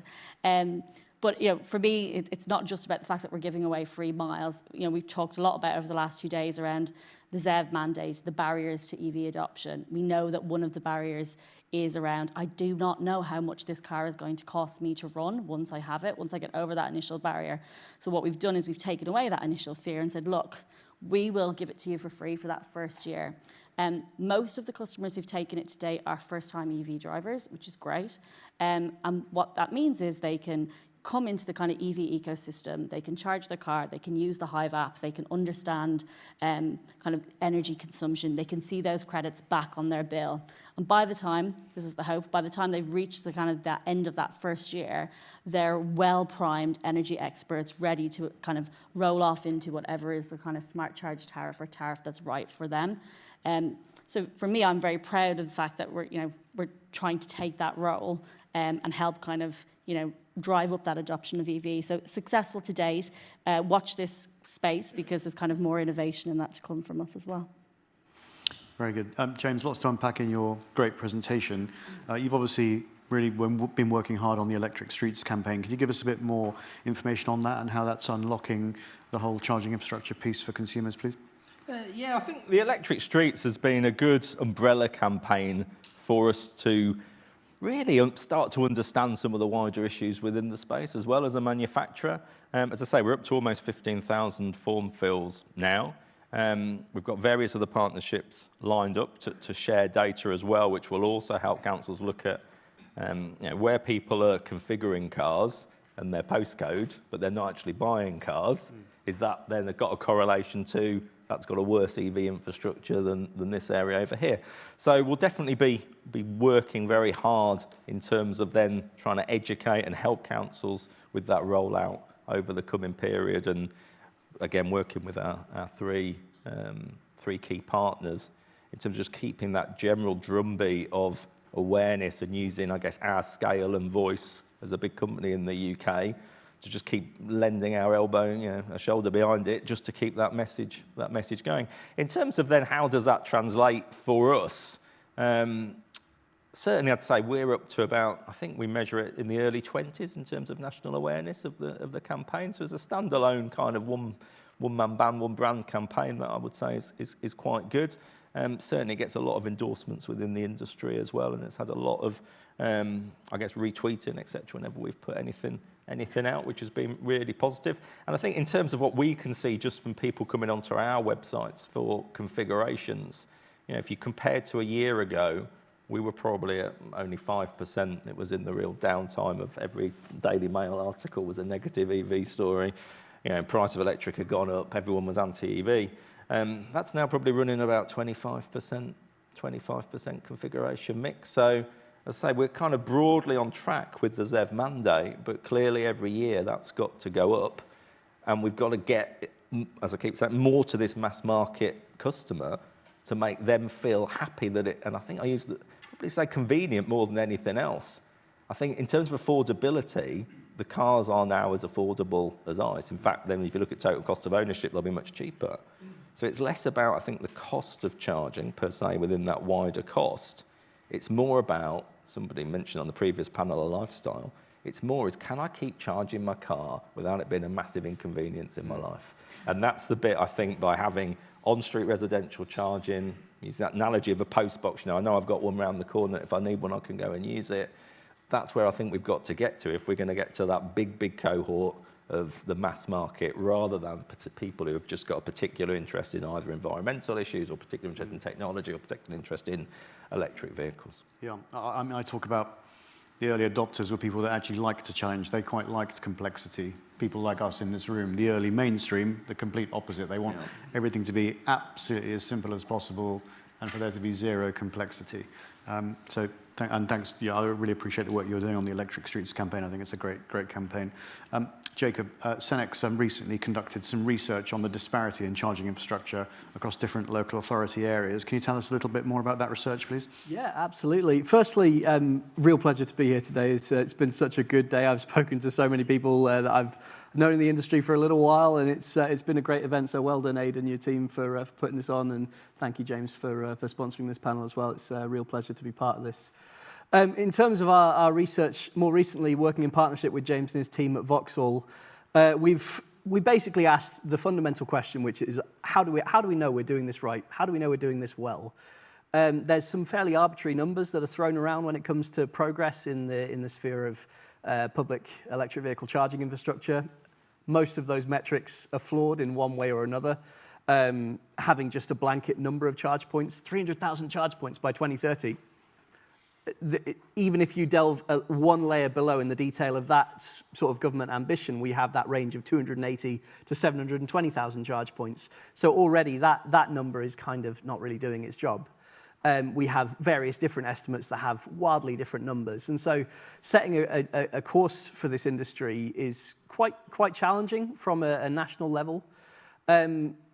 As an organisation, Cenex wants to try and dispel some of this uncertainty and address some of these complexities in the way that we measure and monitor progress. And so really pleased to have been working with James's team on a project looking at that specific topic. So to give you a sneak peek of some of the findings, the report will be launched later this year. But we've done some really good work that's been contributed to by Chris and by others within industry to try and identify what does a good metric actually look like. And we've come down to it being actionable, scalable, measurable, and relevant, which sounds like buzzwords. But actually, when you look at the metrics we're currently using and compare them against those 4 indices, none of them tick all those boxes. So we need to do something different. And one of the really interesting things we've found from our research is no one metric, no one way of measuring progress in this industry works for all of the different types of charging infrastructure.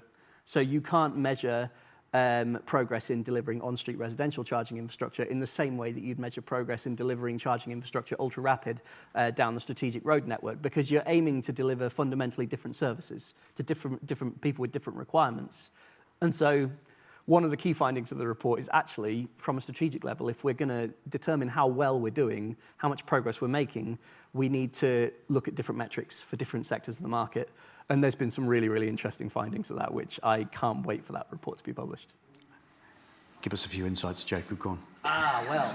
Spill a few beans. What I can tell you, without getting into too much of the specifics, my personal favorite takeaway of this research exercise. So in the on-street charging sphere, so on-street residential charging, we determined that an ideal metric takes into account how close the charging infrastructure is to where people live. So we express that in terms of the distance walking time to the nearest charge point, but also how many charge points there actually are. So you could have a neighborhood, particularly in somewhere like London or a big city, where you have 100 people living within 2 minutes walk of a single charge point. So on one side, that looks great because they don't have to go that far for that charge point. On the other side, it looks bad because that's 100 people fighting over a single charge point, which is why having those two indices is really important. How close is the charge point and how many charge points are there? And having done that analysis across all of the local authorities in the UK, the really, really interesting findings are that most of the London boroughs are literally years ahead in terms of matching supply and demand. They are years ahead with the amount of supply of infrastructure versus the actual demand for infrastructure in London, whereas the majority of local authorities in England, Wales and Scotland are 1 or 2 years behind, with a few lagging way back and a few that are sort of in the middle. There's a very, very good diagram which is going to get released in the study, which will open a few eyes on that topic. An aggregate 7-year difference between London and outside London. Absolutely. Right, amazing. I just think that's a really weird outcome, right? Because when you look at commuting distances, people don't drive by car to commute in London. So it's very, very strange that London boroughs are so far ahead in that, because, and equally from a CPO's perspective, it's literally from a utilisation perspective one of the worst places you could go, because no one's charging, because they're charging or they're only needing to charge their car once every few weeks. By contrast, when you go to some of the outer boroughs where people have less positive transport experiences, it's just a very strange outcome that we've got there.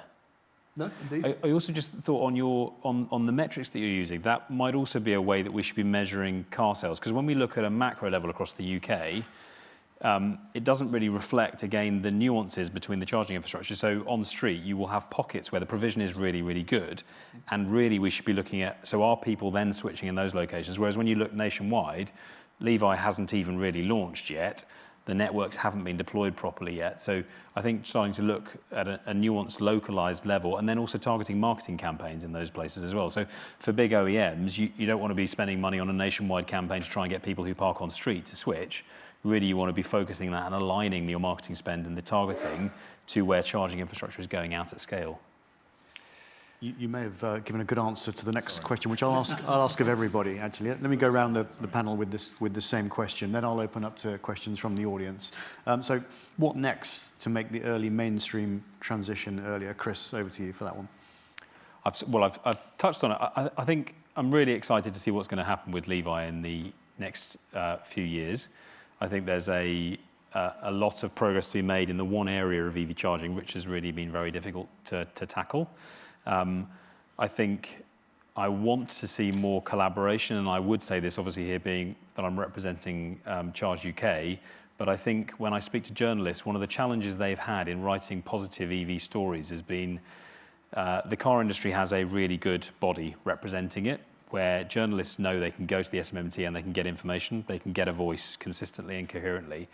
The charging industry hasn't necessarily had that, and so I'm really proud of the fact that Charge UK was set up last year and is now, from yesterday, first proper instance where it came out with some real positive and an alternative narrative, or maybe some clarity on the way that we see EV charging infrastructure. And so I hope that you'll start to see some more progress on that, so that maybe we start to reduce the lag between the reality and what people anticipate. Yeah, I'd be keen to help you get journalists to go to Charge UK as their first port of call for information. Nice plan. My open request to everyone is to do that. Very good. Kim. I mean, I'm going to keep it very domestic charging focused. But I think we spend a lot of time talking about how convenient and easy, at-home charging is. A piece of research we did recently, and talking about that kind of next wave of EV drivers, is they are less tolerant. Their expectations need to be met more consistently. They're less okay with kind of blips in the road. Connectivity for me is one of those issues. We talked at this morning's kind of panel, the Connect panel talked about the 99% uptime in public charging. But actually there's this wave of requirements coming through for at-home charging to have the same level of uptime. And for a small percentage of our own customers, they're really impacted by that. So I think for me, it's like getting that that experience consistent for every type of driver. And we've got our own challenges within domestic charging. We're not kind of without, it's not a, we all sail off into the sun because we have a driveway and we can charge. So yeah, that for me is something very kind of poignant that I think we're spending a lot of time focusing on at the moment. Very good. Jacob, what next to make the early mainstream transition easier? I'm going to use a topical football analogy, if you don't mind. So I feel like what we've done in the EV charging sector and the EV space in the UK is we've assembled a team of world-class players. And what we absolutely need to do now is allow them to play the game in the way that they're really geared up to play. What we don't want to do is park the bus. This all seems quite familiar and maybe a little bit of a sore topic for a few people in the room. But I think there's a real opportunity to get a bit more specific about this. There's a real opportunity with a new government coming in now to dispel any of the uncertainty about the direction of travel. I think, without wanting to be too critical, or maybe wanting to be critical, I think the previous government did quite a lot of damage to consumer perceptions of EVs with a number of very, very high-profile announcements that were quite counterproductive to the interests of this sector. But also just a general rhetoric that I think, if nothing else, introduced doubt in the direction of travel from ICE to ultimately electrified mobility.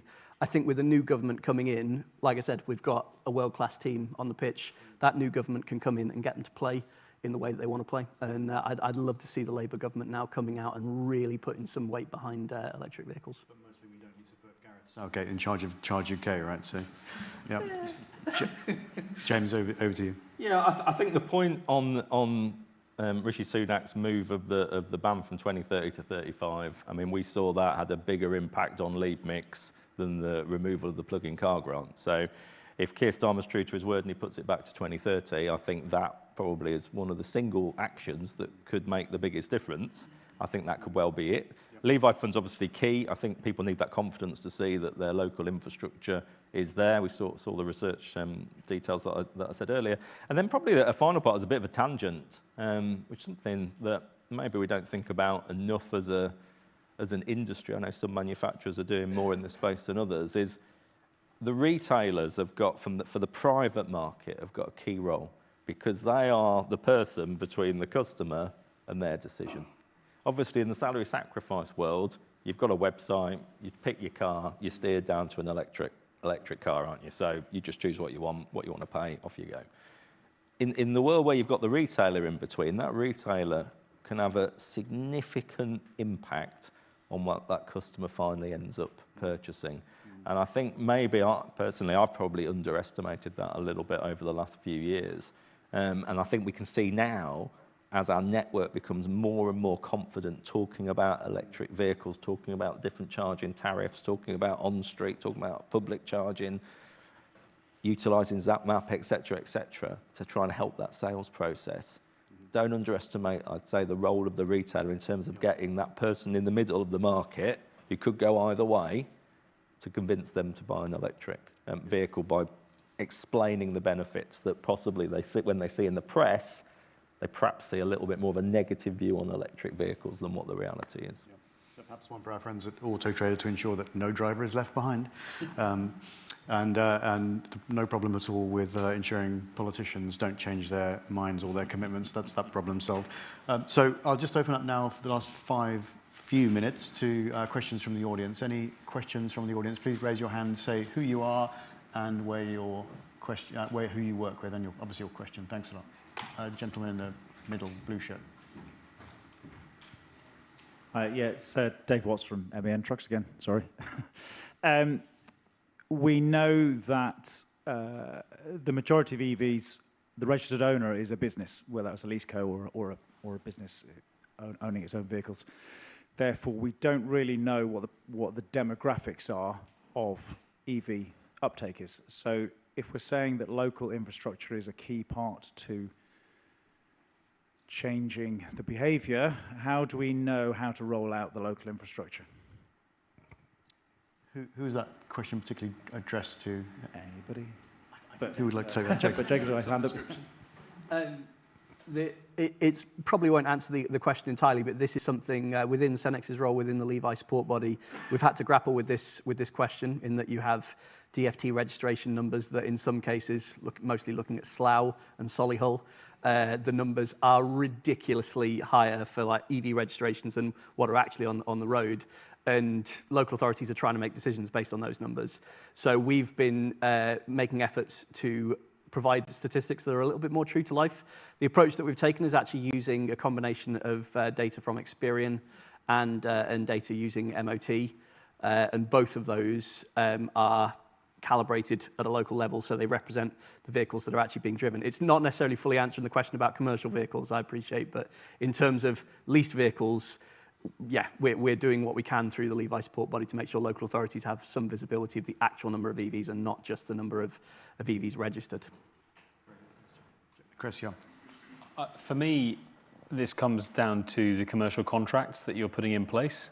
So if you get the contracts right, no one should be deploying for the EVs that are on the road today. They should be deploying for what is needed within the communities that you're trying to serve. And if you have good long-term contracts in place, you can incentivize CPOs to be deploying infrastructure, recognizing the lag that you have. So for my business, if I go and deploy on a public street, typically no one has an EV on that street because they're not going to buy the EV until they know they can charge in a location. What we have to try and do is to try and focus on the marketing and the communication in the consultation phase before you put charging points out to try and reduce that lag as far as possible. But when you look at the demographics in an area and you can look at the commuting distances in those areas, parking availability, number of people who park on street, you should be able to work out within range the number of charging points that you need. The key point is you need to be able to give the CPO confidence that they're going to have enough time to earn that investment back. So I see still quite often contracts that are too short to allow you to be able to earn that investment back without stiffing the customer. So you have to try and get a long-term contract in place. Otherwise, you're going to see charging tariffs being extremely high. And if already as Charge UK and many of our members are getting pressure on why are tariffs expensive, long-term contracts allow you to keep tariffs lower. Thanks. Another question from the audience. Raise your hand, please.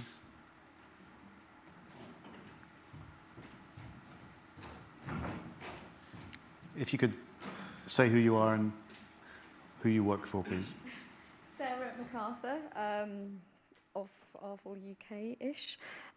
So salary sacrifice and company car has made a huge trajectory in the adoption of EV. What are the panel's thoughts with a new government on a salary sacrifice / company car scheme which is open to all?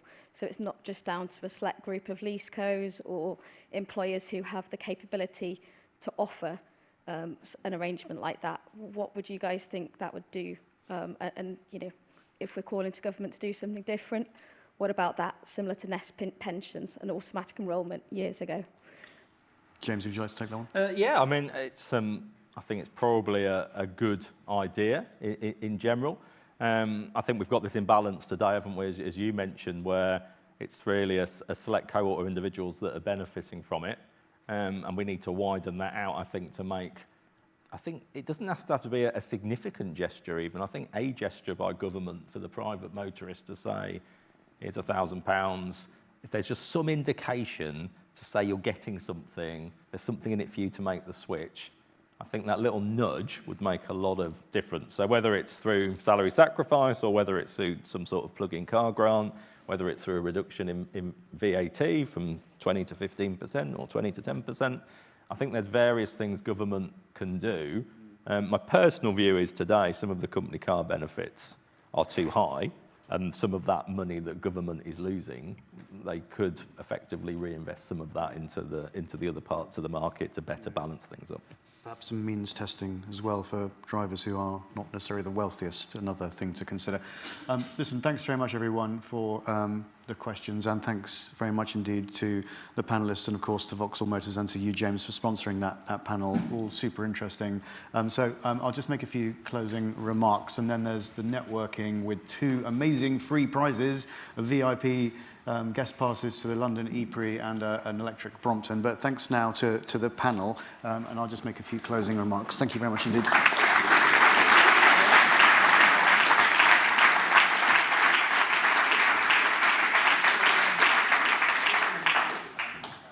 I mean, just an incredible 2 days. We measure a lot of metrics around the success of the EV Summit, and I can tell you that on every measure that we have, yesterday and today have been the most successful days in the 7-year history of the EV Summit, and that's all thanks to you, the delegates, the sponsors, the exhibitors, all the partners of the EV Summit. So thank you very much for such a great summit. I'll just make 3 very, very quick points, and then we'll dive into the networking, have a drink, and win some prizes. The 3 C's, comms. Communications is absolutely key, obviously, to explaining to the early mainstream how electric vehicles work. So we really need to work on the communications of EVs, which are, frankly, more expensive and more difficult to refuel than conventional cars. So it's a world of complexity that we need to clearly communicate to this early mainstream. Second of the 2 C's, collaboration. I mean, it's been palpable, the sense of collaboration amongst you all in the room here in the networking areas, people very positively, very creatively, very collaboratively sharing ideas on how we might work together, how solutions might come together, who to work with.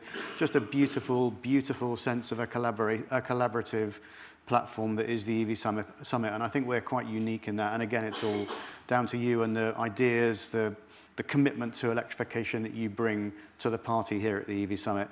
And the final C, a composer. I mean, what a beautiful piece of music from our composer at the beginning of day 1 and day 2 to Violetta. She composed that music and 2 original pieces of music that we set, I think, to a beautiful song about the beautiful world that we want to see. That's the whole purpose of e-mobility, right? To ensure that we have the stable ecological equilibrium that we currently enjoy, that our societies and our economies are based on. That's the reason for being in this world of e-mobility. That's the whole reason we're doing this whole thing. So I'd like to just lastly thank Jill. Jill, would you like to just come up on stage and say a few closing words? Jill, for those of you who don't know, is, I think, to my mind, the queen of EV in the United Kingdom. I'm absolutely delighted that she has joined us here at Green TV Media. Jill, what have been your impressions of the EV Summit for the first time heading up the summit? Wow, thanks so much, Aid, for giving me no notice of doing this, pretty much. So that's very, very kind of you. But I've heard so many conversations echoing what you've said, Aid. And actually I've overheard a few as well, which I think is even better. People having really, really useful conversations that very, very quickly become quite commercial. So I'm really hopeful that it's those conversations that will really lead to some really fantastic business outcomes for people here. And it's not just this 2-day event. And, I've said this to millions of people over the last 2 days. It's less of an event, but more a business development platform, actually. And we can work with you and continue to support you over the next 12 months or however long you need us to work with you to help you in your business needs. There will be a survey that's circulated post-event, so I really encourage you, please fill in that survey, because we really want to hear the highlights, so what's worked really well, and actually, is there anything we can do? What can we do to adapt the summit going forward to even better meet your needs? And it would be so remiss of me not to mention that we have the first US EV Summit, 15th of October in Austin, Texas. So even if you have a mere inkling of an interest in the US, please talk to myself or any of my wonderful Green TV colleagues about that. Aid, you've created an amazing legacy in the EV Summit. We're in the 7th year now, and it's just going to go on from strength to strength. So thank you, Aid. Thanks very much.